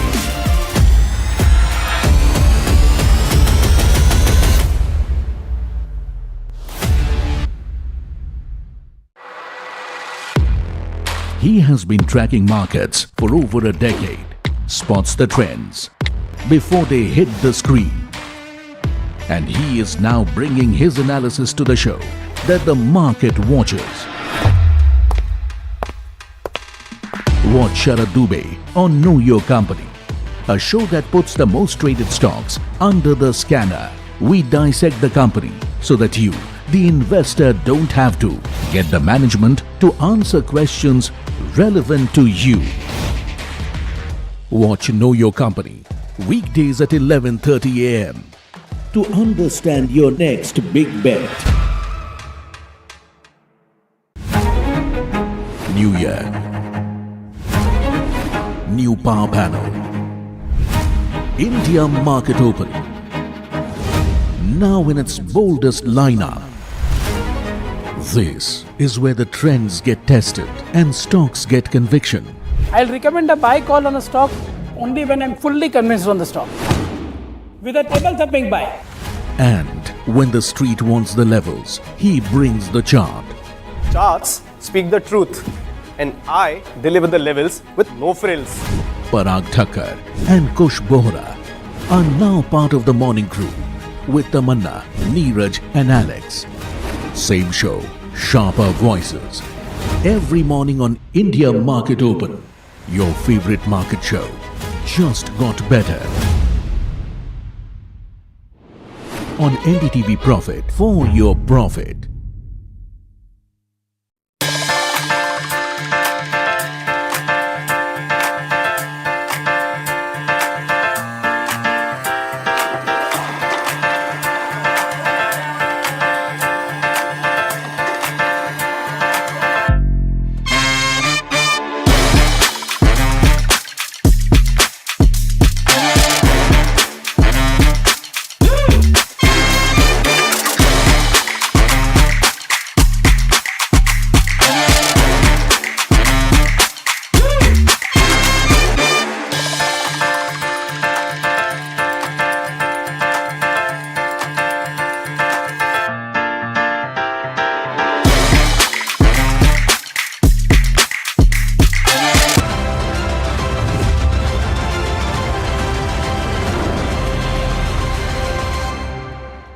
Welcome. You're watching India Market Close. Monday Blues. Hiral, you're wearing the apt color of your jacket. Absolutely. I mean, anticipated that probably. Oh, is it? 23,400. Tough to hold on. I mean, one can't do much but smile. And this is after the knockdown on Friday. So you have to look at the last two trading sessions for the Indian markets, and it's not looking great. There's no real reason why we're sulking. Even Brent is fine, and we'll pull up Brent for you later on in the show. 1762 declines to 860 advances. Is looking painful across the board. There is pain. 93.96. Okay, a slight pop up in Brent because there are reports that there were some skirmishes between the Iranian and the US side.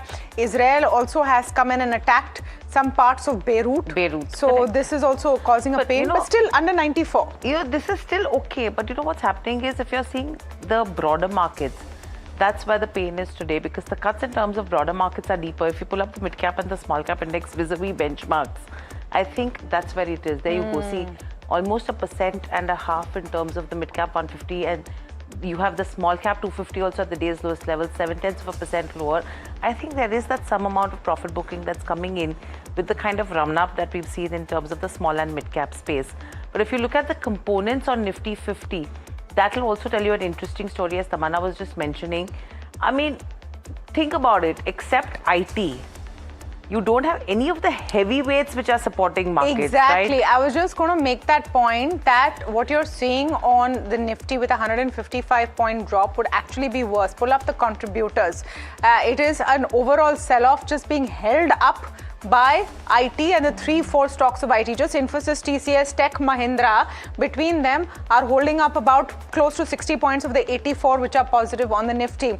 But ICICI Bank, L&T, M&M all weighing heavy. So this is a painful situation for the markets. Pull up the advanced decline ratio trend line for the day and you will see how things have gotten negative for the markets. Look at that yawning gap. You're probably at the lowest point of the day or the highest point as far as declines are concerned. So it is a painful situation. Let's look at the sectoral heat map very quickly and look at what's happening there. Apart from IT, everything else is just not that great. Nifty Media is a Z story, and we'll pull up Z for you in a second. PSU banks over 2% down. FMCG stocks nearly 2% down. It's not a great story this Monday afternoon, honestly. Yeah, I mean, if you look at all the sectors, over 1%, majority of them. Right, so across sectors you're seeing that downtick which is coming in. It's surprising to see how auto is also under pressure today, because the numbers are not that bad if you have to look at in the May auto sales numbers. But I think the run up post earnings is something where people are taking an opportunity to book profits here. Whether the pain will continue or not is the question we have from here on. You remember the Bernstein note we talked about this morning, Hiral, in which Bernstein has argued that inflationary pressures are going to bear heavy on auto. Yeah, and first half of FY 27. The sales have peaked. Yeah, so it's just Nifty. Nifty IT held up, that too because of Jensen Huang. Nifty Media, why is it up? Just pull up the intraday stock of Z. That's an interesting story that is developing right now. We'll pull up those lines for you as well. That's Spike Y. Z has got FIFA rights. It will be the home of football, airing major FIFA events just in time. Before that World Cup, 2026 and 2030 World Cups, Z has got those rights, and there you have those lines. So that has been good news for Z Entertainment at least. Yeah, the revenue contribution that they will see from here on is going to be spectacular, and I think, I mean, absolutely evident in terms of the stock price. And all this while, they were losing market share in a lot of areas, right? And I think this has come in as a clear positive for them. What will be the revenue contribution is what we will have to see. But if you're talking about 2026 and 2030 World Cup, what, 39? Yeah, 39 global football events you're talking about. And that's a huge consumption coming in here. So it's an afternoon of lifelines, basically. The FIFA lifeline for Z, Jensen Huang's lifeline for IT stocks. And here's what's happening on the markets. Nifty has given up opening gains entirely. The gradual sell-off is continuing. The bank Nifty is weaker technical setup than the Nifty, and options data is suggesting a further fall. Nifty supports at 23,400 and 23,000. Bank Nifty supports at 53,500 and 53,000 for the Bank Nifty. IT textile stocks are seeing strong buying. The rupee has strengthened for the last 5 sessions. This is also actually positive. Technical strength reverses in SMIDs as well. As far as data today that is coming up, you'll see May auto sales data, which is trickling in, IIP data for April, and there's GST data as well. That could be another reason why there is a bit of a muted feel in the markets, because the GST data wasn't great, though government sources telling NDTV Profit this is not reflective of the state of the economy in any way. But let me go across now to Avinash Gorakshakar, who's joining us on the show. And we're also joined by Hemant Kapadia of DR Choksi FinServ also on the show. Welcome to both of you, and thank you so much for speaking with us. Hemant, any relief in sight for the Nifty on the charts? A very good afternoon to you, Tamanna. Thank you for having me on the show. It's always a pleasure. We're at 23,349. I believe that is an important level. We've not closed below this since, I think, 8th of April.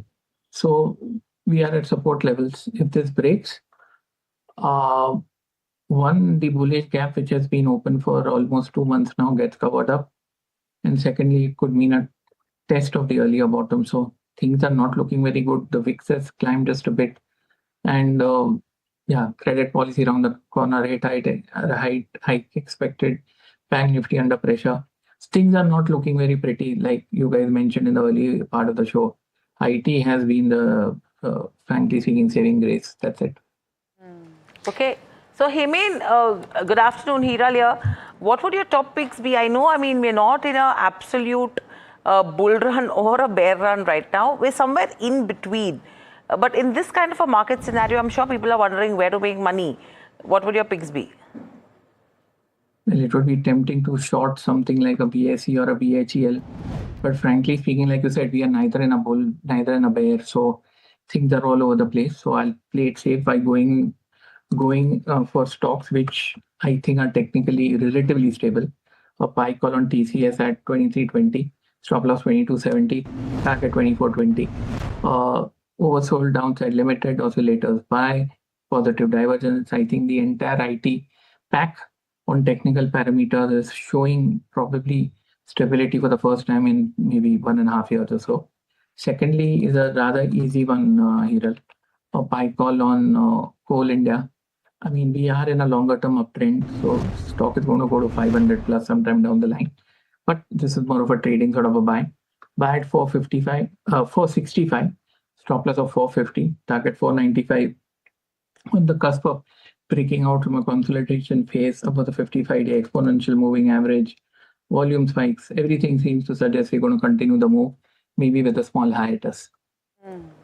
Okay, I think it would be a brave person and not necessarily the best move to actually short anything in the market right now, because you look at the Brent, you look at the rupee, you look at the India VIX. Actually, I just want to pull up India VIX as well. There's no reason for panic to that extent. India VIX barely 1682, but under the 17 mark right now. So why should we see that kind of panic? I want to get Avinash's take on this, on what do you think is ailing Indian markets, at least this Monday evening? Yeah, good afternoon, Tamanna. I think markets are worried on the uncertainty on the geopolitical side, Tamanna. I think it's a big tug of war. I think every day some news comes that very soon, Mr. Trump is going to sign the final agreement. But I think this is taking a bit longer. And I think that's the key reason the markets are clearly worried that in case nothing happens in the very near term, then I think it's going to be more volatility in the markets. The earnings season has now ended.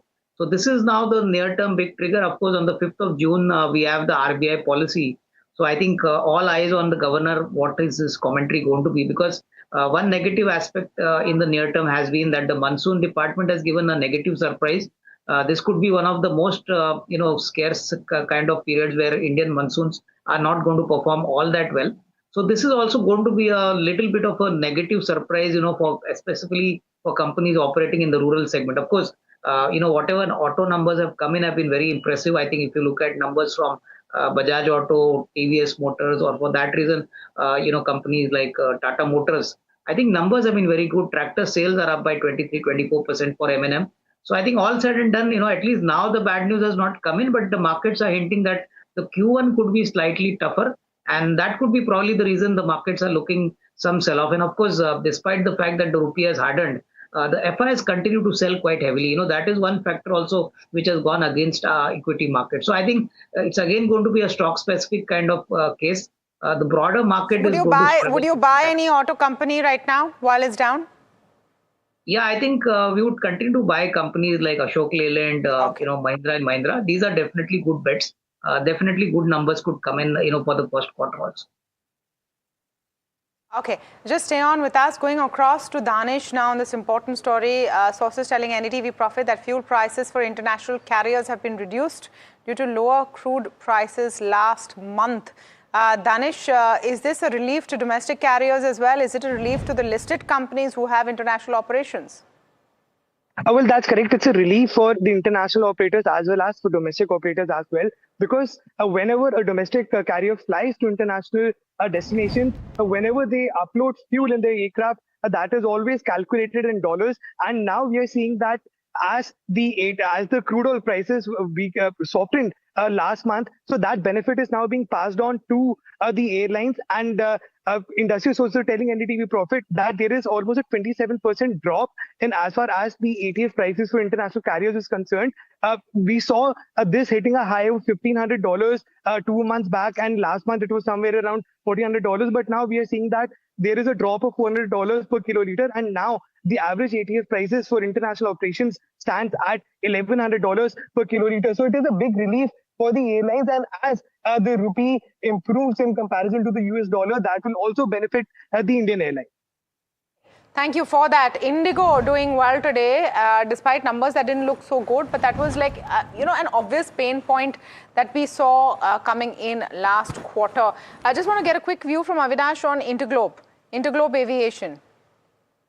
No, I think, Tamanna, the numbers came in line with what the street expected. But I think going forward, even the April to June quarter is going to be a tough, challenging quarter because crude prices have not come down, that significantly.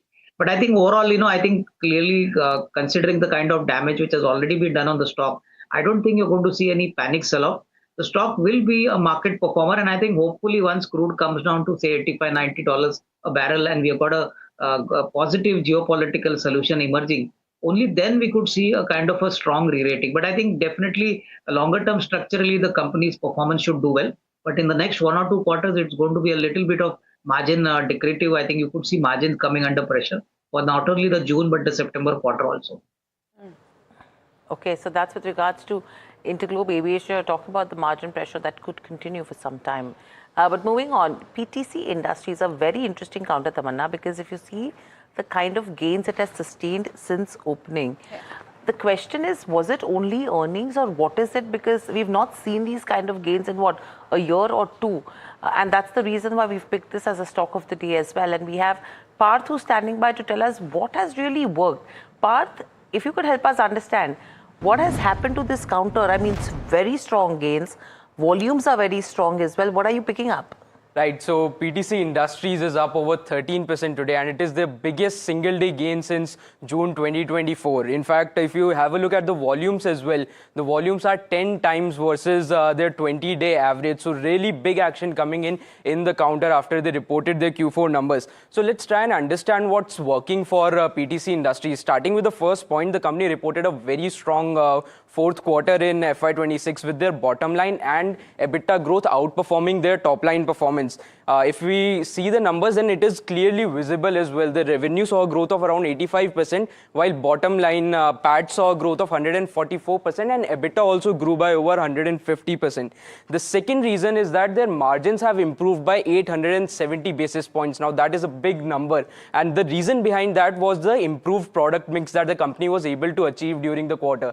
The third reason is that the strong performance of their two subsidiaries, which are Aeroloy and Track, they have aided in growth of the company, and they have accounted for 75% of the incremental revenue that PTC was able to generate in Q4. In fact, they also account for 88% of the EBITDA in Q4. So these are the two subsidiaries that led the growth for PTC. Their margins have nearly doubled as well year on year. The current in the quarter 4, their margins stood at 49% versus just 26% year on year. And the fourth reason behind the rise in PTC Industries is was a report by Goldman in which they have said that they are seeing an upside of almost 60% in the stock. They have maintained a buy rating with a target price of 25,770 per share. In fact, they have said that PTC is one of the fastest growing company in their Indian defense coverage. Now, moving on to the analyst view as well, just one more point. They are estimating an EPS CAGR of 51% through FY35. That's again a very big number, because to continue growing at such a big pace, it takes a lot of very good execution. In total, 3 analysts are tracking PTC right now, and all of them have a buy rating, and the current return potential stands at 27.2%. If we talk about the valuations as well, the company currently trades at a PE of 270 times versus a 3-year average of 350 times. Now, that seems like a big number, but due to the low profitability number and the higher growth rate, these kind of numbers are justified. Okay. Avinash, I wonder what you make of PTC. The numbers are spectacular, but this kind of a move up justified, and can it sustain? No, I think PTC, has shown very strong numbers. A 870 basis point improvement in the margin, Tamanna, is something which the markets had also not expected. But I think, if the company is able to sustain these margins, and I think the space in which PTC Industries operates is more like a monopolistic kind of player. So, that's the reason the markets are giving it this kind of valuation, and the stock is up by 13-14%. But my personal view is, I think it's better to accumulate such stocks in a staggered manner, and that too, on any kind of small declines, rather than buying it, at the current level. So I think use a staggered approach, and I think keep a 2-year view, because these are companies where you will not be able to get a quarter-on-quarter kind of return. But over the next, say, 12-18 months, I think definitely one could get a reasonable, risk reward. Hemant, PTC on charts? Frankly speaking, we are in a 6-year uptrend, and that continues unabated. But the worry part is we are close to all-time highs, and I believe 19,000 plus, we're going to see a significant amount of resistance. If this 19,200 gets taken out from a weekly point of view, I think then things should be back on track. So basically, 6-year uptrend has taken a breather, has entered an intermediate correction. It's trying to resume its long-term uptrend. 19,200 will make or mar the picture for the time being. Okay, so PTC India, more action there as we continue. Just want to talk about some of the auto counters as well, and we opened with that query to Avinash Gorakshakar, who talked about how Ashok Leyland is definitely still a buy. Meanwhile, Maruti Suzuki is saying that their CNG wholesale sales have hit an all-time high in this month, in the month of May, but you're not seeing anything great happening for the Maruti stock right now. In fact, if you have to look at their numbers, their April auto sales numbers was a record, so they've beaten their own record in the month of May as well. So sales is absolutely improving, so which is very interesting, but I think the markets are still not convinced with the May numbers as well. Yeah. My question was actually to Hemant Kapadia. Hemant, any auto stock that you think is a good opportunity to buy while they're down? I think Tamanna, TMPV, Tata Motors Passenger Vehicles, looks good. I'm feeling we've formed a base. We've had a significant decline over the last quarter to 2 years. There is very strong support at lower levels. The mechanical indicators have turned positive. There's a weekly breakout, and it's come off. So I would say maybe another 5-10 rupees more. TMPV looks good, but this is not a short-term call. I believe this would be a call for the next 1.5 to 2 years. Even a medium-term outlook is needed, not a very short-term, but I think it looks technically a very strong positive stock. Okay, so that's Tata Motors PV. In fact, Puneet, who's tracking this space pretty closely. Puneet, with all the numbers that have come in, any trend that you're picking up between passenger vehicles, two-wheelers, and the CV and tractor space? Well, most certainly, I think one of the biggest surprises actually in the two-wheeler space has been that the export growth is very strong. despite what we see in the shipments getting impacted. So I think that's one trend that's getting formed, and I think we'll get some more perspective from the Maruti Suzuki con call as well. But within the two-wheeler makers, the export growth is almost 20 to 30% both for TVS as well as for Bajaj, and for Eicher Motors as well. Over the 350cc space has seen very high growth. When you also look at the other factors that the tractor makers have actually surprised in this particular quarter. So for the two-wheeler makers, of course, the growth visible on your screen right now, almost a 20 to 30% growth is what we've seen. Tractor makers have done well despite the fears of El Nino, as well as for CV makers, numbers largely in line with the estimates. So for M&M, a 22% growth in tractors. Escorts Kubota has also reported a 19% growth. But as you rightly mentioned, the trend, one of the most starking ones is that within the two-wheeler makers, the export growth is continued, largely probably because of their exposure towards Africa. While for the four-wheeler makers, so Hyundai's export growth is actually lower than the domestic sales growth, and hence probably a miss there on the numbers for the company. But overall, it's been a good sales number for all the players. I think it's probably profit booking across the board that we're seeing and what the market is showing you as well. But overall, a good May number for the auto sales this time around across categories. Okay, so the May number is good. The question is, will it sustain? But let's look at what's happening with mining and metal stocks. Here's HSBC's view. Their sector outlook remains constructive, and they're saying valuations are not expensive. This is important because this is a rare outlier in what is otherwise a fairly down day for the markets. They're saying the sector is under-owned.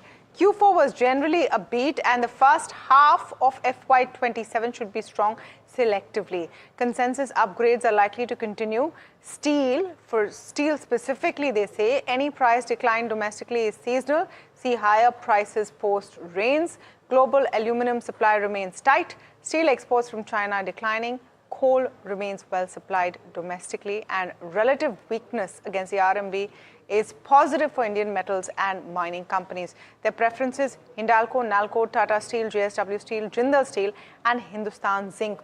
This is one theme which seems to be continuing and sustaining here. Yeah, I mean, since the time the price hikes have happened in terms of global commodity prices, it has continued, and everyone is talking about translation into the first half of FY27, which will be a positive, versus other sectors where everyone is worried about the negatives that could be coming in the first half of FY27. In fact, Avinash, the run-up that we've seen with regards to metals as a space, not only base metals or, if you talk about ferrous, non-ferrous, the translation in terms of earnings in the fourth quarter has been very strong. Brokerages are anticipating that to continue in the first half of FY27 as well. But with the way valuations are stacking up, is it the right time to still buy any of the metal companies right now? I think we continue to be positive on Tata Steel here. I think the stock traded around 210.11. Our sense is that quarter 4 this time and the full year numbers for Tata Steel have been very strong. And I think you could expect a decent quarter 1 number. I think volumes have gone up and prices have also remained steady. The same, story continues for aluminum. Aluminum prices have been rising, and that should benefit integrated players like Hindalco. Within the specialty players which are into copper or maybe gold, copper is a much better bet. Hindustan Copper has also come down quite significantly from its highs. And I think if you look at the profitability, last year they posted a PAT of almost 920 crores. So, the first quarter is definitely going to be pretty strong. Copper prices are still ruling pretty high. So our sense is that it's going to be a pick and choose. But yes, overall, the metal space looks interesting. And I think there could be good risk-reward opportunities in the medium to short term. So that's with regards to metals. Very quickly on the charts, Heyman, do you like any of the names? I mean, see the kind of gains on the NMDC or even for the larger names. Strong moves there. NMDC looks good, quite good. The earlier high was around 95, which was probably 2 years ago. I believe we are heading towards 120. And I would also agree with what Avinash said. Hindustan Copper looks very interesting. We've had a deeper correction, significant support at around 530. Downside appears limited. And from a longer term point of view, we are safely ensconced in up move the last 6-7 years, and that continues unabated. So it's in a correction in a bull market. So I would say NMDC that you mentioned and Hindustan Copper. Even a Hindustan Zinc can be considered, but Hindustan Copper and NMDC would be my two picks in the metal space either. Okay, so that's with regards to by the metal counters. Cohen Zinc also looking pretty good in trade. Wockhardt, it was interesting to see what's happened with this one. In the last couple of trading sessions, 40 to 45% is the kind of gains that have come in. But today now the stock has cooled off, seeing gains of 6.5%. It's not only Zenith, a lot of other factors that are working in favor of a Wockhardt right now. And Varsha is standing with us to give us a deep dive for a Wockhardt. Varsha, with regards to Wockhardt, I mean, all this while we've been talking about Zenith, but there are other factors also which could come to its aid and the kind of revenue potential it has in the different markets where it's got approvals. Yes, absolutely. You know, today's move is of course all about the US FDA approval for Zenith, which is the key drug. But Wockhardt is actually not only a story of Zenith, but also the story of biosimilars as well, which we'll be, speaking about. But starting off with, the company, if you see, we have seen a shift from loss-making generics to innovation-led pharma, number one. Heavy R&D company with multiple new chemical entities. It's a key make or break success of patented drugs pipeline. Now talking about Zenith, which is of course the breakthrough drug, it targets superbugs, a drug-resistant infection, number one. Normal antibiotics, bacteria become resistant, but with Zenith, it's designed to break resistant mechanisms. Now, this is the first India-discovered new antibiotic reaching global approval. Talking about the regulatory journey, US FDA approval, that's the key highlight today. And hence, we are seeing that stock moving 6%. This is approved for import and marketing in India also, which this news came on Friday. They've also filed with EMA, accelerated review expected when it comes to this market. Talking about the market opportunity, this is where the beauty is when it comes to this product. Global opportunity stand at around $9 billion. Huge unmet need due to antimicrobial resistant crisis. India alone, if you see, has almost 10 lakh deaths due to resistant infections, and the likely US pricing stand at around $10,000 to $15,000 per treatment. India pricing of course lower, but still at premium. So a lot of factors working for this company. There are some other antibiotics also in pipeline which will help aid growth for the company. You have WCK 6777, WCK 4873, WCK 777, which are some of in the pipeline. But the other growth, the second growth lever for this company is of course the biologics or insulin, which is focused on diabetic therapies. The pipeline also include Glaritus, human insulin, and the GLP-1 as well. Lastly, talking about the financials, let's pull up that chart also, because that's where the beauty lies here. If you see from FY23, look at the revenue growth, not much, but look at the EBITDA has jumped, even the margins from 4% to 19%, and net profit, though there was a net loss in FY23, but now company has turned profitable. So this is, because of the hard work that the company has done or the scientists have done in the last few years. But now the real journey for this company starts, at least considering the Zenith and of course the other insulin products that they have. So overall, a big thumbs up when it comes to this counter, and Zenith is of course the magic pill, I would say, when it comes to Wockhardt. Wow. Magic pill definitely is the right term for it.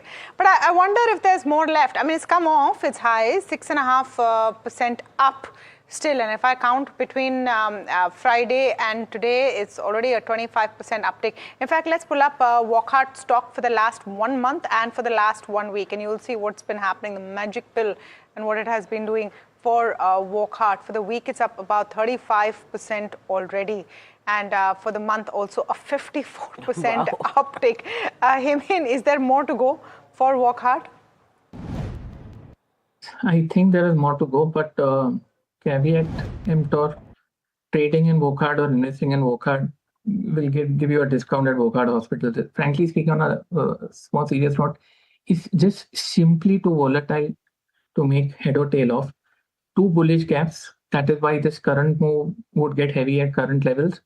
But on all time frames, we still remain in an uptrend, Tamanna, and that picture, despite this whatever 40% move in the last few weeks, remains unscathed. The target for Wockhardt. We had an analyst this morning who gave us a 3,000 rupee target price for Wockhardt. What's your number, Hemin? Okay, I wouldn't like to give a target for Wokhart, but yeah, I would say maybe 26,000-27,000 would be my target. Okay, you're still, okay, 2,300 is what you're looking at. Avinash, any view when it comes to a Wokhart or the likes where you are seeing this kind of disruption that's happening in the pharma space for Indian companies? Anything that you like? No, I think we like players like Sun Pharma and typically Lupin, which have done reasonably well. Sun Pharma, I think the benefit of the integration of the newly acquired business, I think, should be visible in the next 1 or 2 quarters. As far as Wokhart is concerned, Hiral, it's a very volatile stock, and I think the market should be happy that once the Zenith is launched, I think you could see profitability getting more sustainable, because there have been a lot of volatile kind of periods where the profitability moves up for 1 or 2 quarters and then again gets corrected. So I think in Wokhart, I think it's better to obviously look at some market decline. 35 or almost 50% jump in the last 1 month is definitely very fast. So I think some cooling off will come in, and I think that would be a good time to look at it. I think we could also hear about what the management commentary is on the new drug, because what kind of margins and what kind of revenue this drug actually contributes is something which we need to be very clear about. So definitely longer term prospects are good, but in the short term it's already moved up quite a bit. Okay, we're going to go across to a press conference that Maruti Suzuki is doing. They do this on their sales numbers every month, and this is an important one this time because they're talking about price increases that have been passed through as well. Let's listen in. The market and everything gets stabilized. We are hoping for that. Thank you. Thanks, Himani. For the next question, I'll now invite Ayan from Mint. Ayan, son, kindly go ahead. Yeah, thank you. Hi, good afternoon, sir. So just a question on your EV capacity, because it was mentioned earlier this year that it will be around 2,000 per month till July, when once your Hansalpur facility production line kicks in, it will increase further. So just wanted to understand how are you looking at your capacities for electric vehicles, given the fact that bookings have surged over the last month. How are you looking at it till the end of the year, if there is any number you can give us? Ayan, thank you for your question. And I think after the mandate given by our Honorable Prime Minister, I think we are trying our level best to see to it how we can increase the capacity of the CNG as well as the electric vehicles, because we are seeing a very good traction in the electric vehicle. The booking has almost doubled. But at the same time, we have some prior commitments which we need to honor. So we need to wait till August and September when the capacities get enhanced. However, at the same time, we feel that another solution which is given by Narendra Modi-san is to increase the sale of the CNG vehicles. So that also parallelly we are doing it to see to it how our vendors can go up and increase the capacity of the CNG vehicles. Because we feel that the TCO of CNG vehicle is much, much better than the diesel vehicles, which today is not only polluting the environment, but at the same time, CNG helps us make the environment clean and green. Okay. So we're going to get more on that Maruti press conference, and we'll have our very own question to the Maruti management. We'll get that for you as well. Let me go across to Sharad Dubey with us on Zee Entertainment, and we'll come to him in just a bit, because what a huge story that is, about 3% up right now. Himen, would you look at the Zee stock on the charts in a favorable light? Absolutely, Tamanna. I think it's been, 4.5 years. He seems to be turning the corner on longer term charts. Much better above 100, but making all the right noises. Yes, I would look at it favorably. Not a short term view, because we are coming to the previous high and 55-week exponential moving average. So 100, it could take a breather. Okay, if you've been stuck in it, should you exit? If you've been stuck in the stock, nothing much has happened, you finally found your levels, is it the time to book profit, or would it be too early? No, too early. I would say on a decline buy. I think the technical fortunes for Zee are on the mend, Tamanna. I would be more bullish than bearish for the next, 15 to 18 months. Yeah, I mean, that tells you as well that the FIFA story fits in well on the technicals then. Yeah, the FIFA story fits in well on the technicals. I don't know if Heyman is a football fan and that's what's making him bullish as well. IPL is done and now he's keen to watch football and FIFA. All right, Z Entertainment stock doing well. Heyman Kapadia is bullish on the charts. We'll take a very short break. We're coming back with your BT, ST ideas and a lot more. Stay tuned.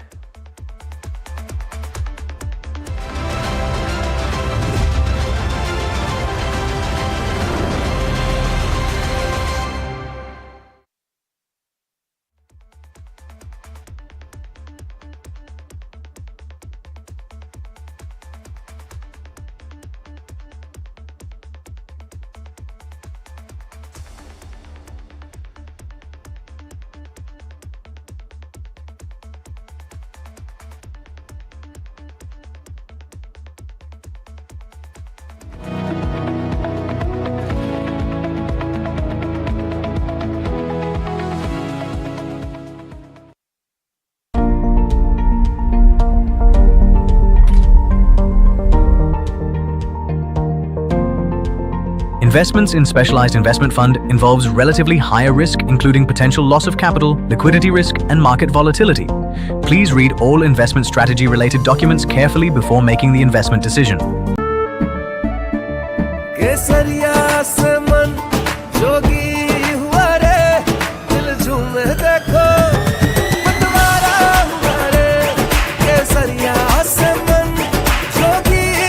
हर पल मनाओ केसरी त्योहार विमल बोलो जुबान Kesari.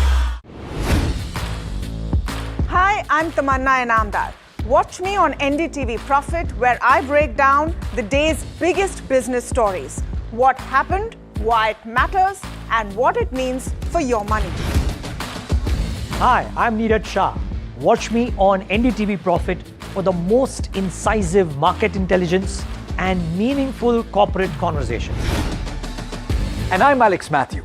Markets, mutual funds, insurance, personal finance. I help you cut through the noise and make smarter financial choices. And here's where you can watch us.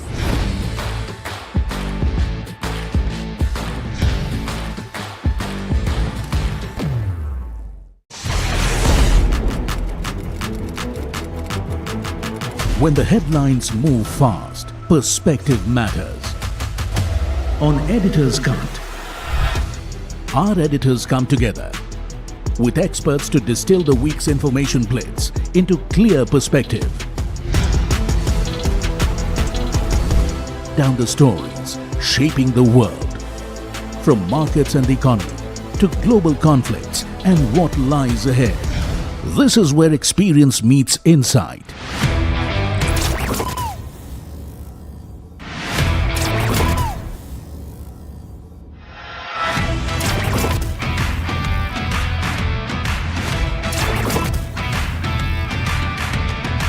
No noise, no hype, just sharp takes on what to watch next.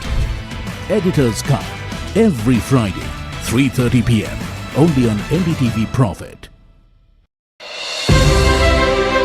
And the award goes to Tamanna Inamdar, Managing Editor, NDTV Profit.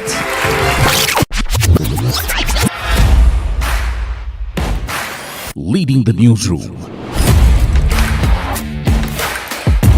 shaping the narrative. From stories to impact, a voice that matters. Tamanna Inamdar, among India's most influential, power, purpose and perspective recognized. NDTV Profit's editorial force gets industry-wide acclaim.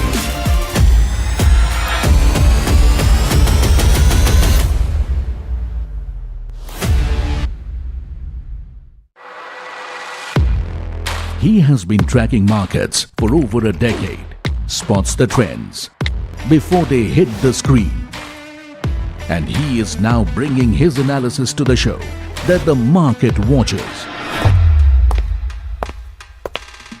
Watch Sharad Dubey on Know Your Company, a show that puts the most traded stocks under the scanner. We dissect the company so that you The investor don't have to. Get the management to answer questions relevant to you. Watch Know Your...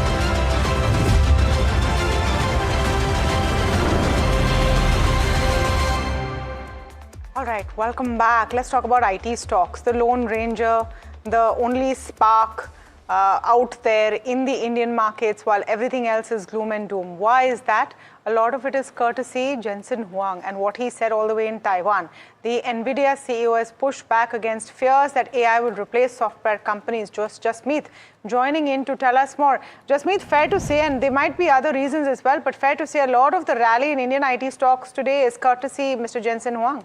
Well, Tamanna, thank you for that. And yes, 100%. A lot of rally we see in the software stocks is on the back of that comment. Though we had a very brief commentary on the overall software and IT space, but pretty powerful lines must say. Now, if you look at the software companies altogether, while Jensen rejects the overall understanding that IT companies will be replaced by AI altogether, while he also makes a comment stating that the IT will have largest opportunity ever given the implications of AI. And with AI, he expects more work to increase for the IT companies. Further, if you look at the global spending, the second reason why IT is buzzing is the global spending is improving for the IT tech, and that's why we see the IT buzzing in today's trade. But lastly, there's also a reason given that the overall AI I'm just going to come back to you. Let me go across to Puneet's question to the Maruti management at their press conference. Correct, sir. And just in terms of, because, it's still quite early in terms of the fuel price hike to have an impact on the decisions coming through. So just a question in terms of your CNG should also see a lot more favor at this point of time, but is it too early right now to call out if there are any straight benefits or seeing a higher growth right now in the CNG segment for you? I think thank you for the question, Puneet. I shared that after the announcement made by our Honorable Prime Minister, we are seeing that the CNG bookings per day has gone up by almost 40%. So we are seeing a very good traction in the CNG models. And sorry, Raghav, if you just allow me one question. What we've seen in the price hikes, you mentioned that you've passed on some of them at this point of time. But just in terms of these price hikes visible in the higher in the SUV space largely, have you seen a higher acceptance in that sense? And your current price hike, is that across the board? Or are you seeing that more currently in the higher SUV segments for you? I didn't get your question actually. Can you repeat the question? Basically, sir, your hikes in the SUV space, is that much higher right now compared to your smaller cars? That's essentially the question. I think we have announced that we are going to increase the prices up to 30,000. So very soon we will be letting you know the model wise. Got it. Well, thank you. Thank you so much, sir, for giving the opportunity. Thanks. Okay. All right. That was our very own Puneet speaking to the Maruti management. And yes, they did confirm that there will be price hikes. When and how is the question. All right. We were talking about Jensen Huang and how he has been, I would say, the relief rally reason for Nifty IT. Here's what he said. Agents is a new workload. We built CPUs for humans in the past.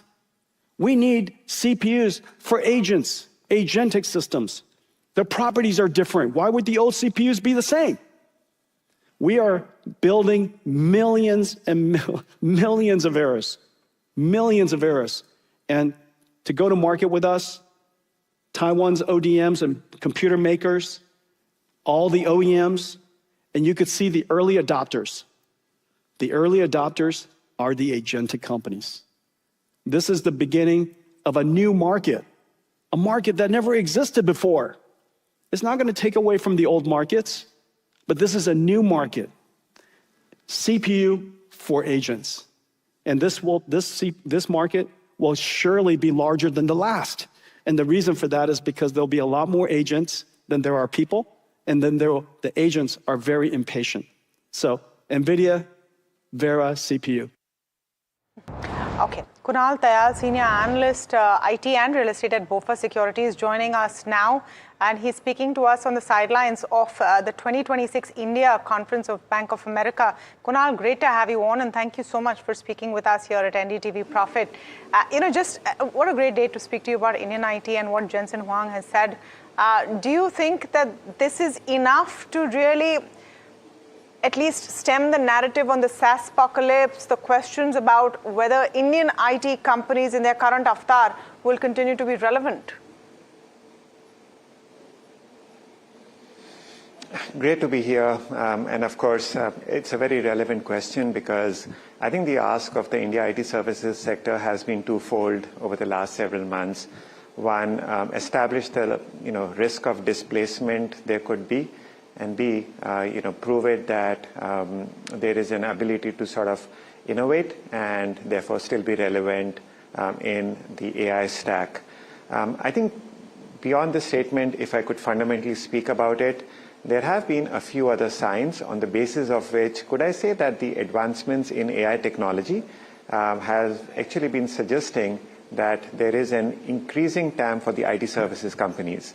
And the reason I say that is, number one, if I think about the intelligence providers, the plugins that they have launched since start of the year essentially are saying that the use cases are developing beyond coding and into applications for business processes, which remember would be a new addressable market for the IT services companies because they would help implement these kind of agentic processes for the enterprises. The other trend we've also been noticing is that the IT services companies have been partnering with the likes of OpenAI and Anthropic, sort of again pointing to their relevance in the new stack that is to come by. More recently, we also had announcements, once again, both by OpenAI as well as Anthropic, both of which announced their own sort of, arms of foray into the services business, which again, throws the spotlight on the fact that there should indeed be an addressable market opportunity for the services model. Okay. So, Kunal, that's an interesting point that you make, but are you seeing a structural shift from, say, traditional IT outsourcing towards client-owned GCC expansions when you're talking about in the Indian markets? So, of course, if one is to go by the performance over the last couple of years, the growth rate for the GCCs has been significantly higher in comparison to the outsourcers, if I might. What we gather as the reasons for the driver of the growth in the GCCs is, a couple of different dimensions. One, what we see is that a lot more mid and small size enterprises now want to partake in, the India talent opportunity, which their larger peers have already adopted. The second trend that we also see is a lot more Asian corporates, as an example, and not just the US corporates, are setting up shop in the country. So both of these have essentially meant that the growth rate for the GCCs has been much, much better. Have we found evidence that the growth of the GCCs is in lieu of the IT services companies, or that customers might be shifting from one bucket to the other? The answer to which is no. A lot of the incremental roles that at least we hear about are roles that are getting transferred from the headquarters into India, as opposed to getting them transferred from an outsourcing partners to a GCC setup.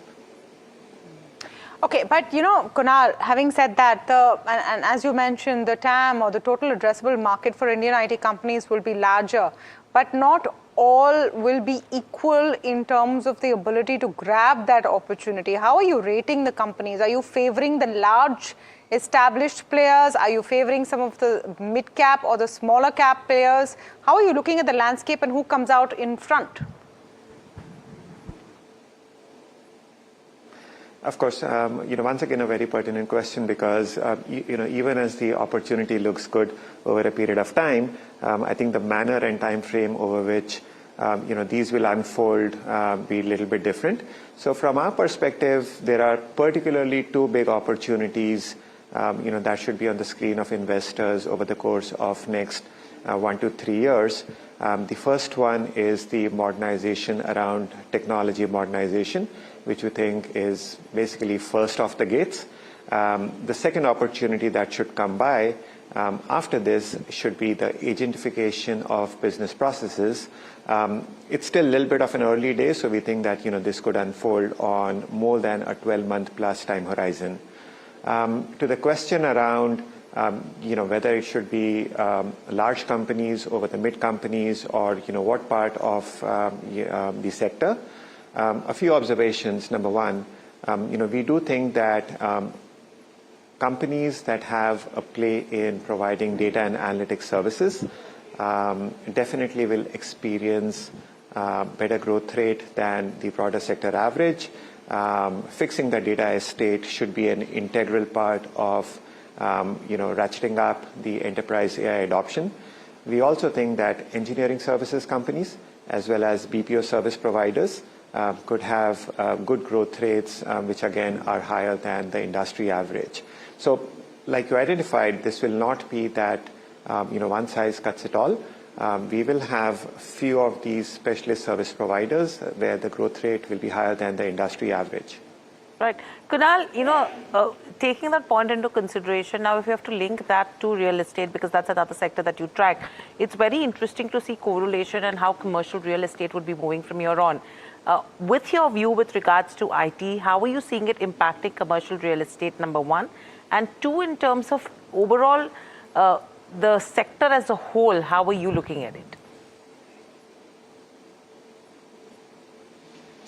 So I'll start with commercial real estate. The good news for commercial real estate is that in their case, GCCs constitutes about 60% of the client base or the revenue base, if I might. In comparison, the exposure to IT services segment is give or take about 10 to 15%. And, like we were discussing, given that, GCCs have actually been in a good space, that has continued to work well from a business dynamics perspective for the office space providers. Of course, from an investment perspective, our view also is that, while the business fundamentals are looking good and therefore the operating matrices coming out of these companies should be fine, one also has to be watchful about, the interest rate environment in the country. Our house view, at least, is that India could be looking at about 50 basis points increase in rates in the not so distant future, which we think is a very relevant metric for the performance of office REITs.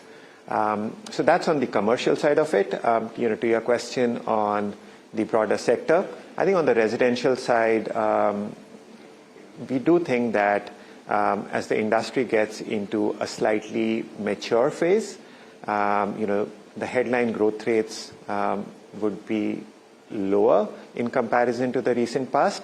That said, what we find is a lot of the large listed companies have a very strong balance sheet as of now, and therefore we do think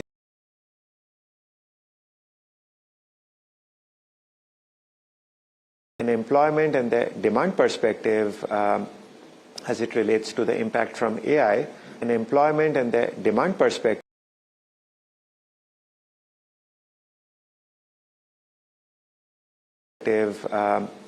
as it relates to the impact from AI.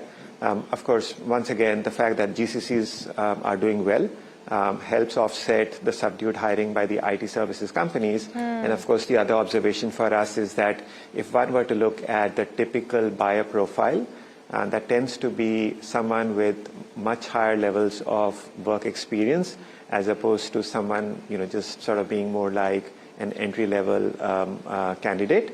The AI displacement risk at this point in time seem to be more focused around entry-level jobs and hiring. Okay, so the ones who are losing their jobs are not the ones who could buy houses in the first place in that large number, to put it simply. Kunal, thank you so much for speaking with us and giving us those perspectives on the sidelines of the BOFA conference.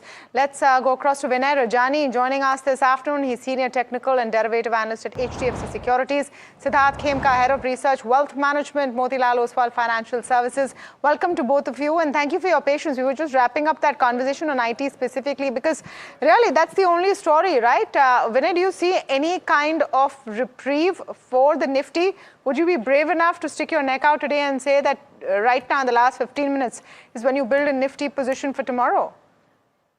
Yeah, so some cues are positive, like rupee is stable, crude is not rising that much. So for last two sessions, Nifty has been underperforming, and this cues, this the currency side and commodities side have not been that negative. And today we can see, as you said, that IT index is performing well and it is closing strong also. In technical terms, it is a inverted head and shoulder pattern on the daily chart. I am talking about the Nifty IT index. So definitely positive development is there in the Nifty IT index technically, and we can expect some more upside from here. And it was oversold, it was underperforming since long, and now I think it is headed higher, at least for 3 to 5% pullback rally from here as well. Though the Nifty has been closing on a negative stance, and the support I see for the Nifty is around 23,260 or level, which happens to be the swing low. So there is a support, and we have to see whether it is holding or not. This is a short-term traders' hope that it should not break the swing low of 23,262. And yes, we can still expect some sectors to perform well. We are overall into a consolidation. We are in global markets are very strong, but we are underperforming. So we are betting on this 23,262 as a support for the Nifty, as well as far as sectors are concerned. We are bullish in the metal space as well as the IT space. These are the two sectors which we like, at least for the short term, and that can those Indian market. Right. Your picks this afternoon, your BTST ideas. Actually, now would be a good time to take BTST ideas. Vinay? Yes, as I said, we are bullish on the metal space. So National Aluminium is looking strong to us. So this entire metal space, and out of that, Nalco is looking very strong. So 433 is the price, 423 should be the stop loss, and 450 should be the target. On the sell side, I would go in the PSU banks. So Bank of India is looking weak to us. So June future in Bank of India can be shorted around 138, 142 should be the stop loss. On the downside, we are expecting a target of 132.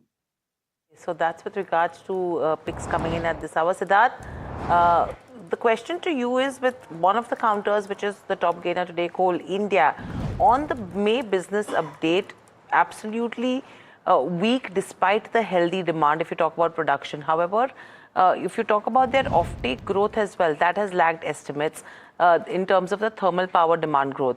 Your power plant inventory has moderated. How are you looking at a Coal India? Because in terms of the operational performance, there is a decline coming in there, but still the stock is seeing some smart moves. Yeah, hi, good afternoon, Hiral. So I think you look at two perspectives. A, the recently released the quarterly Q4 numbers that were operationally better. EBITDA were ahead of expectations. There was improved realization. What is also supportive is that there is a higher mix of e-auction volume where the realizations are much better. I think, yes, the monthly operational data has been a bit dismal, but at this price, because of the OFS, the stock price has come down and looks much attractive, given that there is a healthy cash flow generation. The free cash flow generation is strong. The dividend yield is pretty strong. And I think the expectation of a steady state growth, so we are expecting an EBITDA CAGR of about 12%, supported by better realization and operating leverage. So we believe it's a good defensive stock in the current environment, given that the power demand is strong, the coal demand is likely to remain steady over the next few years. Okay, so that's with regards to where Coal India goes. And Acme Solar is another one where sources are indicating that they're eyeing a fundraise via QIP. Bankers are indicating strong demand there. And overall, if you talk about the other details as well, a 2,500 crore QIP is what you're talking about. QIP proceeds will be used for capex and growth plans. The stock down marginally 1.2%. Vinay, quick view in terms of Acme Solar. We don't have Vinay. Siddharth, any view in terms of QIPs? Yeah, I think Acme has been one of our top picks in the renewable energy space, and we believe that the company is well positioned to benefit from the India's accelerating demand in the renewable energy storage transition. The company has shown strong execution across solar BESS projects. Plus, the bulk of this QIP will be used, as you rightly said, for the capex. The management is targeting commissioning of 1.5 gigawatt of renewable capacity and about 10 gigawatt of BESS storage. So that requires a lot of capex, and hence I think QIP will be favorably looked at, given that operationally the Q4 numbers were also steady, and going forward also with the improved execution as well as the growth visibility and a disciplined capital allocation, we look at valuation of about 10 times FY28 EV EBITDA, which gives us a target price of almost 400 rupees. Okay, as we're closing out, let's look at some of the buzzers and where really opportunity lies. As dismal as it's looking, Siddharth, where are you seeing the excitement coming in? We've pretty much closed off on all your results as well, and we have to wait and see if any of that action continues into Q1 for these companies. Are there any favorites that are emerging? How would you look, for example, at an Interglobe after its results and after the fact that it has been quite positive despite the results? Interglobe Aviation? Yeah, I think there has been a lot of mixed views with regards to, especially if you look at Interglobe. I think result-wise not that great. Outlook definitely remains a bit constructive, given that there's a strong market share gains that the company does. The near term, so Q1 FY27 is the quarter of stabilization, which will give more credence to the overall growth story. And what we believe is that the capacity addition, despite the moderation in the Middle East airspace, and that the company's forecasting and growth of in the ASK about 3 to 4% in Q1, and I think that should be taken as positively. So overall, we believe that the gradual normalization of international operations, the easing of the engine, especially with the Pratt and Whitney related grounding effects, that should also be positive, and the demand trend that continues to remain steady. So good stock to buy from a long-term perspective. The short-term volatility would continue. We have a buy rating with a target price of 5,600 on Interglobe. Okay. Interglobe is also a buy. One top pick before we close, Siddharth, apart from Interglobe, that you would say is a good idea for tomorrow and for the rest of the week? Yeah, Tamana. So Pharma has been doing well. Rubicon Research is a mid stock which has done very well and continues to deliver in the CDMO space. We believe that the company has transformed from an EBITDA loss in FY22 to now a strong EBITDA of almost 400 crores in FY26. So continued growth, disciplined R&D investments, and the outlook remains pretty strong, specifically in the differentiated products that they have been launching in the US generic space, the prescription-led building in the US markets. I think we are expecting the earnings to compound at 30% plus over the next 2-3 years. So looks pretty strong. Should do well in the near term as well. Research is definitely be a winner. It was on our watch list this morning, by the way. Siddharth, thank you so much for speaking with us.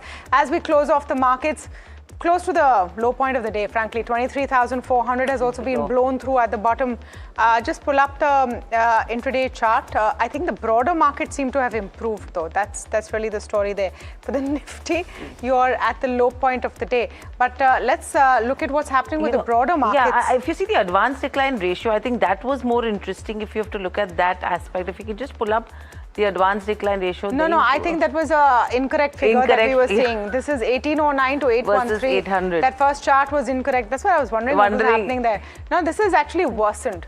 The situation is actually worsened as we're going into the close. And I think the cuts in terms of broader markets have deepened as well. Yes. If you pull up the mid-cap and the small-cap indices, then you will see there you go. At the day's lowest levels on the mid-cap 150 and the small-cap 250 as well. Similar kind of cuts coming in there. So I think there is that pressure over there, Tamanna. Yeah, something's not working, guys. Something's not working. Something is a pain point. Not sure why, because on the face of it, everything seems okay. No need for this kind of a panic.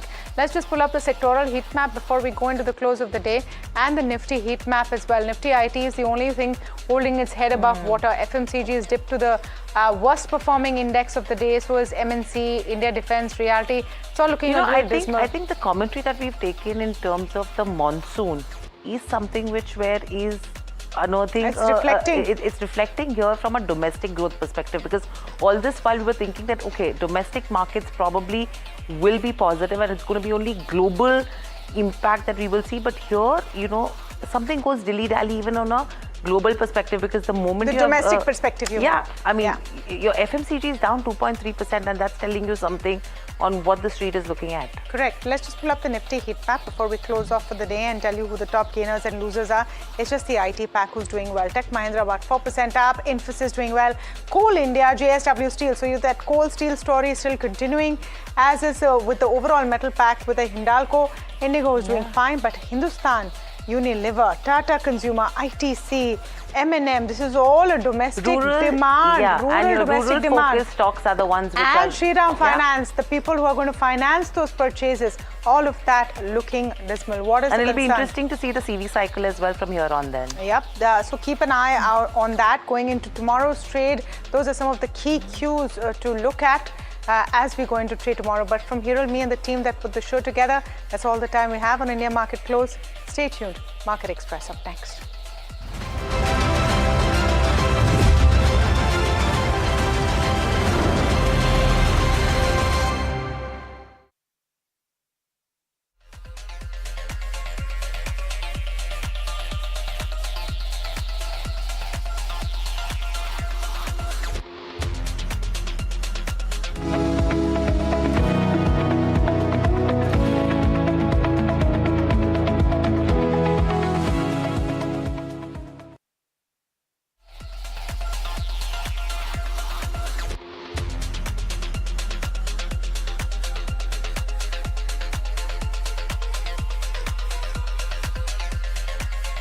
Amba शक्ति plant की world renowned technology देती है steel को ज्यादा ताकत हर बार। अंबा शक्ति SDTMT। Hi, I'm Tamanna Inamdar. Watch me on NDTV Profit, where I break down the day's biggest business stories. What happened, why it matters, and what it means for your money. Hi, I'm Neeraj Shah. Watch me on NDTV Profit for the most incisive market intelligence and meaningful corporate conversation. And I'm Alex Matthew. Markets, mutual funds, insurance, personal finance. I help you cut through the noise and make smarter financial choices. And here's where you can watch us.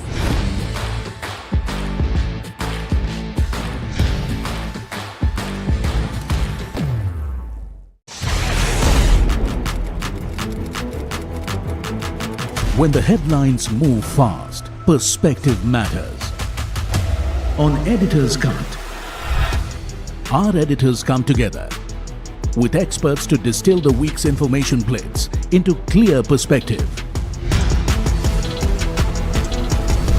Down the stories shaping the world, from markets and the economy to global conflicts and what lies ahead. This is where experience meets insight.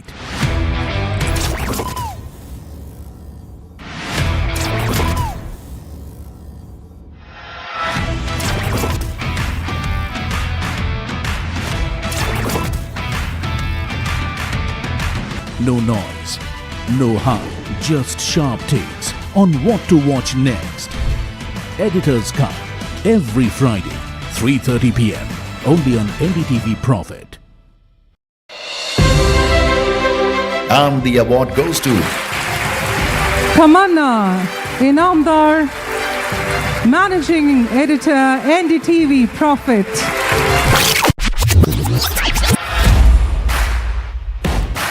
Leading the newsroom, shaping the narrative, from stories to impact, a voice that matters. Tamanna Inamdar, among India's most influential, power, purpose and perspective recognized. NDTV Profit's editorial force gets industry-wide acclaim.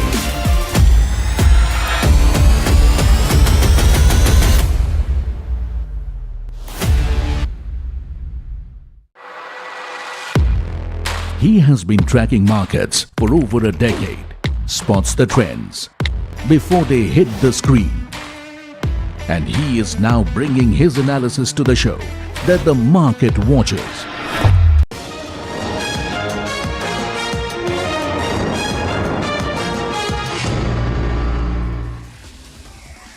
Hello and welcome. You're watching Market Express and I'm Himakshi Bahugna. Let's get straight into the show and see how the markets have really fared today.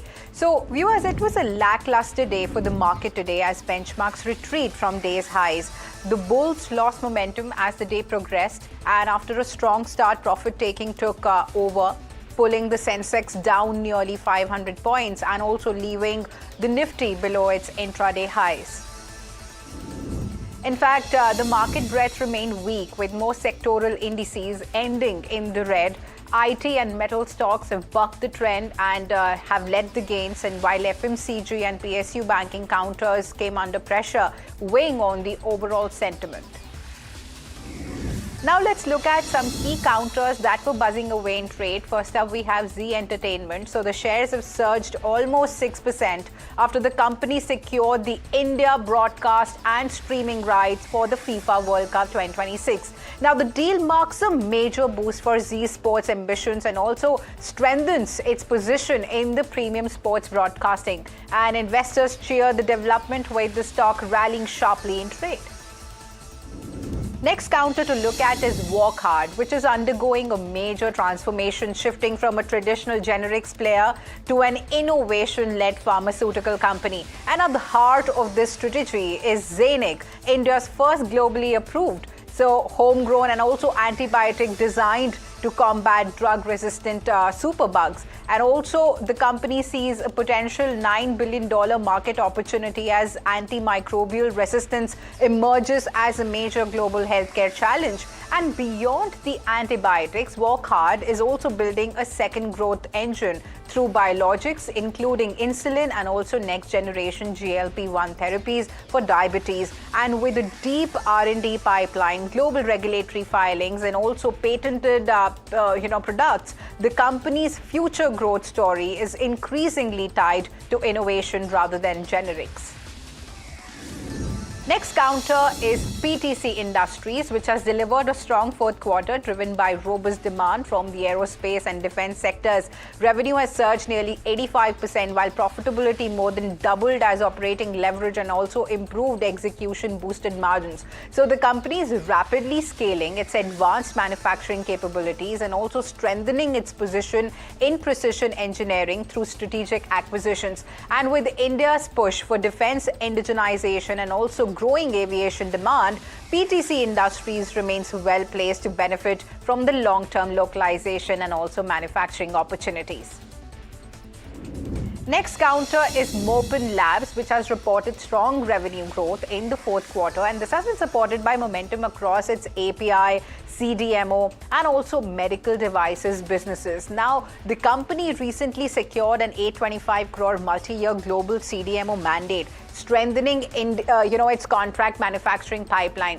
While also margins remain under pressure, profit growth was aided by improved operating performance. So Mopin has also cleared its fourth consecutive US FDA inspection with zero observations and also continues to expand manufacturing capacity, positioning itself to capture growing opportunities in the global pharmaceutical outsourcing markets. Next counter to look at is NMDC Steel, which has delivered a sharp turnaround in the March quarter, returning to profitability on the back of stronger steel prices, higher capacity utilization, and also improved operational efficiencies. Now, revenue and margins have expanded significantly, while lower finance costs further supported earnings recovery. And the company also continued to strengthen its balance sheet, reducing the borrowing substantially over the past year. So the latest performance signals improving execution and also marks a key milestone in NMDC Steel journey towards sustainable profitability. Next key counter to look at is JM Financials, which has reported a softer fourth quarter with both income and profit declining amid market volatility and also slowdown in the capital market activity. The company has said that earnings were impacted by a planned reduction in its loan book over the past 2 years, which weighed on the revenue growth, and subdued primary market activity and even slower deal making also affected the performance, while fluctuations in the financial markets impacted returns from its investment portfolio. But despite the near-term pressure, the company continues to focus on balance sheet discipline and also long-term capital allocation.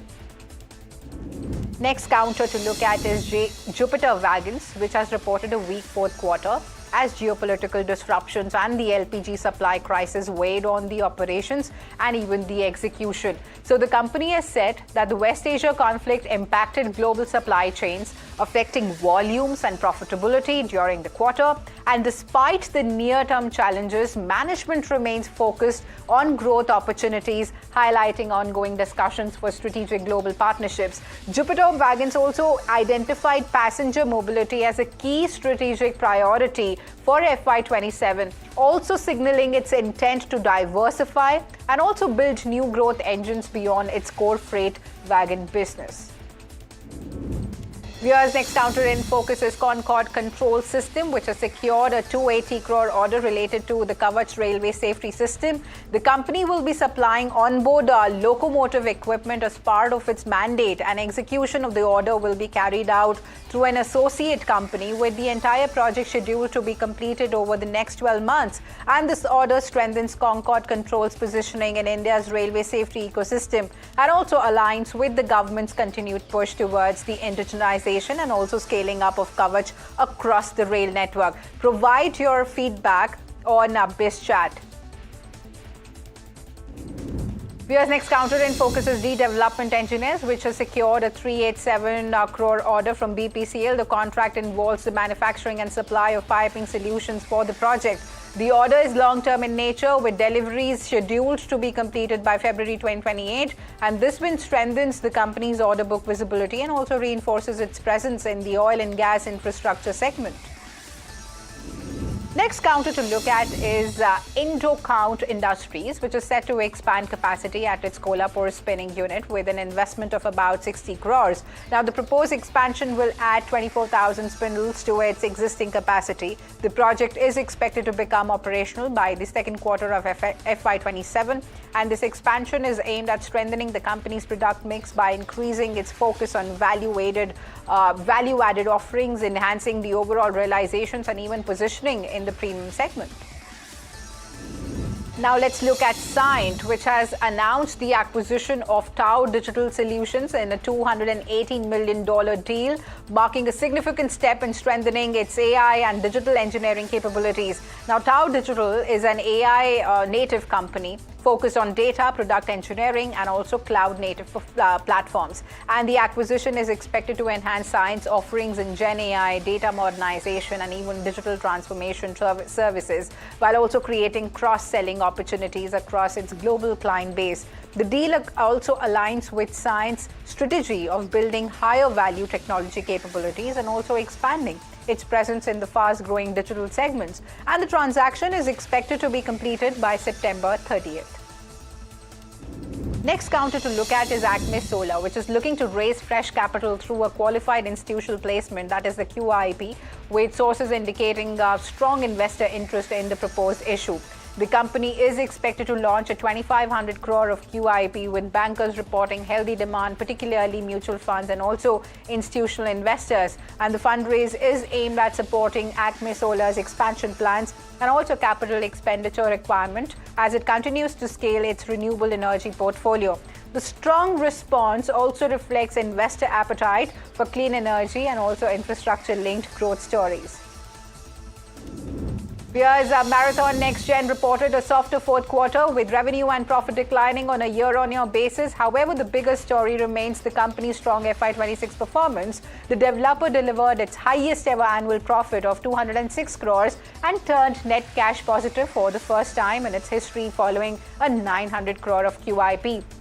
Now, the pre-sales at its flagship FutureX project remained healthy, while collections stayed robust through the year. So the company has also expanded its growth pipeline with the acquisition of 6 Conjure Mark projects, adding a development potential of nearly 840 crores. Next counter to look at is RHI Magnesita continues to navigate a challenging operating environment with profitability coming under pressure from rising input costs and even the depreciation of the rupee. The company has also highlighted increasing competitive intensity across the refractory industry, while weak pricing discipline in the cement sector weighed on the revenue growth. Export volumes were impacted by geopolitical disruptions, adding to the challenges, and meanwhile, working capital pressures remain visible, with cash conversion days increasing to 131 days from 120 days, also reflecting a tougher business environment. Next counter to look at is Axis Securities, which has identified 3 stock ideas for the week, projecting upside potential of up to 21%. And the brokerage has recommended Adani Total Gas, Exide Industries, and even AIA Engineering, citing strong technical breakouts on the weekly charts. The calls come with the suggested holding period of 3 to 4 a week as markets continue to look for stock-specific opportunities. Viewers, the NSE has announced a key change for derivatives traders, extending equity futures and even option trading by 10 minutes from August 3rd. Now, the F&O market will now close at 3:40 p.m. instead of 3:30 p.m. in line with the rollout of a new closing auction session in the cash market. The move is aimed at improving the price discovery and also ensuring a smoother transition between cash and derivatives trading. And Microsoft and NVIDIA have unveiled RTX Spark, which is a new AI-focused computing platform designed to bring advanced artificial intelligence capabilities directly to Windows PCs. Now, the collaboration aims to shift AI processing from the cloud to users' devices, enabling faster performance, lower latency, and even enhanced privacy. Now, the move marks a major step towards the era of AI-powered personal computers. And viewers, Britain's manufacturers are feeling the impact of the Middle East conflict, with factory prices rising at their fastest pace in nearly 3 years. A fresh survey shows businesses are facing sharply higher costs as supply chains remain disrupted by the Iran war. And while manufacturing activity has improved in May, much of the increase appears to be driven by companies rushing orders ahead of the expected price hikes and even further supply bottlenecks. And the trend cloud add to inflation concerns and even complicate the outlook for the Bank of England as it weighs future interest rate decisions. And Canada's economy has unexpectedly contracted for a second straight quarter, raising concerns that the country may have entered a technical recession. Now, first quarter GDP declined at an annualized rate of 0.1% following a revised 1% contraction in the previous quarter. Economists point to ongoing uncertainty around US tariffs as a key drag on the business activity and also investment, adding to the concerns over the strength of Canada's economic recovery. Whereas India's digital payments ecosystem has hit another milestone in May, with UPI transactions touching record highs in both volume and value. Transaction value came close to 30 lakh crore rupees mark, highlighting the continued surge in digital adoption across consumers and also the businesses. And the latest data reinforces UPI's dominance as the backbone of India's retail payments landscape. Whereas India and the United States are set to intensify trade negotiation as a high-level American delegation again begins a 4-day visit to New Delhi. And the focus on the talks will be on finalizing the legal framework for an interim trade pact and also advancing discussions on the broader bilateral trade agreement. The visit follows a series of diplomatic engagements between the two countries and even builds on progress made since February, when both the sides agreed on the framework for the first phase of a trade deal.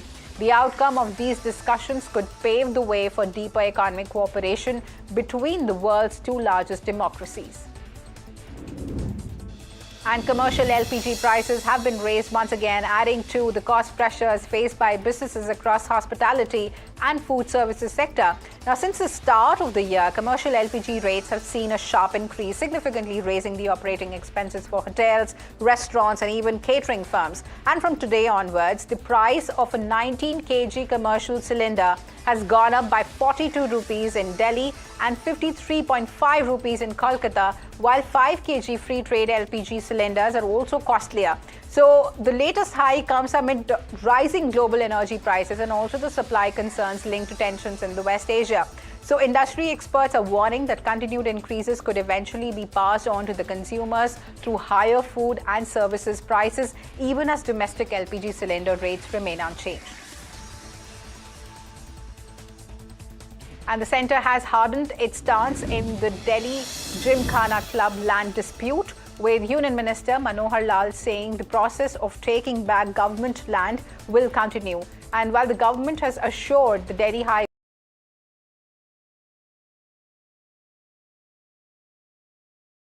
Court's Delhi land is required for defence and public infrastructure purposes. Fierce tensions between the United States and Iran have flared once again around the Strait. Fierce tensions between the United States and Iran have flared once again around the Strait of Hormuz, marking the third major escalation in just a week. The US says that it carried out self-defense strikes on Iranian military targets after a drone was allegedly shot down over international waters. And Tehran has responded by targeting a US-linked airbase, while Kuwait has reported intercepting hostile missiles and drones. So the latest exchange comes as negotiations to end the conflict remain deadlocked, with disagreements over Hormuz, shipping access, and even Iran's enriched uranium stockpile. So despite the military flare-up, President Trump has said that a deal remains possible, though Tehran insists that its rights must be fully protected before any agreement is reached. And the path to a broader Middle East peace deal appears to be getting more complicated. Israeli Prime Minister Benjamin Netanyahu has ordered fresh strikes on Hezbollah-controlled suburbs in southern Beirut, signaling a further escalation in Lebanon. Now, Iran has linked the attacks directly to the ongoing diplomatic efforts, with Washington saying that developments in Lebanon are delaying the progress towards an agreement to end the US-Iran conflict. And Tehran has also reiterated that any lasting deal must include a ceasefire in Lebanon. Now, this is highlighting how regional flashpoints are becoming increasingly intertwined with wider negotiations. And a massive explosion has devastated a village in Myanmar's conflict-hit Shan state, killing at least 46 people and injuring dozens more. Rescue teams say that 6 children, including a 1-year-old toddler, are among the victims. Now, the blast destroyed around 200 homes in Kong Tat village and also damaged another 100 in nearby Pan Lone. Now, the area is controlled by Tang National Liberation Army, or the TNLA, which says that explosives stored for local mining operations accidentally ignited.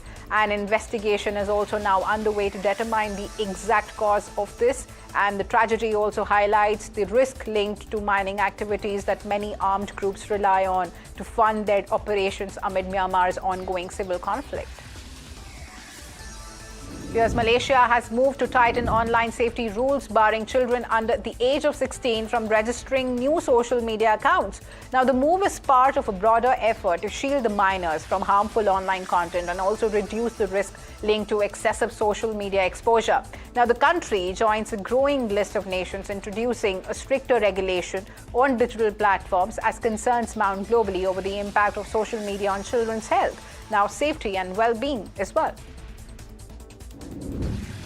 And US France is grappling with widespread unrest after celebrations over Paris Saint-Germain's Champions League triumph turned violent. Now, authorities say that nearly 900 people were arrested, with clashes breaking out between youths and police across Paris and also other cities, and cars were torched, shops were looted, and almost 180 police officers were injured. The violence also claimed lives and left several others injured. While President Emmanuel Macron has hailed PSG's achievement as a source of national pride, he strongly condemned the disorder, saying that the scenes had nothing to do with football or sport. And a major political scandal has resurfaced in Philippines, with Senator surrendering to authorities after a court ordered his arrest on corruption charges.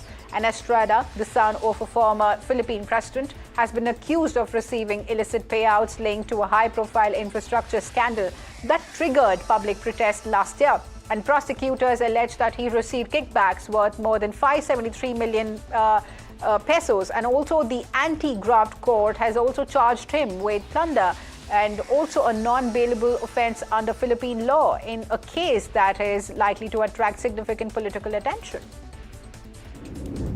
US Portugal have unveiled their squad for the 2026 tournament, with Cristiano Ronaldo leading the team and also preparing for a historic 6th appearance on football's biggest stage. He's added that another milestone to his legendary career, and the Portugal captain extends his remarkable longevity at the highest level of international football. The achievement further cements Ronaldo's status as one of the sport's all-time greats. And with that, viewers, it's a wrap on this edition of Market Express. Stay tuned to NDTV Profit for more news and updates.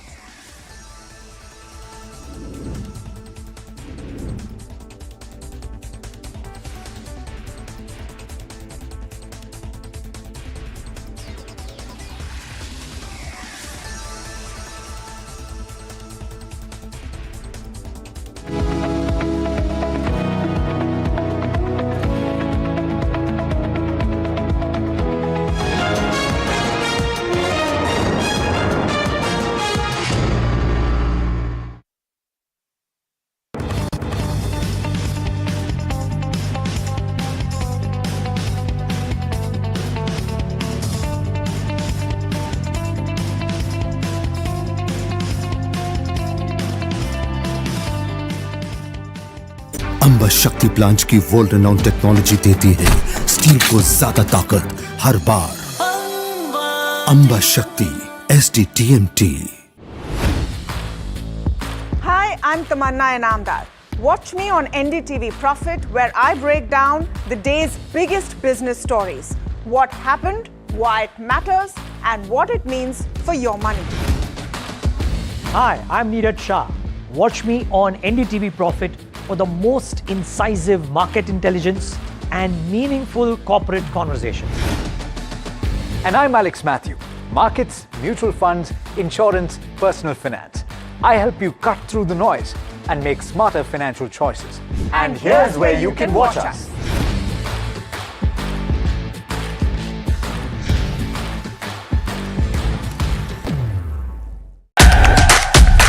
India's unshakable news habit.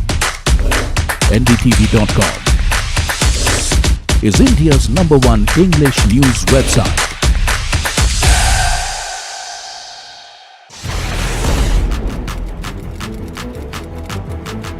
When the headlines move fast, perspective matters. On Editor's Cut, our editors come together with experts to distill the week's information blitz into clear perspective. Down the stories shaping the world, from markets and the economy to global conflicts and what lies ahead. This is where experience meets insight.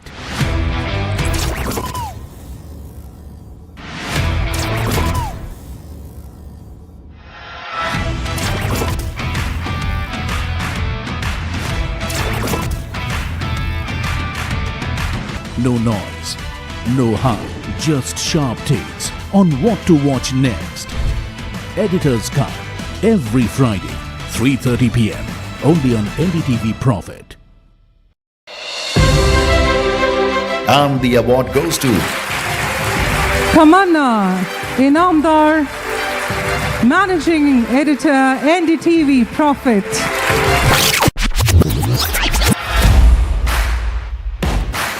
Leading the newsroom, shaping the narrative, from stories to impact, a voice that matters. Tamanna Inamdar, among India's most influential, power, purpose and perspective recognized. NDTV Profit's editorial force gets industry-wide acclaim.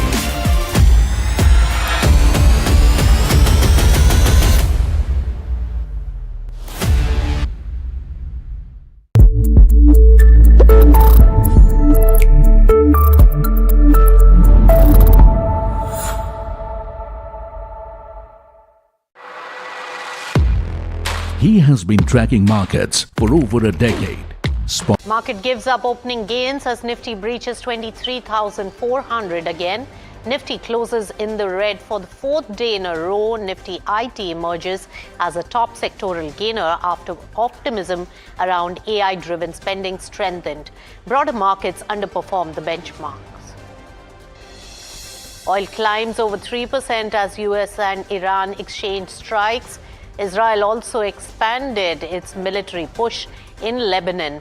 Brent crude is hovering around $94 a barrel. Commercial LPG cylinder prices raised in Delhi and Kolkata from today. The cost of 19 kg cylinder is increased by 42 rupees to 3,114 rupees in Delhi and by 53 rupees 50 paise to 3,256 rupees in Kolkata. The rates of domestic LPG cylinders remains unchanged.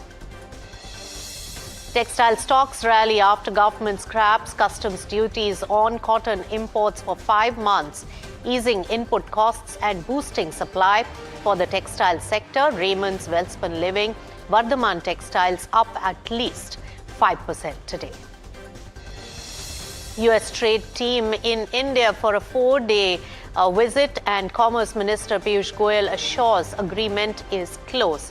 Talks on interim trade deal between June 2 and 4. 99% of the first tranche of the deal has been agreed upon. A much-awaited good news for football fans. Zee Entertainment wins broadcast rights in India for football's biggest event, Zee Entertainment, to air FIFA World Cup till 2034. Car makers show momentum continuing, led by GST rate cuts in May. Eicher Motors CVC misses the estimates. Maruti Suzuki sales jump 35%. Hyundai Motors, Bajaj Auto report sales growth. Two-wheeler makers show strong export growth of over 20 to 30%. NVIDIA is taking its AI dominance beyond GPUs and into personal computing. Partnering with Microsoft, the chip giant is set to power a new generation of AI-focused laptops, positioning itself as a direct challenger to Intel and also AMD, Apple in the CPU market.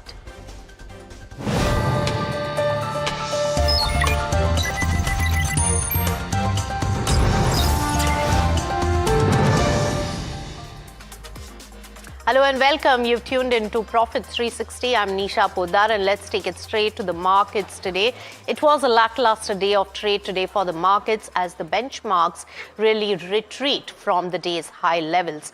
Now, the bulls lost momentum as the day progressed after a strong start and profit-taking really took over, pulling the Sensex down nearly 500 points and also leaving the Nifty below the intraday highs. In fact, my colleague Jasmeet is right here to get us all the details of the market action today. Jasmeet, tell us.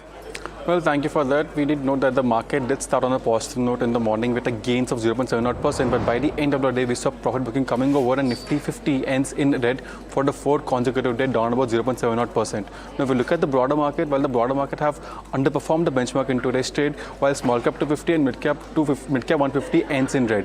In terms of top losers in Nifty 50, we have stocks like Tata Consumer Product and HUL, the FMCG names losing the most in Nifty 50. In terms of small cap 250, we have stocks like JP Power and Finolex Cable, both losing over 30%. If you look at the mid-cap space, we have losers like GE, Vernova and Suzlon, both losing in trade, down about 6%. Now, if you look at the key sectors, well, sectors end on a mixed note, with Nifty IT gaining the most, up about 2.5%. While Nifty IT gained on the back of the Jensen's comment on the overall Nifty IT and how they need software companies, and with AI coming in the picture, there's more need for software companies. That led to the positive momentum of Nifty IT. Now, in terms of the top losers, we have Nifty FMCG, which is losing the most, down about 2.2%. And in terms of top losers, we have Dabur and HUL. All in all, we did note a weak start to the market for the particular week, but Nifty IT leads the overall gain. Right, Jasmeet, thanks so much for getting us all those details on the market action today. In fact, earlier today, we also spoke to Ajay Srivastav, who's the MD of Dimensions Corporate Finance Services, about the volatility in the market and also the sectors that need to pick up pace. Listen in to his views on the market. where we are not doing well at the end of the day. You know, it's laboriously saying, look at what happened to IT. It's a disaster out there, right? It's doing nothing about it. Okay, we look at the banking sector. Smaller banks are doing a lot better. The larger banks suffering from so many issues, governance, etc., where they have not got any investors, got any returns. I think we have a problem there. The fundamental problem is our interest rates are too low compared to the inflation. And that's where it sets up the economic paradigm to say, you know what, don't put money in fixed deposits. I don't want to put money in fixed income. So what happens? Our gross saving rate is going to be the lowest in last 5 years in the current year.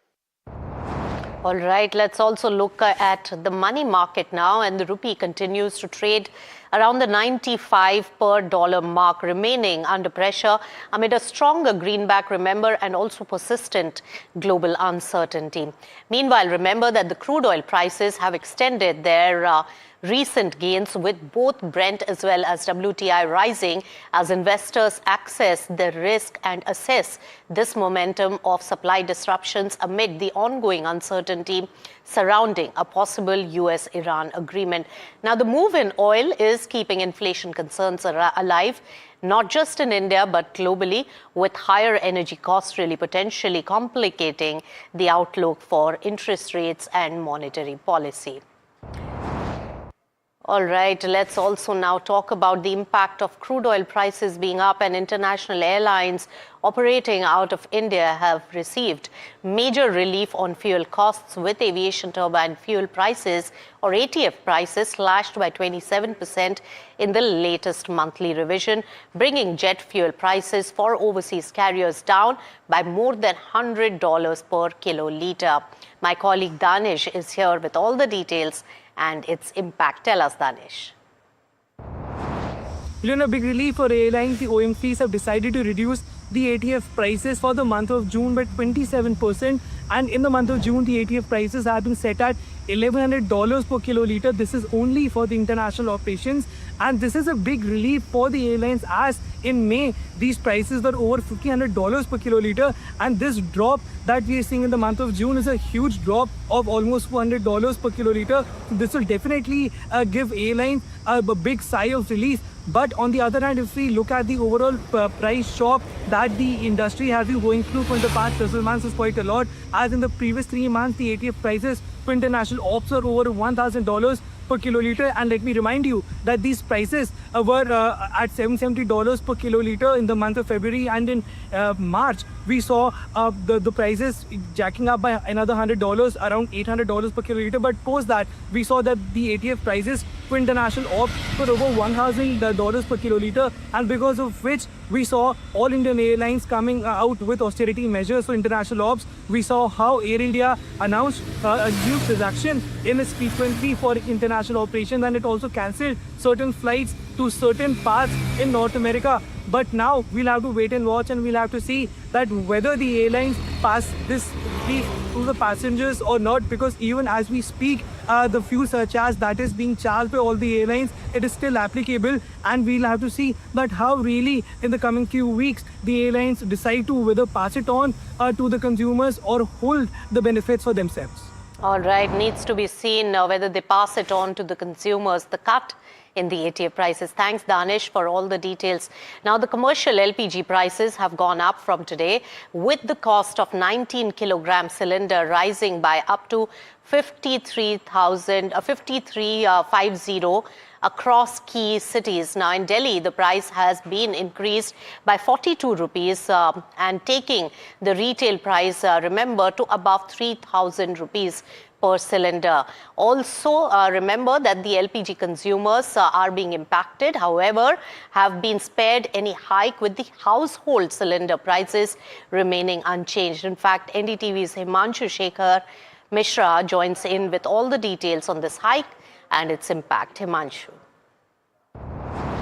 The commercial LPG prices have been increased by 42 rupees in Delhi and by 53 rupees 50 paisa in Kolkata.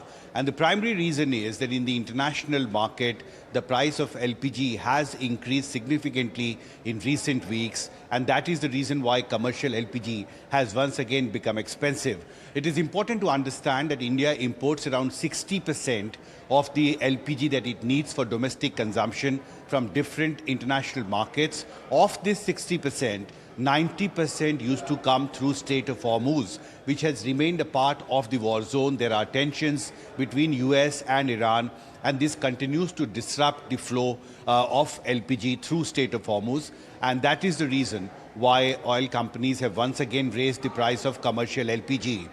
Considering the tension that is going on in the Middle East in last 3 months, there has been a significant increase in the price of commercial LPG. In January, for instance, in Delhi, the price of a 19 kg commercial LPG cylinder was 1,691 rupees 50 paisa, which now has increased to 3,113 rupees 50 paisa. That's an increase of 84%. And this is bound to increase the input cost for the hotel industry, for restaurants, and for general business. All right, commercial LPG price hike to impact the businesses. Thank you so much, Himanshu, for that. Now, another area to look at, textile sector, is set to be in focus and has been in focus today, with the stocks really getting impacted in the sector positively after the government removed the customs duties on cotton imports for 5 months, easing the input costs and also boosting the supply for the textile sector. This has been an ask by the sector earlier and has been met by the government. Parth is here with all the details. Tell us, Parth. It's a big relief for the Indian textile sector. The central government has exempted all the custom duties on the imports of cotton for a 5-month window that is starting from the 1st of June, and it will be there till the end of October this year. This move will not only improve the availability of cotton for the Indian textile sector, but also it will reduce the input cost across the entire textile and apparel value chain. What this means is that there will be a targeted relief for the manufacturers and consumers for the textile sector. The small and medium enterprises that are expected to benefit most from this move by the government of India, and it is a direct positive for the spinning mills and fabric manufacturers on their input cost front. The companies in focus from this move will be Pearl Global, Vardhman Textiles and Welspun Living, and also some of the forward players like Nitin Spinners and Ambika Cotton will also be some of the companies that investors need to watch out for. The entire textile value chain is expected to gain from this move, and let's see what positive sentiment it brings on today in the Indian textile sector. All right, positive for the sector. Thanks, Parth, for all the details. Now, May auto sales numbers are beginning to come in, giving the street an early read on the demand trends across the passenger vehicles, two-wheelers and commercial vehicles. So which companies are really reporting strong momentum, and where are the pressure points, and what are the management's really saying about the demand going forward? Puneet is here with all the key highlights of what the data of the sales numbers suggest and what could be the outlook going forward. Puneet.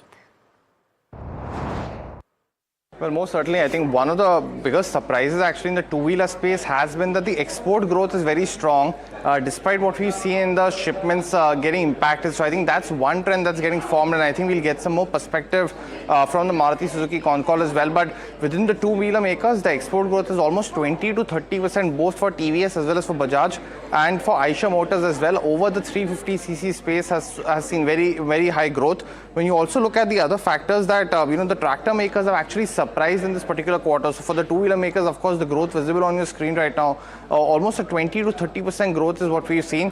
Tractor makers have done well despite the fears of El Nino, as well as for CV makers, numbers largely in line with the estimates. So for M&M, a 22% growth in tractors. Escorts Kubota has also reported a 19% growth. But as you rightly mentioned, the trend, one of the most starking ones is that within the two-wheeler makers, the export growth is continued, largely probably because of their exposure towards Africa. While for the four-wheeler makers, so Hyundai's export growth is actually lower than the domestic sales growth, and hence probably a miss there on the numbers for the company. But overall, it's been a good sales number for all the players. I think it's probably profit booking across the board that we're seeing and what the market is showing you as well. But overall, a good May number for the auto sales this time around across categories.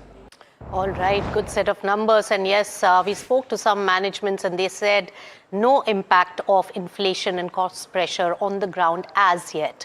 Now, SEBI could ease the norms for debt brokers with a rethink on the net worth as well as compliance requirements. Now, the move comes after the industry flagged high entry barriers under the current rules, arguing that they mirror equity broking standards. Nimit joins in with all the details on what this development could mean for the debt market. Nimit. So we understand from sources that SEBI is weighing lower requirements both in terms of compliance and net worth, which means qualification for debt-only brokers. Now this comes amid a large push that SEBI is making for a separate platform for debt brokers, separate regulations for debt brokers. Now what this will involve here is that the industry is putting into SEBI that essentially we have the same requirements as equity markets, as equity brokers, which need not be the case anymore because the level of complexity, the level of risk and the volume itself is much lower in debt right now. So they're saying there's huge entry barriers, especially when it comes to volumes of how much capital you need to maintain in upwards of 5 to 7 to 10 crore. Now, if you have to maintain that much, you cannot, as a debt broker, participate in the market and there's too few. So SEBI is taking this up now and reducing that requirement, and debt brokers may soon see requirements lowered significantly for them, allowing a larger market participation from specifically in the debt segment. Now this is again part of a much larger push. It will benefit online bond portfolio providers and specialized bond brokers in the market. All right, thank you so much. And in line with SEBI's direction of making the debt market also more robust. Now, India's GST collections, they moderated in the month of May after hitting, remember, record levels in April. Now, both gross and net GST collections grew 3.2% on a year-on-year basis, indicating a moderation from the previous month's peak collections. However, the government officials said that the slowdown in GST growth does not really signal any weakening in the economic activity. My colleague Rishabh Noy joins in with all the details on what this could really mean for the economy and GST collections. Rishabh. Absolutely. What we have is the goods and services tax collection numbers for the month of May that have come in. There is some sort of a moderation in numbers, or the moderation in the speed of growth when we compare the April numbers to the May numbers. But what government sources are telling us that this is not an indication of any sort of economic slowdown. Rather, this is par for the course. April is generally a month with a lot of frenetic activity, and that's what we're seeing. What we're also seeing is the fact that the April consumption and business activity, those numbers remain very, very strong. The good taxable supply is up roughly 27%. All 27 commodity groups have recorded strong growth. When it comes to services, that taxable supply has also risen by about 22.2%. So the broad-based expansion is continuing. What we're picking up is also, of course, the IGST, the import GST numbers have also gone up given the sort of imports, the industrial and energy imports that India is sort of doing ever since February, which is when the war started. What we're also picking up is the fact that we're also coming off a very high base. May 2025, what we saw was a one-time 10,000 crore rupee payment that was made to the government of India, and that's why we're coming off of a high base as well. So that's what we're picking up when it comes to May's GST numbers. Stay with us because the Commerce Minister, Piyush Goyal, also assured that first tranche of India-US trade deal is closer to end. He said that the talks will really continue from 2nd to 4th of June. First, listen into Piyush Goyal's remarks, and then Rishabh can share the details on the India-US trade negotiations. जहाँ तक US team की बात है, वो कुछ लोग आ चुके हैं, कुछ आज रात को आएंगे. 2, 3 और 4 3 दिवसीय हमारी बैठक चलने वाली है. वैसे तो 3 फरवरी को ही दोनों देशों के नेताओं ने फ्रेमवर्क एग्रीमेंट अनाउंस कर दिया था. मोटी मोटी सभी बातें तय हैं. जैसा आप जानते हैं कि अभी यूएस के एम्बेसडर मिस्टर सर्जियो गौर ने भी कहा कि 99% चीज़ें तय हो गई है. छोटी मोटी कॉमास और फुल स्टॉप्स पे चर्चा चल रही है. फाइनलाइज करते वक्त जो वहाँ पे बदलाव आए थे, कानूनी बदलाव आए थे यूएस में, उसको किस प्रकार से फाइनल एग्रीमेंट में रिफ्लेक्ट करना, उसके हिसाब से किस प्रकार से बदलाव होगा, उसको तय करके मुझे पूरा विश्वास है कि यूएसए के साथ भी जल्द से जल्द हम बायलैटरल ट्रेड एग्रीमेंट का पहला ट्रांच खत्म कर देंगे, साइन करेंगे और आगे की चर्चा चालू करेंगे, आगे और कैसे व्यापक बायलैटरल ट्रेड एग्रीमेंट बनाया जाए।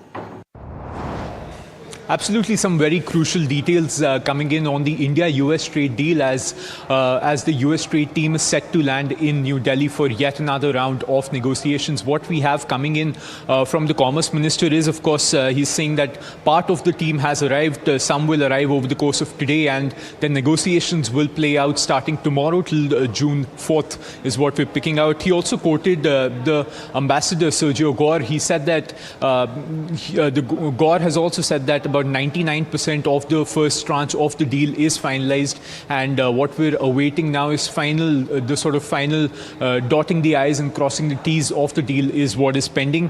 He does say that the aim is to finalize and sign the first tranche of the deal. They are working around the various regulatory hurdles that came in the US when we were actually first trying to finalize the deal. This is, of course, in reference to the Supreme Court of the US striking down Trump's tariffs. So a lot of work on there. But on the US trade deal, what we're also picking up very interestingly is that India is not interested in a deal where there's no preferential access. So last we agreed upon an 18% tariff, while competing economies were at roughly 19%. So India is looking to strike something similar as far as that goes. A key focus of these talks will, of course, be the Section 301 investigations. Those are where all the tariffs are anchored now. That's where the US has tariffing authority over India, and that's what India wants relief on when it comes to negotiating with the US. So that will be top of agenda during the June 2nd to June 4th talks that India will be engaging in. Of course, after that, you will have also USTR Jamieson Greer, who has said that he wants to meet his counterpart, Commerce Minister Piyush Goyal, and that will happen once more clarity emerges. So a lot of very interesting developments when it comes to the US trade deal. That's right, and only final touches are required to be put to that. Thanks, Rishabh, for all the details. Now, in a big breakthrough, well, Zee Entertainment bags FIFA World Cup broadcasting rights in India from the year 2026 to 2034. Now, Zee Entertainment will be bringing the FIFA World Cup 2026, and the media giant announced that it is partnering with FIFA to bring 39 global football events, including the FIFA World Cup 2026, FIFA World Cup also 2030, and the Women's World Cup of FIFA in 2027 for the Indian fans. So there you go, soccer fans have something to cheer about.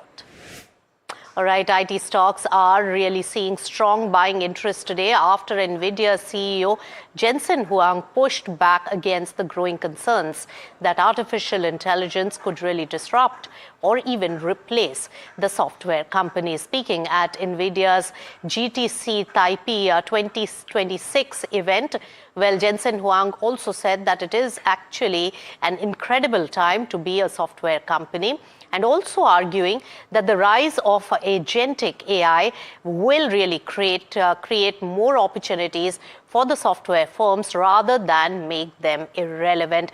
It's a big and strong backing coming in for the IT. Listen in to what exactly his remarks were.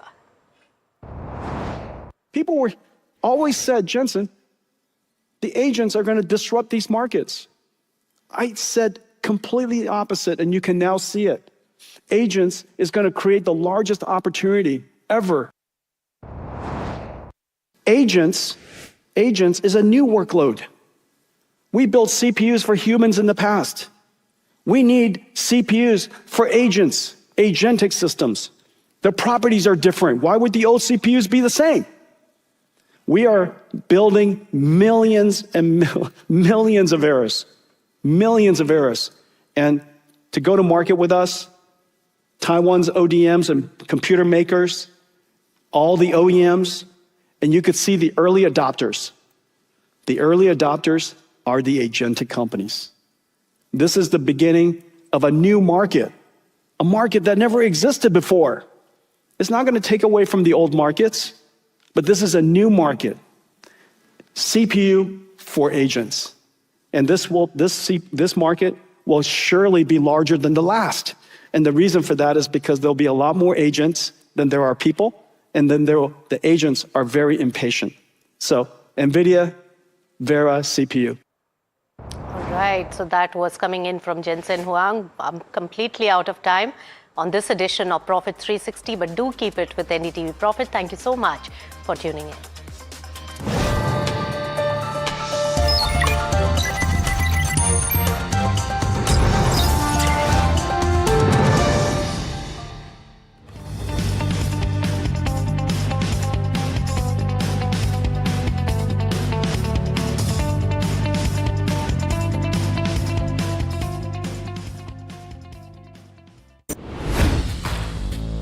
Hi, I'm Tamanna Inamdar.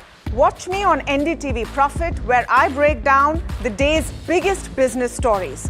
What happened, why it matters, and what it means for your money. Hi, I'm Neeraj Shah. Watch me on NDTV Profit for the most incisive market intelligence and meaningful corporate conversations. And I'm Alex Matthew. Markets, mutual funds, insurance, personal finance. I help you cut through the noise and make smarter financial choices. And here's where you can watch us.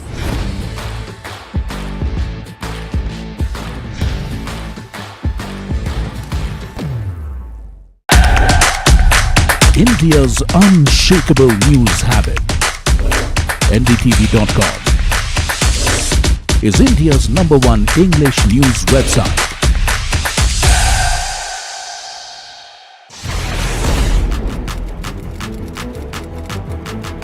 When the headlines move fast, perspective matters. On Editor's Cut, our editors come together with experts to distill the week's information blitz into clear perspective. Down the stories shaping the world, from markets and the economy to global conflicts and what lies ahead. This is where experience meets insight.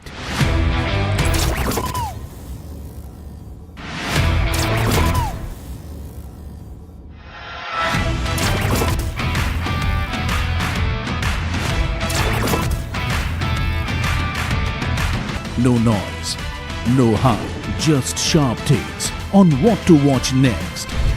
Editor's Cut, every Friday, 3:30 p.m. only on NDTV Profit. And the award goes to Tamanna Inamdar, Managing Editor, NDTV Profit.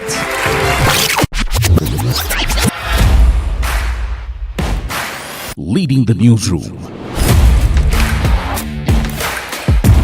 shaping the narrative, from stories to impact, a voice that matters. Tamanna Inamdar, among India's most influential, power, purpose and perspective recognized. NDTV Profit's editorial force gets industry-wide acclaim.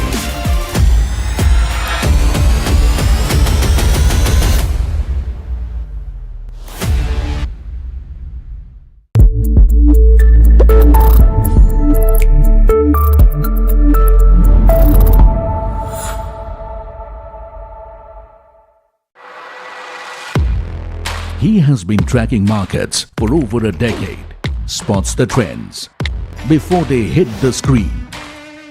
And he is now bringing his analysis to the show that the market watches. Watch Sharad Dubey on Know Your Company, a show that puts the most traded stocks under the scanner. We dissect the company so that you, the investor, don't have to get the management to answer questions relevant to you. Watch Know Your Company, weekdays at 11:30 a.m. to understand your next big.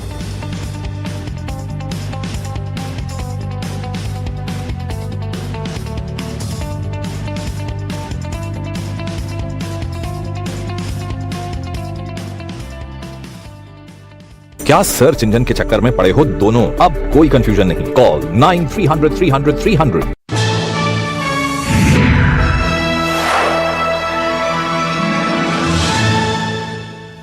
Hello and welcome to KYC. I'm Sharad Dubey and you are watching NDTV Profit. This is the show where we get you interesting companies and is there any alpha to be made or not. That's where we take the decisions and also some important mid caps and small caps which are on my radar. Earnings season is over, but the story remains is which is the next company in KYC. Before that, try to guess the company's name. The first hint is, of course, it's India's largest manufacturer of automotive cables. Interesting. Global leader also in the mechanical control cables. I'm sure if you're tracking this auto sector by now, you'll be trying to guess this. I'll give you a little bit more hints. It just completed its restructuring. The numbers were mixed. And from the March lows itself, if you look at it, the stock is up 18%. Let's understand which company we are going to talk about it. It's a large auto ancillary player and the company in focus is Bengaluru-based Suprajit Engineering. We'll try to understand about it. It's a lot of analysts do not have exposure in this stock, so we'll try to understand more from the management apart from what they have given in the investor press release. And let's see what is the key questions to be asked. Of course, the company just today itself announced a lot of order flows for the GCM segment also, but we'll understand the growth outlook for FY27 across the key verticals. What does it mean? Also, the second most important thing is definitely going to be the growth expectations from the SCS business. And of course, there has been a lot of restructuring. So when those benefits start playing out, the medium-term aspirations from the electronic business. And remember, there is a little bit of caution also. And this caution definitely is going to come in the next point. Near-term capex plans across key verticals and the concerns on how the global tariffs are moving, the geopolitical tensions and the progress for the refunds. The higher tariffs were there, the company paid higher tariff refunds, then changes happened. So now the company might be getting the tariff refunds. And to understand this entire process, the company and its outlook, will be joined in by K. Ajit Kumar Rai. He is the founder and chairman of Suprajit Group. But let's try to understand more details about the company. Remember, they are having a lot of good marquee clients such as Rolls-Royce also to make it to the list, but it's India's largest manufacturer of automotive cables and also globally they have been a leader when it comes to the mechanical control cables. Let's also look at the other key points for this company and especially how the growth has happened over the last 40 years. This company was established in 1985. And if you look at it, let's just pull out the other key details. They provide comprehensive engineering, development and manufacturing solutions. And of course, they have an R&D center in Bengaluru also. What are the key segments they actually work for? There's global segment, there's a mechatronics, there is your LED lamps and there's the electronics division. So it looks a bit complex, but that's why the company is trying to simplify things. They recently acquired an important company also which deals in sensor, electronics and displays as well. So a lot of things happening with the company. The core products are there, new acquisitions are coming in. And interestingly, they have been able to manage their debt also. And that's a good point. So that's what we'll be looking at as well. But how's the revenue breakup looking like for FY26? It's pretty much important to understand. The automotive segment, that is still on the higher side. It's around 44% of this revenue comes. But whenever you're tracking an auto ancillary stock, remember the after sale service is a high margin business. And over here, after market business, that comes around, you could say 15%. And the remaining 26% is for the two-wheeler segment. So this is an important revenue breakup happening across the segments. But how's the geography looking like? And this is roughly the domestic business is almost 44% of it. So they definitely it looks like an even Stevens.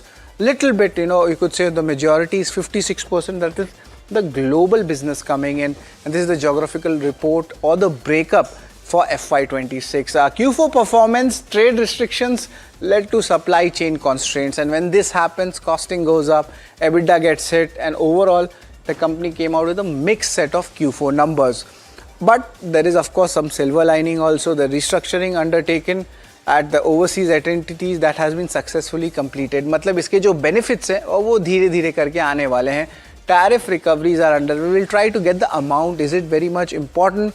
Will we see that in Q1? Will that offset some uncertainty in the margins? And of course, they got recently contracts across Matamoros, Morocco, China, India plants. Roughly in the May month, they have disclosed almost $12 million per year orders coming in. So this is a fresh order win, a very fresh announcement, and that's what piqued my interest in this counter as well.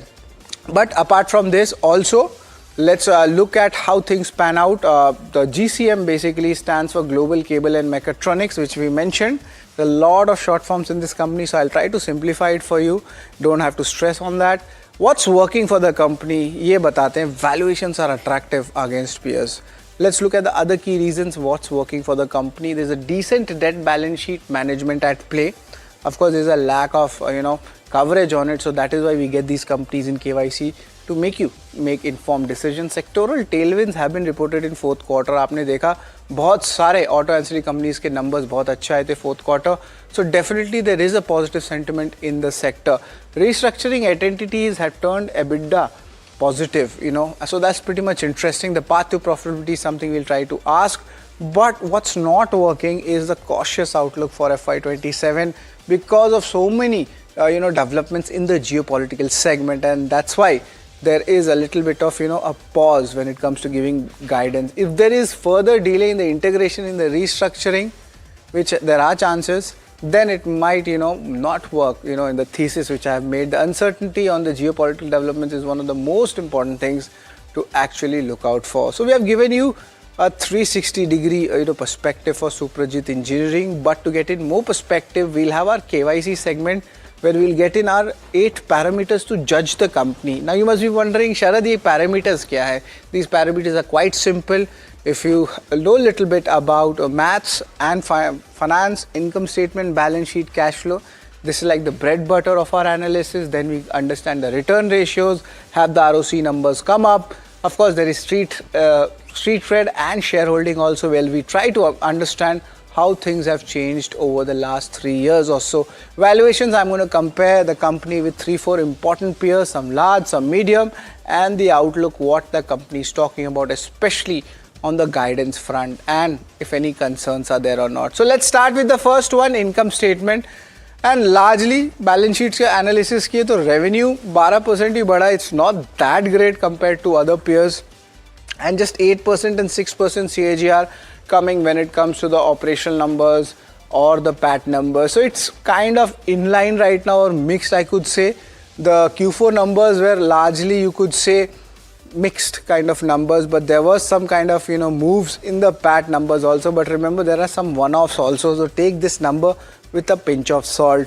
So largely it's in line to mixed set of numbers, and the margins also, company, it's been very stable despite of what's happening in the world. FY26 में भी 10% का margin जो है company ने दे के रखा है. So right now, is there an inflection point because of restructuring, or is there something more to the stock? So we need to wait it out. To that, I'm going to give this a neutral rating when it comes to the income statement. Balance sheet, I had mentioned you the group debt level, the numbers were quite decent. The equity base is also strong, almost a 784 odd crore rupees of debt is coming in. And remember, there is no large capex plans also, so आपके balance sheet में उतना stress नहीं आएगा, and the way they have managed the balance sheet is quite good. And the overall, if you look at the cash balances also, it's still decent at around 105 odd crore rupees. So let's just give this a neutral rating as well. Let's try to understand more कि cash flow में क्या है. There's of course some kind of a seasonality at play also when you understand an auto ancillary business. So cash flows also we see largely this has been on the lower side for FY26. FY24 was a good year, but after that most of the parameters have slightly moderated as well. But nevertheless, the operation to cash flow conversion is strong. There is a downtake, but remember, there is a big restructuring expense, some acquisition happened, and that is why you are seeing this. So I'll still give this a neutral rating when it comes to the cash flows. Let's talk about return ratios, how things have panned out, and हमने ROC के आंकड़े लिए हैं. So company had been restructuring and acquiring. So what they enjoyed in March 2022, there was a 17% ROC. Then after that, the downtick started coming in. But from here, March 25, again it's back to that higher range. So that is showing a good strength. Anything above 15% ROC for an auto ancillary company is a good sign. So because of that, I'll be giving this a strong thumbs up. Let's talk about shareholding, what has happened here, and largely let's just see promoter का stake तो change नहीं हुआ है, एकदम 45% पे ही लगा हुआ है. FIs have actually on the other hand increased their stake from 5% it was, and it's stable at 7%. So 2% increase has happened. DIs haven't changed much, little bit of downtick coming in. Public is remaining same, so the float is quite decent. There's a good exposure of institutions also, and interestingly FIs have been increasing the stake while major FIs in the large caps were reducing it. So that is an outlier, and that's the point which I liked. So I'm going to give this a strong thumbs up to shareholding. But let's talk about street credit. You know, stock में कितना पैसा बना, कितने समय के लिए बना, और अगर आप long term shareholder है, क्या सच्ची में आपके लिए पैसा बना? So let's get in the data, and that is where a little bit of concern comes. If you are a trader, congratulations, from March lows there is a decent returns of 18% made for you. And if you look at it from the 1 year itself, the stock has given a decent 13% return, but nevertheless from the 2024 highs where the interest was a lot in this space, the stock is still down 26%. और अगर आप stock को 5 साल hold कर रहे हैं तो आपका return मात्र 70% हुआ है. Maybe your expectation should be on the higher side for this. So there is of course, a patience being tested. So I'm going to give this a neutral rating, and because of no major up move coming in last 5 years, the valuations must have turned attractive, and yes, I'm right, the calculations is fair enough. Suprajit Engineering trades in the forward 12-month P of just 22 times. Now you compare that with their domestic and even some conglomerates, how they are trading. Uno Minda trades at the 43 times 12-month P. They also have been doing a lot of important corporate announcements. Endurance Tech 33 times, and Samil at 27 times. So definitely India's auto ancillary industry as a whole is changing. Everybody is trying new things, new product lines, new JVs, new acquisitions. So it's a very interesting part, and hopefully in the future the entire sector does well, especially domestically and globally. So it's a strong thumbs up when it comes to the valuations. तो हमने 7 rating तो आपको बता दिए, आखिरी rating मैं बताता हूँ आपको, and that is the outlook. Overall revenue growth is expected to be in double digits, and that's a good strength. EBITDA margin expected to be in the range of 12 to 13.5%. So it will be pretty much interesting to talk with the management, but the concern starts coming in. That is the ongoing turmoil and the Middle East war. That's the major concern. Of course, first half might be impacted. That's what the numbers and analysts are talking about. Revised guidance will be provided at an appropriate time. So there is uncertainty. That's why the guidance is not being given, and it's an industry-wide problem. It's not just company specific. Capex across group for the year is expected to be around 200 crore rupees. It seems a bit on the lower side, and largely it looks like a replacement, maintenance, or a small extension. So it's a neutral rating here for the outlook for Suprajit Engineering. लेकिन KYC rating में इसको पूरे stars कितने मिले हैं? Let's try to understand, guess what the numbers were. Largely income statement, balance sheet, cash flow was neutral. What I liked were the ROC numbers. It's back to the plus 15% ROC levels, and that is where a little bit of bullishness is coming in the counter. Concerns were there a little bit on street credit. Shareholding FIs have been increasing stake, and if you look at it, most importantly, the valuations are quite attractive. Just 22 times its 12-month forward P ratio. Outlook company specific. It's a cautious, optimistic approach coming in, but there is uncertainty globally, and that is where almost 56% of companies' revenue comes in this segment. Pretty much interesting, but the final interesting, largely in line with our average, that comes in is 5.5 out of 8. I can note this down, and we'll try to understand more about this company's growth prospects. But ये तो मेरी analysis थी. Management से क्या बात करना है? That's also important. We'll be joined in by K. Ajit Kumar Rai. He's the founder and chairman of Suprajit Group, and he has founded this company in 1985. Almost 4 decades or more than that of the experience. And also one interesting tidbit about him. He's the member of the American Institute of Industrial Engineering, CIs, a lot of bodies. Now we are joined in by K. Ajit Kumar Rai. He's the founder and chairman at Suprajit Group of Companies. Good afternoon, Ajit sir. It's always a pleasure to have you. So many things are happening in Suprajit Group right now. And I just checked, a couple of hours ago, there was a major announcement coming in. Your GCM division is getting an order for a lot of key geographies, and it's $12 million a year worth of contracts coming in. Little bit of details on this fresh order win and the order book outlook going ahead. Good afternoon, and thank you for having me on your channel. In the last 1 year, we have done a major restructuring across all our controls division. And this has led to a very clear strategic positioning of Suprajit as a global leader in cables. And this has also been well received by the customers. All those consolidation and restructuring has led us to approach customer as a unified single global control cables business division, which has led to win quite a few new contracts. I think one of the marquee North American customer has given us a business which is, as we said, nearly 5+ million annual and nearly 35 million a year single contract for a EV project which will be launched next year. Similarly, the total value of these contracts about 12-13 million and in a lifetime value of about 75 million. This all has happened in just 1 month.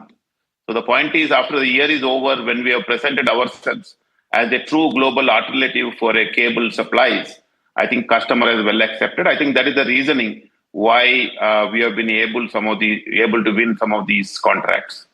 Sir, that's a pretty interesting take, but the analyst in me still finds, this stock a bit mispriced, because the market needs to understand, so many things are happening. You and I was trying to understand, and you're trying to, get in a little bit of, incremental benefit, because shareholders want to know by when these benefits can come in. Especially, I would like to understand, because there was a turnaround in SCS, fair enough. So what's the growth expectations from this business overall looking like? And by when we can see that benefits happening in the financial numbers? As you have said, in the end of year last year, about 12 months ago, that SCS, which was an insolvent entity out of Germany having operations in Morocco, China and Canada, will be turned around, because obviously being an insolvent company, it took a little while for us to make sure all the restructuring is complete so that it is done and dusted now. So accordingly, the fourth quarter of last year, SCS entities have turned EBITDA positive. You would also note at the same time that controls division also has, restructured itself pretty well. So you have seen also an improvement in controls division number. So we have given an outlook for the current year that Suprajit Controls division, which will now have the SCS entities numbers also included, will have a very good year with a growth of double digit. And we have also given a guidance saying that the EBITDA margin, which was about 6% last year, including the SCS entities, will almost double to 10 to 12% this year. So that is a very significant change and significant improvement compared to what we did last year. And these few new order wins is going on to tell the same thing to the investors, that this revised combination and restructured operations is attracting significant new contracts, which will add in the coming years as well. I was just trying to understand a lot of acquisitions and everything. So I'm sure you're not going to do any new acquisition right now or anything new product line right now, because उसमें ही time लगेगा जो आपने पहले काम किया था. Just wanted to understand key verticals आपके जो हैं. In that, if you had to just put it out in 2 lines of each of these verticals, what should be an investor looking at for the next 1 year, 2 year for each of your key verticals, sir? The global, cables and mechatronics, as we are now calling our international business as, will have a good double-digit growth with EBITDA margins improving from 6% to 12%. And we are getting significant new cable contracts win, as we have, announced today, for example. That is on GCM. On ICM, there is the India Cable and Mechatronics, which is our domestic cable and beyond cable products. Again, we'll have a strong double-digit growth, and the EBITDA margins will be in line with the last year. That will continue to give a strong performance. Phoenix Lamps division had a little, which is now called PLE, which is Phoenix Lamps and Electricals. We had not a great year last year. Even that has had interesting new businesses. So we are expecting that business also to go to double digit, and the EBITDA margins also again will be in the similar level as last year. Lastly, on the electronics division, it will have a strong double-digit growth and a double-digit EBITDA margin. So overall, we expect a good year in the current financial year. Right, you are expecting a good financial year, but there is of course that US tariff, geopolitical tensions, and everything comes, and it's not only impacting you, it's impacting our industry, everyone, including our viewers also. But I try to understand there is an element of tariff refund also. Can you just explain us, is there a significant tariff refund coming back in Q1, Q2, and what's the view right now? Just on the geopolitical scenario, I think we are working in a very tough global scenario where there is no global growth as we see it. What guidance we are giving is, despite no global growth, we are talking about a double-digit growth. That means we are winning the contracts from our competition. In terms of tariffs, I think, as we have always said, that most of the tariffs have been passed on to customers, or it will be refunded by the government due to the recent Supreme Court judgment. So the point is that there will be some that will come back to us. Some of them we will have to give it back to customers because they would have probably reimbursed us. So net to net, we expect there will be some, hopefully, a positive impact for us. But the amount is difficult to quantify at this moment. But the basic point is that there will be no extra duties that we are paying and that we need to pay going forward. Enough. Of course, a lot of pain in the margins might come in the first quarter, and that's with everyone else. Let's not get into the numbers, but let's talk about the capex plans. Because there's uncertainty, I think the company won't do mega capex plans. Integration work is also going on. So just a replacement cost kind of 200 crore, you are just doing that much? Or is there anything more? I think we have talked about 200 crores as the capex. There are two parts of it. One is the ongoing, regular replacement, maintenance capex, and few of them are somewhat strategic for the group thing. I think it would be probably a 50-50 or a 60-40 split by end of the year. On the strategic side, I think we are talking about setting up our new Suprajit Technology Center, which is already started the building, but I think it will complete in about 6 or 8 months' time. So that would take a significant part. Suprajit Automotive, which is our export unit, is setting up a second automotive plant in Chennai. So that would be another capex because SAL is getting significant new contracts. We need to expand the capacity. And lastly, I think we are also probably planning to buy some infrastructural land in Maharashtra, particularly near Aurangabad. That is the plan at the moment. That is the three part, which is more little strategic. The rest of them are basically maintenance or, replacement of the capex. Right. So that's how it is happening for the 200 crores. Exactly, Ajit sir. So many things happening, and you have explained us in a very lucid and a clear manner, and that is why KYC is known for that. Thank you very much, sir. Best of luck for the future, sir. Thank you. So that's the management of Suprajit Engineering. An interesting take. Some analysts call it a mispriced assets because a lot of restructuring is at play and the valuations are also quite cheap. But remember, concerns are there on the geopolitical issues as well. So for interesting stories like this, stay tuned to KYC and keep watching NDTV Profit.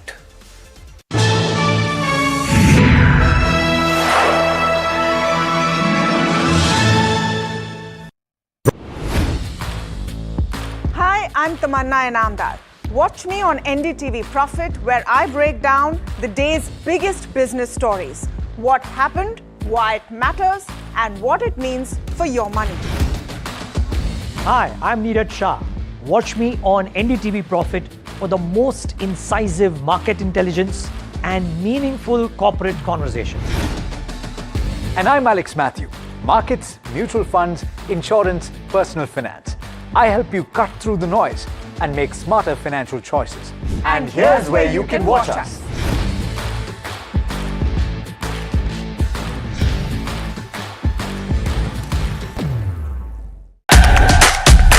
India's unshakable news habit. NDTV.com is India's #1 English news website.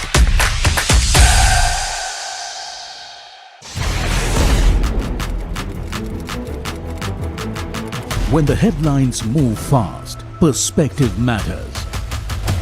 On Editor's Cut, our editors come together with experts to distill the week's information blitz into clear perspective. Down the stories shaping the world, from markets and the economy to global conflicts and what lies ahead. This is where experience meets insight.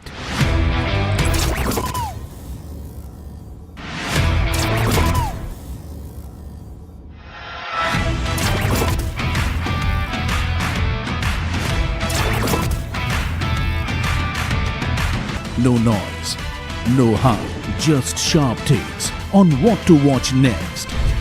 Editors Cut, every Friday, 3:30 p.m. only on NDTV Profit.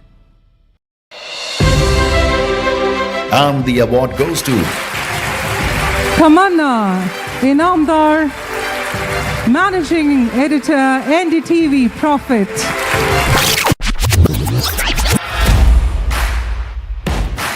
Leading the newsroom, shaping the narrative, from stories to impact, a voice that matters. Tamanna Inamdar, among India's most influential, power, purpose and perspective recognized. NDTV Profit's editorial force gets industry-wide acclaim.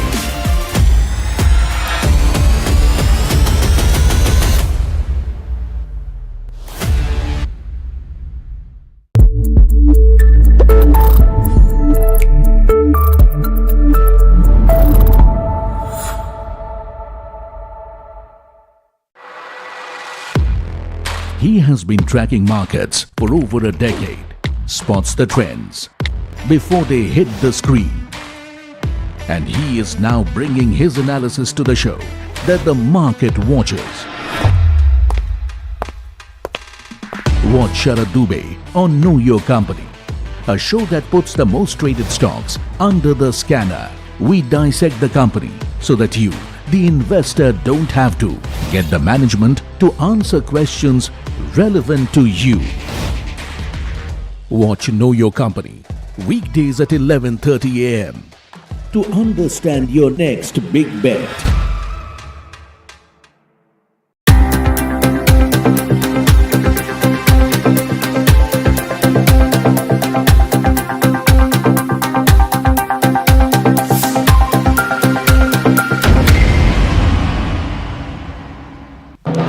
When others are warming up, I'm raring to go. The stories that matter, the stories that shape your life. Hello and welcome to watching Prime 5 with me, Raisha Sehgal. What's happening? How to The show that sets the prime time agenda. We'll be deep diving into this topic to tell you what's at stake. Join me, Raisha Sehgal, on Prime 5 only on NDTV 24/7.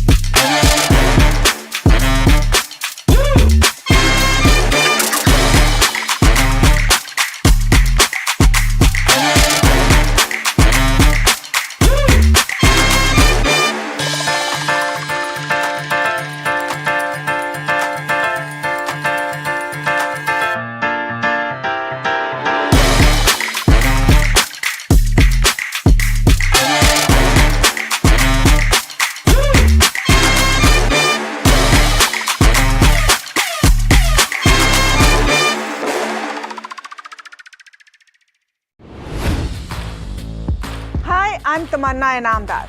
Watch me on NDTV Profit, where I break down the day's biggest business stories. What happened, why it matters, and what it means for your money. Hi, I'm Neeraj Shah. Watch me on NDTV Profit for the most incisive market intelligence and meaningful corporate conversation. And I'm Alex Matthew. Markets, mutual funds, insurance, personal finance. I help you cut through the noise and make smarter financial choices. And here's where you can watch us.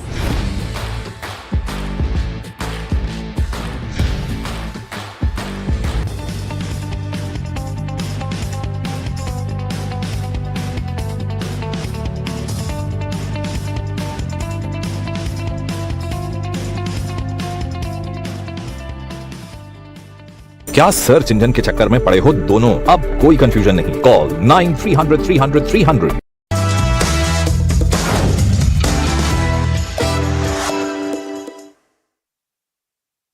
Hello and welcome. You're watching Your Money Matters here at NDTV Profit. I'm Mahima Vachrajani, and this is a show where we help you grow your money. And the topic that we're going to talk about today is as to what should be your portfolio strategy, how should you build your portfolio, and what should you do in certain market situations. To talk exactly about this, we're joined by Trideep Bhattacharya, who's the President and CIO of Edelweiss Mutual Fund, joining us now. Trideep, thank you so much, first of all, for taking out the time. I think I'll start with the very basics first. If somebody in this market wants to go ahead and do stock picking, how should he or she go about it? What are the aspects that one needs to check out, keep in mind, and how should and what are the sources that he or she can go to and see those aspects from? Hello, thanks for having me on your show. I think the first area that I would point out is a read on fundamentals of the companies. Ultimately, the markets are a slave of earnings. The way the earnings go, sooner or later, the markets follow. So the first thing that I would do is listen to earnings calls, trying to understand, meet the companies. That's what we try to do. And get behind the earnings outlook of the companies, see what the earnings drivers are, and make our view on it. Once we sort of get a good handle of the same, then we focus on valuations and then marry these two to form an outlook on markets and invest based on these two inputs. That is at a very 30,000 feet levels. Those are the two things that I would advise investors to do the same at their end if they were to replicate what we do. Okay, and then what are the sources? I mean, a lot of times, people don't know as to which website to go or where to go and check these numbers from. So what would you suggest? Simply going on the BSE or NSE platform? So the first thing is, these days, the press release of and the presentation made by the companies themselves, particularly if you look at the top 1,000 corporates in India, are fairly informative. So I would suggest to kind of go to company websites or stock exchange websites to kind of look through them. The second aspect is most of the companies do the quarterly earnings call. And I think that would be the second area where I would recommend people listen to, because as part of good disclosure, most of the companies talk about their outlook, how the quarter went, and how they see the fundamental variables play out very lucidly and elaborately in almost an hour-long earnings call. A combination of these two, along with the subsequent work that is needed, would be a good idea to understand the pulse of the fundamentals of the market. Got it. The other aspect, Trideep, is that, a lot of times people in our comments tell us that we don't understand what valuations are, right? That is, of course, an advanced stage when you consider valuations also into picture. But if you want to explain what valuations mean in a very simple language, how would you do that? And when somebody is trying to pick a stock, especially when we're seeing so much happening in the markets, how would you suggest that person to kind of take valuations into picture?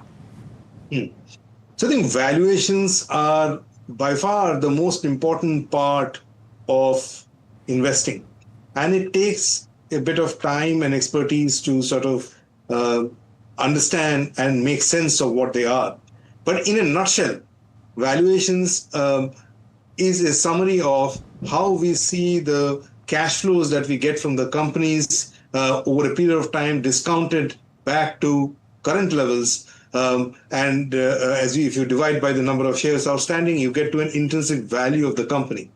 So that intrinsic value gap versus the current share price is where the valuation differential lies and indicates whether a stock is attractive or the stock is expensive. Most people confuse this with simplistic valuation multiples like PE or EV to EBITDA, which are a shorthand once you understand what goes behind creating that earnings estimates. So I would recommend that, as I said, first to get a sense of what the earnings drivers of the companies are, to ultimately formulate a view on what is the intrinsic value of the company. And the difference between the share price and the intrinsic value is what drives valuations, in my opinion.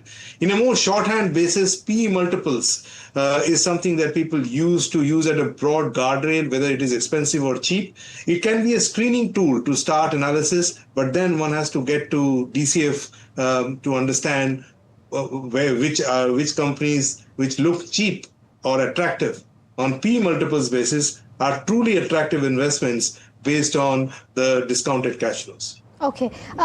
Dilip, just want to get a sense in terms of somebody who's kind of building his or her portfolio today. What should it ideally look like? I mean, a lot of times, because there's a show that I do is called Ask Profit. A lot of times people come and tell us that, they've got like 50 stocks in their portfolio. Or there are some people who just have 2 or 3 stocks where they've put their entire money. Which is also risky, right? Both of them are extremes. So what should an ideal portfolio look like in terms of the number of shares or stocks that you're holding? Is there a thumb rule in place, or what should be considered? So I would say that, first of all, any number which is less than 20 is probably very concentrated for an individual investor. And a number which is north of 100 is equally very broad-based.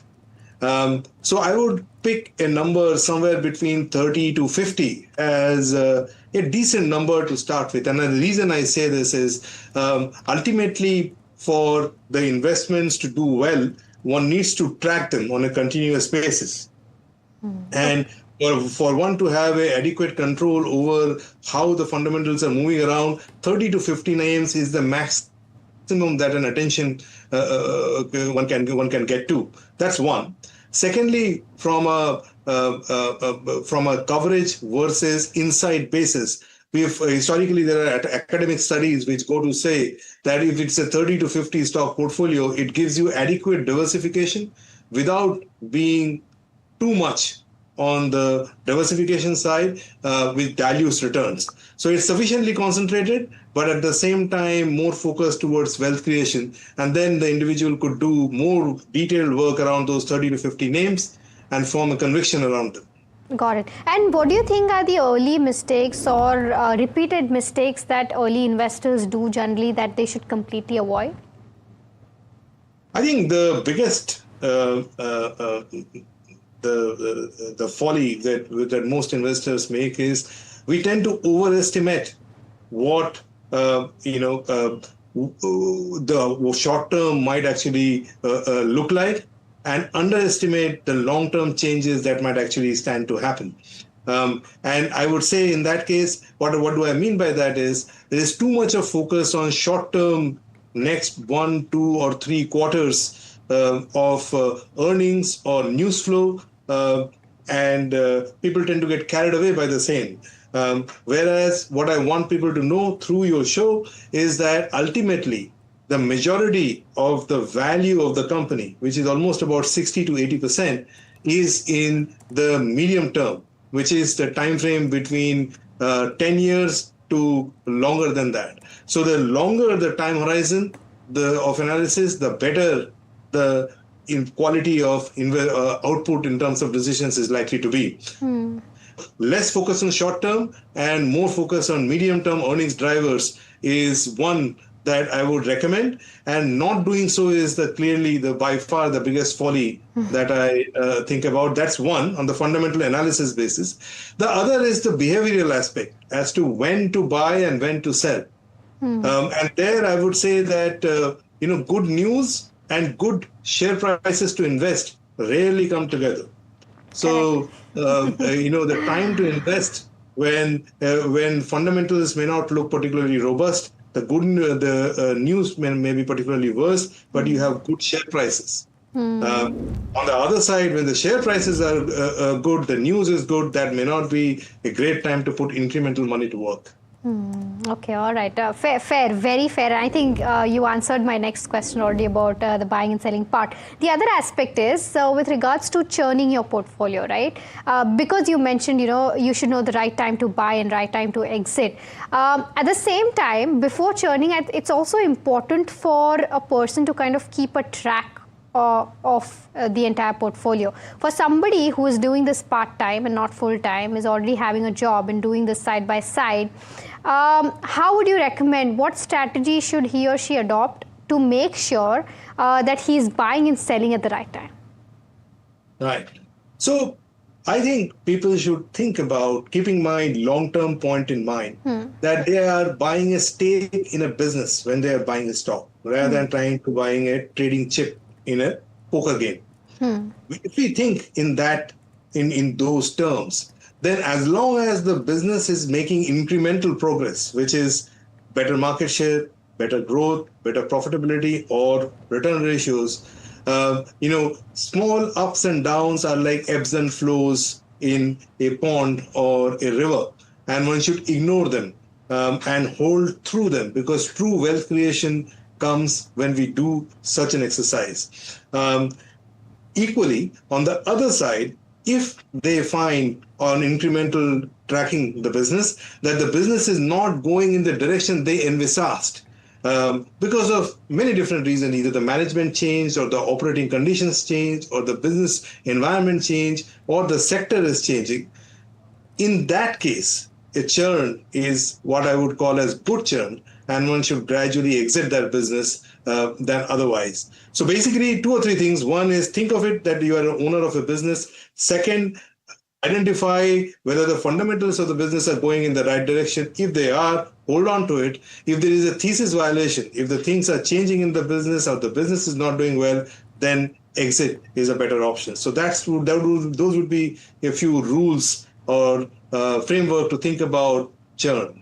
Okay, got it. The other aspect, Trideep, is that for anybody and everybody who's tracking the markets, also possibly tracks commodities as well.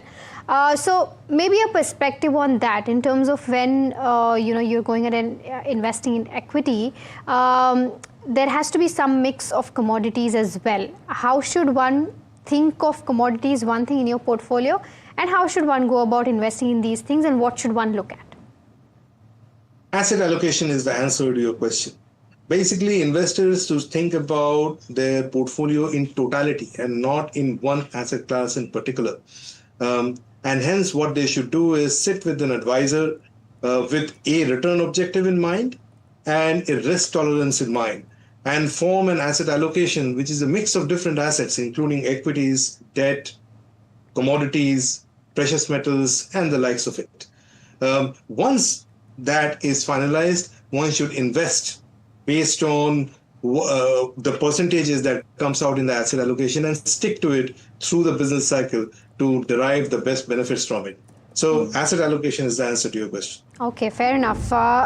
With regards to the current market situation, we've seen a decent correction. We've also seen an up move again, considering that there are so many global factors that are influencing the markets right now, right? There's West Asia conflict, there's FIs which are not coming back.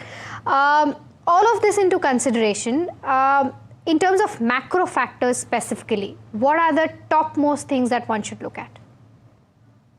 I actually tend to think about bottom-up earnings drivers and be macro conscious rather than focus too much on macro. And hence I would reverse the question and say that, if I were to look at what all these macro factors that we are witnessing right now will do with regards to earnings drivers, I would probably say that it'll probably get a little worse before it gets better. Okay. By that I mean that going forward, we will see the June quarter numbers coming out, and the June quarter numbers will be the first quarter where India Inc. would actually witness the economic impact of the West Asia conflict in the form of higher fuel prices, in the form of the higher logistics prices, and if any, the impact on demand. and I expect it to be a little somber as compared to what we have seen in the last couple of quarters. Keeping this in mind, I would expect the markets to be volatile near term with a slight negative bias as the market comes to terms with this earnings impact of the West Asia conflict. So I would say that from an investing standpoint, what this means is basically investing on a staggered basis rather than in a lump sum basis, and invest gradually over time so that one can take advantage of this volatility. Because usually after the war comes the post-war reconstruction phase, and usually that means a very good times for rebuild phase, which means a lot of companies' outlook tends to improve overall after the war ends. So we have a big catalyst coming in front of us. When the war will end, no one knows, and I don't want to preempt that. But before that, this is how I see the situation evolve. Fair. Tridip, thank you so much for taking out the time and giving us all those insights. Pleasure speaking with you. Likewise. Thank you very much for inviting me. Thank you so much, Tridip.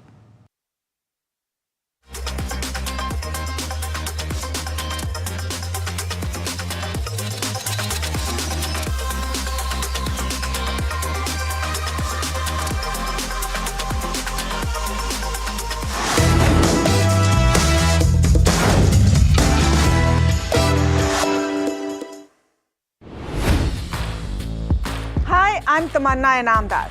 Watch me on NDTV Profit, where I break down the day's biggest business stories. What happened, why it matters, and what it means for your money. Hi, I'm Neeraj Shah. Watch me on NDTV Profit for the most incisive market intelligence and meaningful corporate conversations. And I'm Alex Matthew. Markets, mutual funds, insurance, personal finance. I help you cut through the noise and make smarter financial choices. And here's where you can watch us.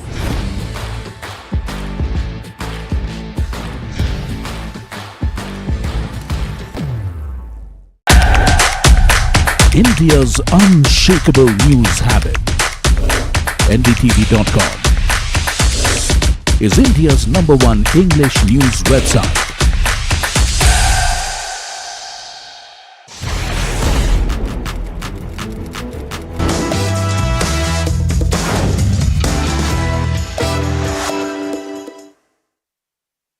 So we spoke about portfolio strategy. Now it's time to understand something new. Today we're going to talk about real effective exchange rate. Now what does this actually mean? What does it stand for you and your money? And to talk about this and to take this conversation ahead, we're joined by Megha Malpani, who's a CFA partner at Zwest Financial Services, joining us now. Megha, thank you so much for taking on the time. Always a pleasure speaking with you. My first and very basic questions for our viewers to understand: what is real effective exchange rate? Thank you, Mahima, for having me here. And I'm glad, we're kind of addressing, the newer macro concepts. So most people, look at USD INR and see it at around 95, 96 levels and conclude that the rupee is in trouble. And it's quite understandable. But it's also important to understand that USD INR is only one part of the picture. India just doesn't trade with US alone. It trades with a dozen of other countries. And that is the reason economists look at the factor which is called the real effective exchange rate, or the REIT as they call it. What it essentially does is it adjusts for trading relationships and the inflation differences across the major trading partners and gives us a much more complete and nuanced picture of the rupee's true competitiveness. Just for the benefit of your viewers, the nominal exchange rate tells you what is the price of the rupee, but a way to look at it would be that the real effective exchange rate tells you what its value is. So, just to put things into perspective again, this value of REIT used to be around 105 in November of 2025. And as we speak, it has been flirting around 88 to 90 odd levels. And there is a baseline, neutral baseline, which is 100 as far as this measure is concerned. A value over it means that the rupee is losing its competitiveness, and a value below it means that the rupee is gaining in terms of its competitiveness. So while the nominal effective exchange rate is telling you that the rupee doesn't look like in a great place to be in, but the lens, if you shift it to the real effective exchange rate, gives you a completely different story. So then, correct me if I'm wrong here, it takes into consideration inflation as well and then gives you a perspective of what the real value of rupee is right now? Yes, since it is a real effective exchange rate, it will take into account the inflation as well. Okay. All right. The other aspect is that in terms of the nominal, exchange rate, that is generally a raw weighted average, if I'm not wrong. So when you calculate this in just easier words, how does one calculate it? I mean, you've explained the meaning, but just to get a sense of that. I think it takes into consideration the weighted average of the trading relationships and adjusts with inflation to give you the real number. Okay, so then how does one understand this? So value above 100 indicates that the currency is overvalued, value below 100 indicates it's undervalued. How does that mechanism work? So a value over 100 means that the rupee is losing its competitiveness. A value below it means the rupee is gaining in terms of its trading competence or effectiveness. If currently your real exchange rate stands at 89, as you mentioned, right? What does that indicate for the economy? What does it mean exactly? Right. So let's understand what it is. Basically, inflation is probably the single most important variable which helps you understand the long-term currency movement, and here's why. What it goes on to say is that if prices in your country are increasing faster than the prices in another country, the currency is becoming less competitive, and over time the currency will tend to weaken to maintain that competitiveness. Now, if you see what has been happening over the last 4 to 5 years is that the inflation differential with major economies has started shrinking. Let's look at US, for example. If I look at the May numbers, the CPI numbers in May was at around 3.48%, while the corresponding number in the US was at about 3.8%. Historically, the inflation differential between the two economies used to range between 3.5% to 4%. So it's not that the inflation is not there, but the inflation differential has been, slowly shrinking, which goes on to say that the way we look at, the rupee depreciation going forward has to be reevaluated, and fresher assumptions have to be taken into consideration. Got it. Okay. Now, for the basic understanding of why rupee depreciates over time, and in the recent time we've seen a significant amount of depreciation in course, right? And that's on account of a lot of global factors. So if somebody is tracking this, what should one consider while tracking this particular aspect? Right. So first of all, it's very, very important to understand that the rupee's long-term depreciation is often interpreted as a sign of economic weakness, but that's not exactly the case. There are multiple variables at play. I alluded to the inflation differential earlier on, but that is again not the only factor. Oil prices matter as much because we are largely an oil importing country. Capital flows come into the country and move out of the country, which also affects currency to some extent. And in periods like this, which you are talking about, when you have geopolitical uncertainties, what also happens is that there are factors beyond inflation, capital flows, and oil, which also leads to currency depreciation at large. But what has changed structurally, Mahima, has been India's invisible earnings, right? So India's service sector surplus now stands at close to about, $200 billion. Add to it the remittances that we get from, from Indian individuals residing outside. And that number has been, around 130 $35 billion and over $100 billion for the last few years. So this number in itself is good enough to cover for the mercantile, deficit that India has been running. And what is important to understand here is that buffer simply didn't exist a decade ago.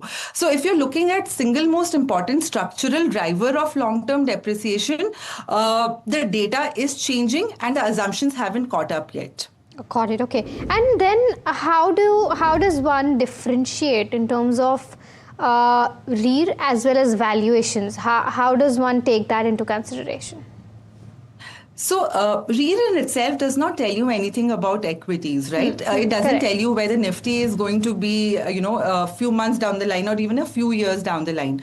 But what it definitely tells you, the currency backdrop which is facing investors is becoming more favorable or less favorable. And that's particularly relevant today because both in terms of REIR, as I alluded to earlier, it used to be around 105 in November of 2025. And in terms of valuations, we are in a much better place than we were a year ago, right? Now, what's interesting is that if both equities are expensive and the currency is expensive, it requires, it has a different consequence altogether. If equities are cheap and the currency is expensive, there is some amount of caution required. But if both equities are cheap and the currency is cheap, this is a very interesting setup and, kind of improves the margin of safety around valuations.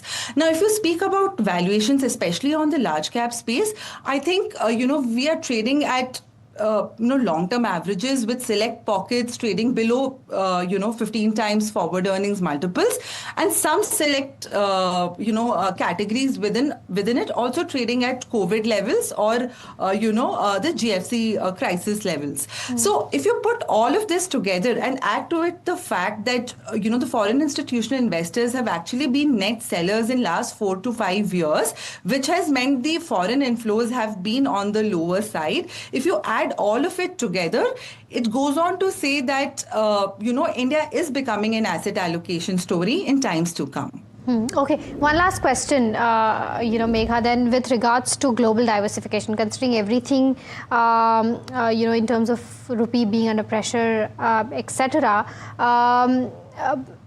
how does one take into consideration REIR as well as the nominal effective rate as well, and then consider global diversification? All of these factors combined together.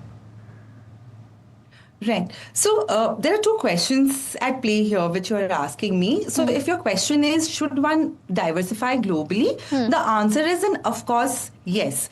But should you be investing overseas just because some of the markets have done well in recent times, largely because of narratives that have happened? My answer to it would be no. Today, I think, rupee-denominated assets are a better or a safe space to be in, and I'll explain you why. The narrative that has got built into the market is that the recent outperformance in markets like Korea and Taiwan, have largely been led by, the foreign institutional flows. But that is not really the case. They have been sellers there also in whole of calendar year 25 and also calendar year 26 year till date.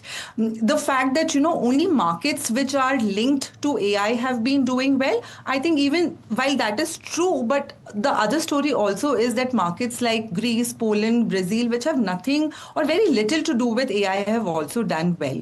And given where they have run up in the last few years, I think, it is more of a tactical momentum trade there, which can be avoided, at this point in time, at least till the valuations there correct. And go back to your asset allocation strategy and see and, kind of allocate that much capital to the global markets, which, your portfolio warrants or demands. But just going to, international markets because of recent outperformance would definitely not be the most suggested thing to do. And given where REIR is today, I think, it is a time to actually put money into India and not otherwise. All right. Okay. Megha, thank you so much for giving us those insights. I think this couldn't have been easier to explain, but you've made it very easy for our viewers to understand. So thank you so much for doing that. And of course, taking out the time and speaking with us at NDTV Profit. Thank you so much, Mahima. All right, viewers, with that, we're completely out of time on this edition of Your Money Matters, but do stay tuned. More news and updates on the other side.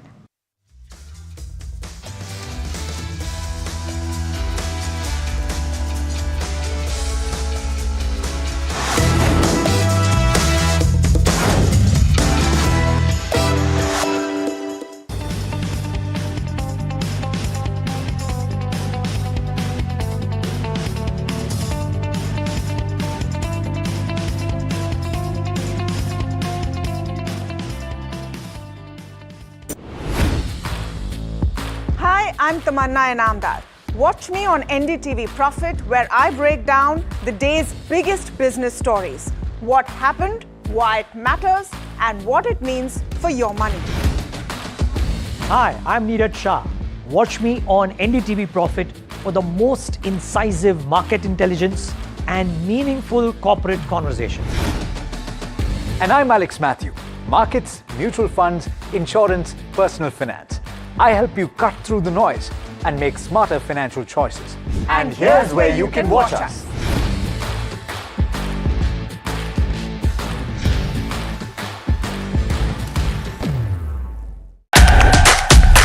India's unshakable news habit.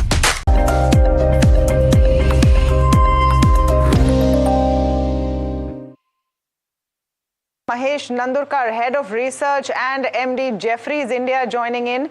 Mahesh, we always love our conversations with you, so thank you for your time to us here at NDTV Profit. I want to start with a bit of an overview of how you're seeing the situation unfold right now from an Indian perspective. It's a tale of two markets, really. If you see it externally, a lot of gloom and doom, West Asia crisis, crude, etc., all of that looking very difficult. If you look at what you're hearing from the ground, from companies, especially in the mid and small cap space, they're talking about a different story. What are you seeing? First of all, thank you for having me here, Tamanna. Always a pleasure. So looking at the overall market, yes, I mean, I think you hit the nail right in the head. The macro environment doesn't really look that great. I mean, as you mentioned, the higher crude price, Iranian war situation, but also one other emerging worry, which is actually a global worry, but applies to India as well, which is that of this El Nino and what it means for the inflation, the global inflation, the Indian food inflation, etc. as well. So the macro situation is not really that great, but at the same time, the bottom-up numbers, the result season that we have just seen concluding for the March quarter was actually quite good and much better than what many people were fearing. And as you mentioned, some of the mid caps and small caps have done well, but also broadly speaking, I would say the old economy, the asset-heavy sectors, the hard assets have generally been doing well. So while the macro situation may not be that great, and therefore the market outlook as a whole may not be that great, but there are always a lot of good opportunities in specific stocks and sectors. You know, where are you seeing those opportunities, Mahesh? There is a broad sense that, sooner or later this West Asia crisis will end. There will be some kind of an agreement between US and Iran, opening of the Strait of Hormuz. Is that going to see a huge upsurge in the Indian markets, or that's not really a situation that you see happening? Yeah, so the thing is, I think the market is already building in to some extent that the possibility that you spoke about, that is the consensus expectation. That's what everybody expects. And that's also the oil market is expecting as well. And that's the reason why you're seeing the oil prices hovering at about $93, $94, as we speak. Also, the markets are, also, I mean, the global markets have actually doing reasonably well. Indian market have, been weak, but they have, from the recent bottoms, they've moved up. So what you mentioned is really what everybody's expecting. And so to that extent, when, let's say, a formal conclusion of an agreement happens in the West Asia, you will probably see the crude falling from the current levels as well. We should see some rupee appreciation. We should see the Indian markets also moving up. I'm not so sure there will be like a huge market upsurge because, as I mentioned, to some extent that optimism is captured in as we speak. But yes, definitely a few percentage point of uptick should happen. For the broader market. And what should be encouraging to see is that even the rupee, in my view, should also see a bit of a pullback up on the positive side. Mahesh, good morning. Neeraj here. What we are also seeing is that individual news flows are now really taking market or specific stocks higher because there's no market-wide push coming in, and therefore specific themes are being played out, right? I mean, Zenix is a case in point, but that's relevant. But the belief that, for example, that the US issues for the Adani Group will get resolved led to the benchmark stock moving from 1,800 to 3,000. But a lot of others have rallied 50% at a point of time when the Nifties remain flat, right? Where are those cohorts where you see pockets of opportunity in India, keeping in mind that FIs may not necessarily come in the next few days, weeks, months? Yeah, that's correct. I'm not so optimistic about the FPIs coming into the markets in any meaningful way. Got it. In the future, because I think, we might see one trigger in the form of the West Asia resolution. But beyond that, I think what really is weighing on the minds of global investors is this whole AI narrative and the AI trade that is still the most dominant global investment theme. And which is driving money into some of the AI-specific stocks and countries such as the US, the Korea, Taiwan, etc. And unfortunately, India doesn't really feature, in that list, as of now. Where are those pockets, Neeraj? As you rightly mentioned, several of the large, several of the large caps are not really, performing. In fact, I would say that there are certain sectors like the IT, the consumer staples, I would say, some other sort of large cap names in the telecom space, etc., have also not been doing well. And, there are some obvious concerns, in all of this. Rather surprisingly, banks, which I think, from the bottom-up perspective, looks like a pretty reasonable sector, but that's, also not doing that well, from the market perspective. And once again, I would say the primary reason is the continuous FPI selling. Because from the valuation-wise and from the bottom-up fundamental perspective, the banking sector actually is looking pretty good. So I would look to be positioned into that sector. But to your other broader point, Neeraj, on the mid caps and small caps, I think there are several of these bottom-up ideas that are looking very interesting. We've been extremely positive, on this whole power sector chain or power sector theme, which starts right from the electric sort of utilities, but then the equipment suppliers and then the financiers and the whole solar equipment chain. So there is a whole bunch of stocks and subsectors that fall within that theme, and that theme is also seeing a positive trigger in the form of the power sector demand going up. And my sense is that the El Nino, which is, while it's going to be a bigger concern from a macro standpoint, but that's a huge positive for power sector demand. And therefore, I feel that this whole power sector chain, which has already done well on the markets, but I think it can continue to do well even from here on for the rest of the year.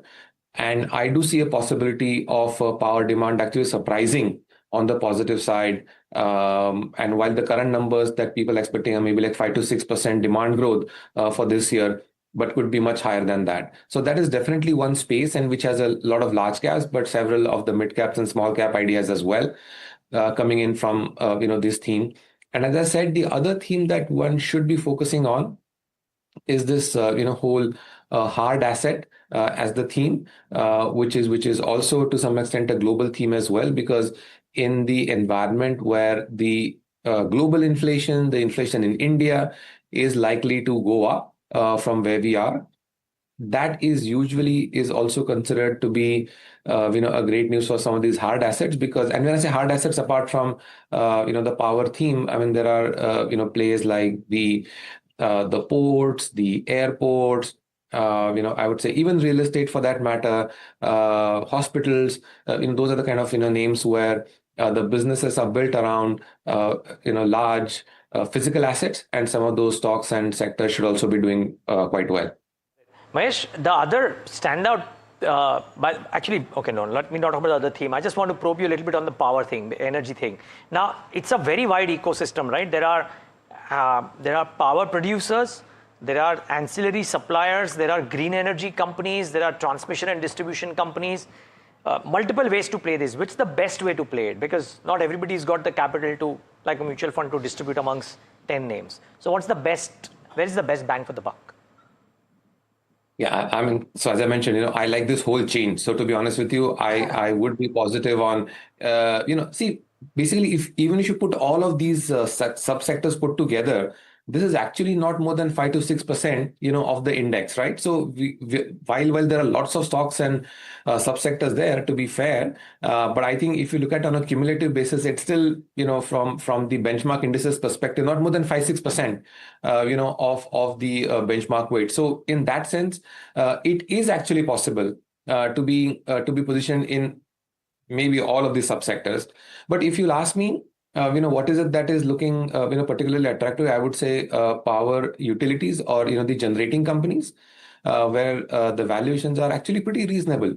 In certain cases, I mean, there are certain stocks trading at about 12 to 15 times on 1 year forward EV by EBITDA basis. These I'm talking about the power utility companies, power generating ideas. Most of these are like solar based power generation. There are some of the names in the same space which have got re-rated towards 18 times to 20 times on 1 year forward EV by EBITDA. So not as cheap as it used to be, but I think given what I mentioned, I'm expecting the power demand growth to surprise on the positive. So even those look good. So that is one subsector, the power generating companies, the IPPs, or the utilities as we call it. I would also say the utilities belonging to the transmission sector, and the distribution sector as well. Now the equipment suppliers, well, that has been an extremely strong theme in the last 6 months, and many of the stocks have done very well. Probably they feature among the best performing stocks year to date. But the valuations in many of these names have gone up to like 50 times, 60 times, 70 times already. So I would basically maybe look to kind of take a step back on those. But then, the other names, the whole solar equipment manufacturing, that's also a chain by the way. There are also several stocks there. And I think given the fact that the government is clearly trying to focus on domestically generated sources of energies and giving an impetus to the local manufacturing sector, I think the solar equipment chain as a whole also looks very interesting. Mahesh, I'm going to come to something which you guys put out a few days ago, and it became a big topic of conversation, went quite viral. And there was this whole thematic narrative that it is the SIPs, which is, in a sense, this wall of money coming from domestic investors, which is the culprit for the rupee, as well as the FIIs exiting. First, explain that thesis. And then, did you expect that kind of reaction to what you guys put out? Okay, so I don't, intend to single out any one specific type of domestic flows like SIP, but the broader idea that we have highlighted in that theme, in that note, is that if you look at the overall domestic flows that are coming into the equity markets for the last 2.5 years, they are unprecedented. I mean, on a total basis, we're looking about $8 to $10 billion a month coming into equity markets. And that's not just mutual funds, and that's not just SIPs, but also a large amount of flows coming in from the provident funds, large amount of flows coming in from the NPS schemes and the insurance schemes, etc. So these $8 to $10 billion a month coming into equity markets is a number that we've never seen before. I mean, prior to CY24, that number used to be, much less than half of that, or in fact, even 1/3 if you, look at historically. So, we believe that, these $10 billion per month coming into equity markets has really, in our view, made it easy for the foreign investors. And these are not just foreign investors. When we're looking at the foreign money that is exiting the markets, it's not just the foreign portfolio investors, but we are seeing foreign promoters. I mean, large consumer companies and Korean sort of automakers and also the US companies are exiting or maybe reducing. Not exiting is not the right word. Reducing their stakes in the Indian companies through stock market. We're also seeing large numbers being put through by the private equity investors as well. No, fair enough. I mean, you're explaining it well, but what is the harm if domestic investors are finally coming in? And okay, let's not talk only about SIPs. The fundamental reason behind this is that Indians are now saying that we want to invest in Indian equities. Finally, they want to make money here. Why is that being seen as negatively? That was the question that was posed. No, it is not to be seen negatively. What I'm trying to sort of explain is that it is actually allowed. So in the last 2 years, we've seen the foreign investors, including those 2-3 varieties of investors that I just mentioned, have sold about $80 billion in equities. And if you actually look at the the balance of payment, and if you actually look at various drivers driving the rupee, it's not the current account deficit which is a problem. It's actually the capital account is the problem, and a large part of that capital account problem emanates from this $80 billion that have exited through the stock market route. And in the olden days, let's say pre-COVID times, if such kind of selling would have happened, we would have seen the markets correcting in a big way, and the selling would have stopped, because a lot of this selling is actually valuation sensitive. But because these large tens of billions of dollars per month coming into the equity markets, despite the heavy selling by the foreigners, the valuation has not corrected the way it would have historically, and therefore the historical mechanism of foreign flow correction, which is in the form of the valuations going downwards, and therefore the sellings of that correcting mechanism hasn't really played out. Just one more question on this. Is this a negative for Indian domestic investors? What should they do? Is there any reason for them to stop doing what they do?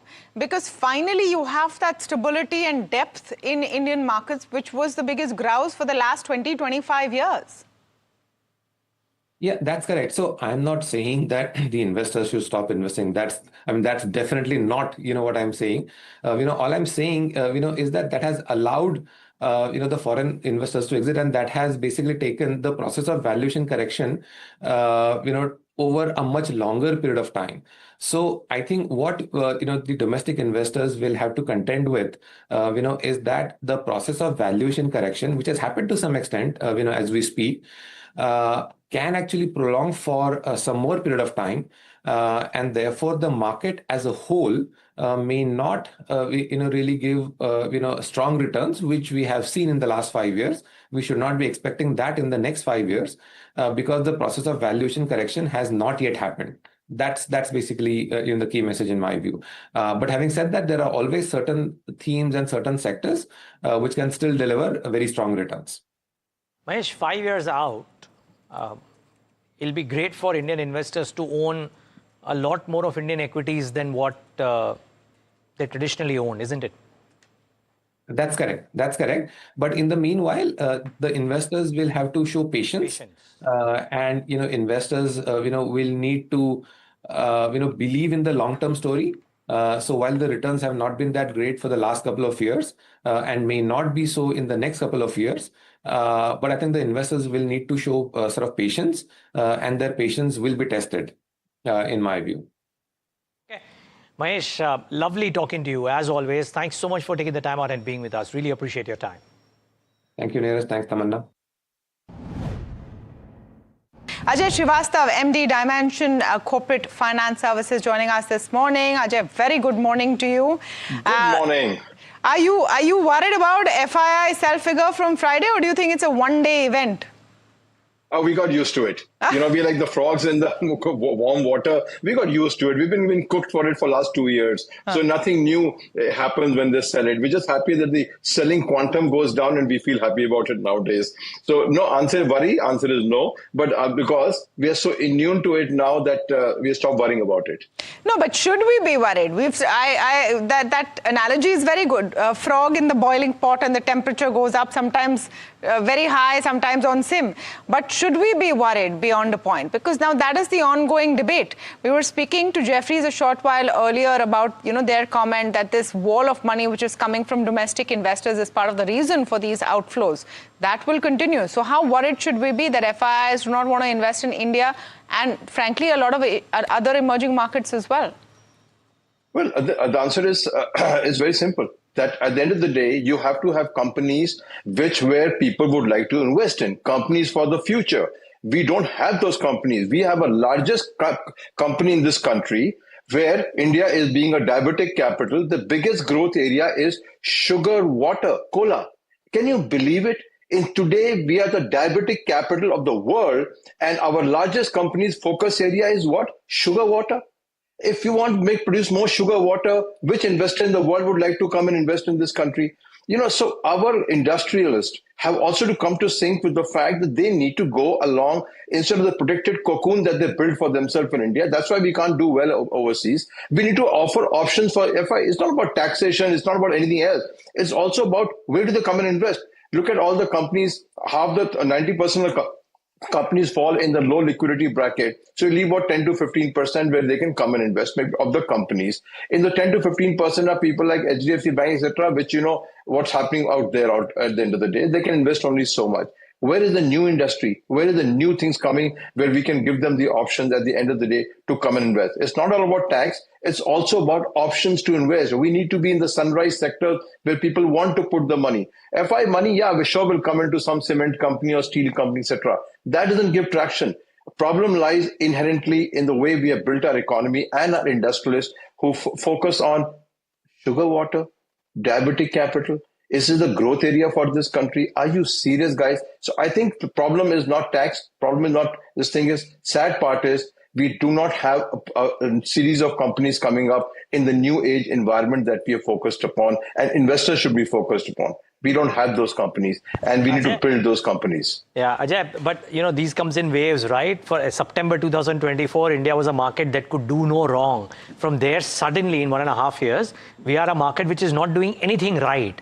This cycle too will pass, right? So based on whatever you're seeing in corporate India, where is it that you believe, if not now, then 6 months, 9 months, 12 months down the line, will money come in at all? Okay. Let's put it this way. We are very strong in sectors like autos, EVs, where we don't need money because our companies are strong. They are debt-free. Largest of the autos and auto ancillaries are primarily debt-free, very little debt at the end of the day. They don't need equity expansion. So whatever is in the market, they haven't gone to the market with equity. So we are very strong in that segment and we don't need the capital at the end of the day, unfortunately. EVs, we are quite strong. Globally, we can become very strong players. We don't need the capital. But when you look at the more capital intensity, and come back to the point that you said, everything was right and wrong. In economics, 1 year, 2 years, in financial 2 years is a very short time frame. What you take a decision, the RBI decision, for instance, of interest rate reduction against all, norms of economics, actually the government yield never came down. He did a 1% reduction, never came down.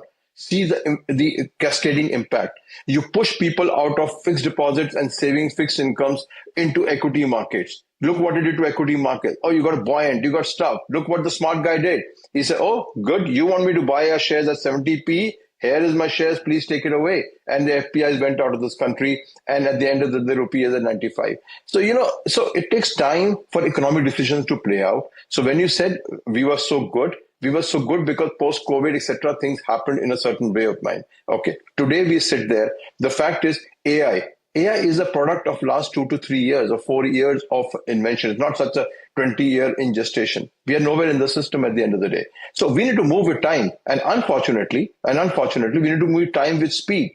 And the speed at which Indian industrialists move is towards items where they can control the local environment, get protection like steel industry has got, and then make money out of India. And that's not going to be the answer for FPIs at the end of the day. Sure, at some point, valuations will come down and become so economically beneficial to come in. But still the money doesn't come. Look at the banking industry, large caps. Every fund manager has been shorting for 2 years that it's the lowest price, best attractive. But what's happened to it? It still came down. So I think it's not about the fact that we were doing all right or we're doing wrong. We just need to move with the time at the end of the day. If we don't move with the time, we'll get left behind. So, Ajay, the question then is, you're mentioning that we don't really have sunrise sectors at the moment. Where is the miss right now, where you would say that these are the sectors where you're structurally seeing a concern, where things need to pick up pace? Okay, let's put the other way around. What is structure? We got a lot of good stuff as well. So let me tell you what's the good stuff we got. As I said, EV, we are good.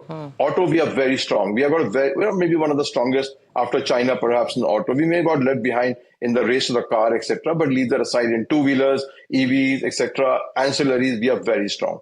Pharma, we are very, very strong. We got a good pipeline, good companies, good facilities. I think maybe we are number 2 to China and the other way. We are good. Capital market monopolies, we are damn good. Nobody can invest or buy or sell or share in India unless you go through NSE or BSE or commodities MCX. So these companies are going to do well. Where we are not doing well at the end of the day, it's laboriously saying, look at what happened to IT. It's a disaster out there, right? It's doing nothing about it. Okay, we look at the banking sector. Smaller banks are doing a lot better. The larger banks suffering from so many issues, governance, etc., where they have not got any investors, got any returns. I think we have a problem there. The fundamental problem is our interest rates are too low compared to the inflation. And that's where it sets up the economic paradigm to say, you know what, don't put money in fixed deposits. I don't want to put money in fixed income. So what happens?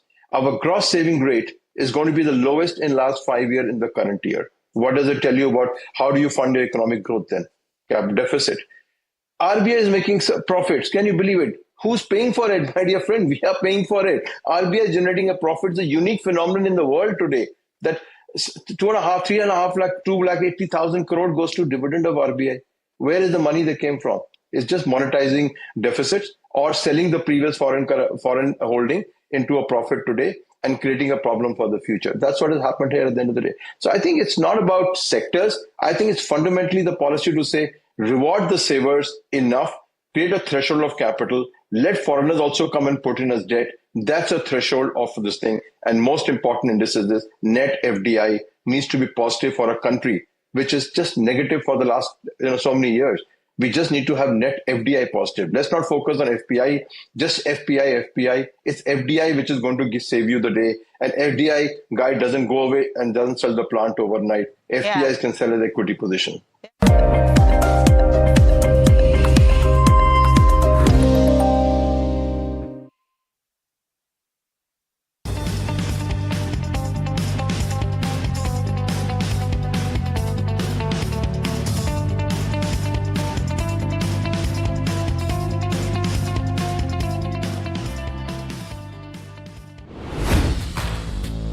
Hi, I'm Tamanna Inamdar. Watch me on NDTV Profit, where I break down the day's biggest business stories. What happened, why it matters, and what it means for your money.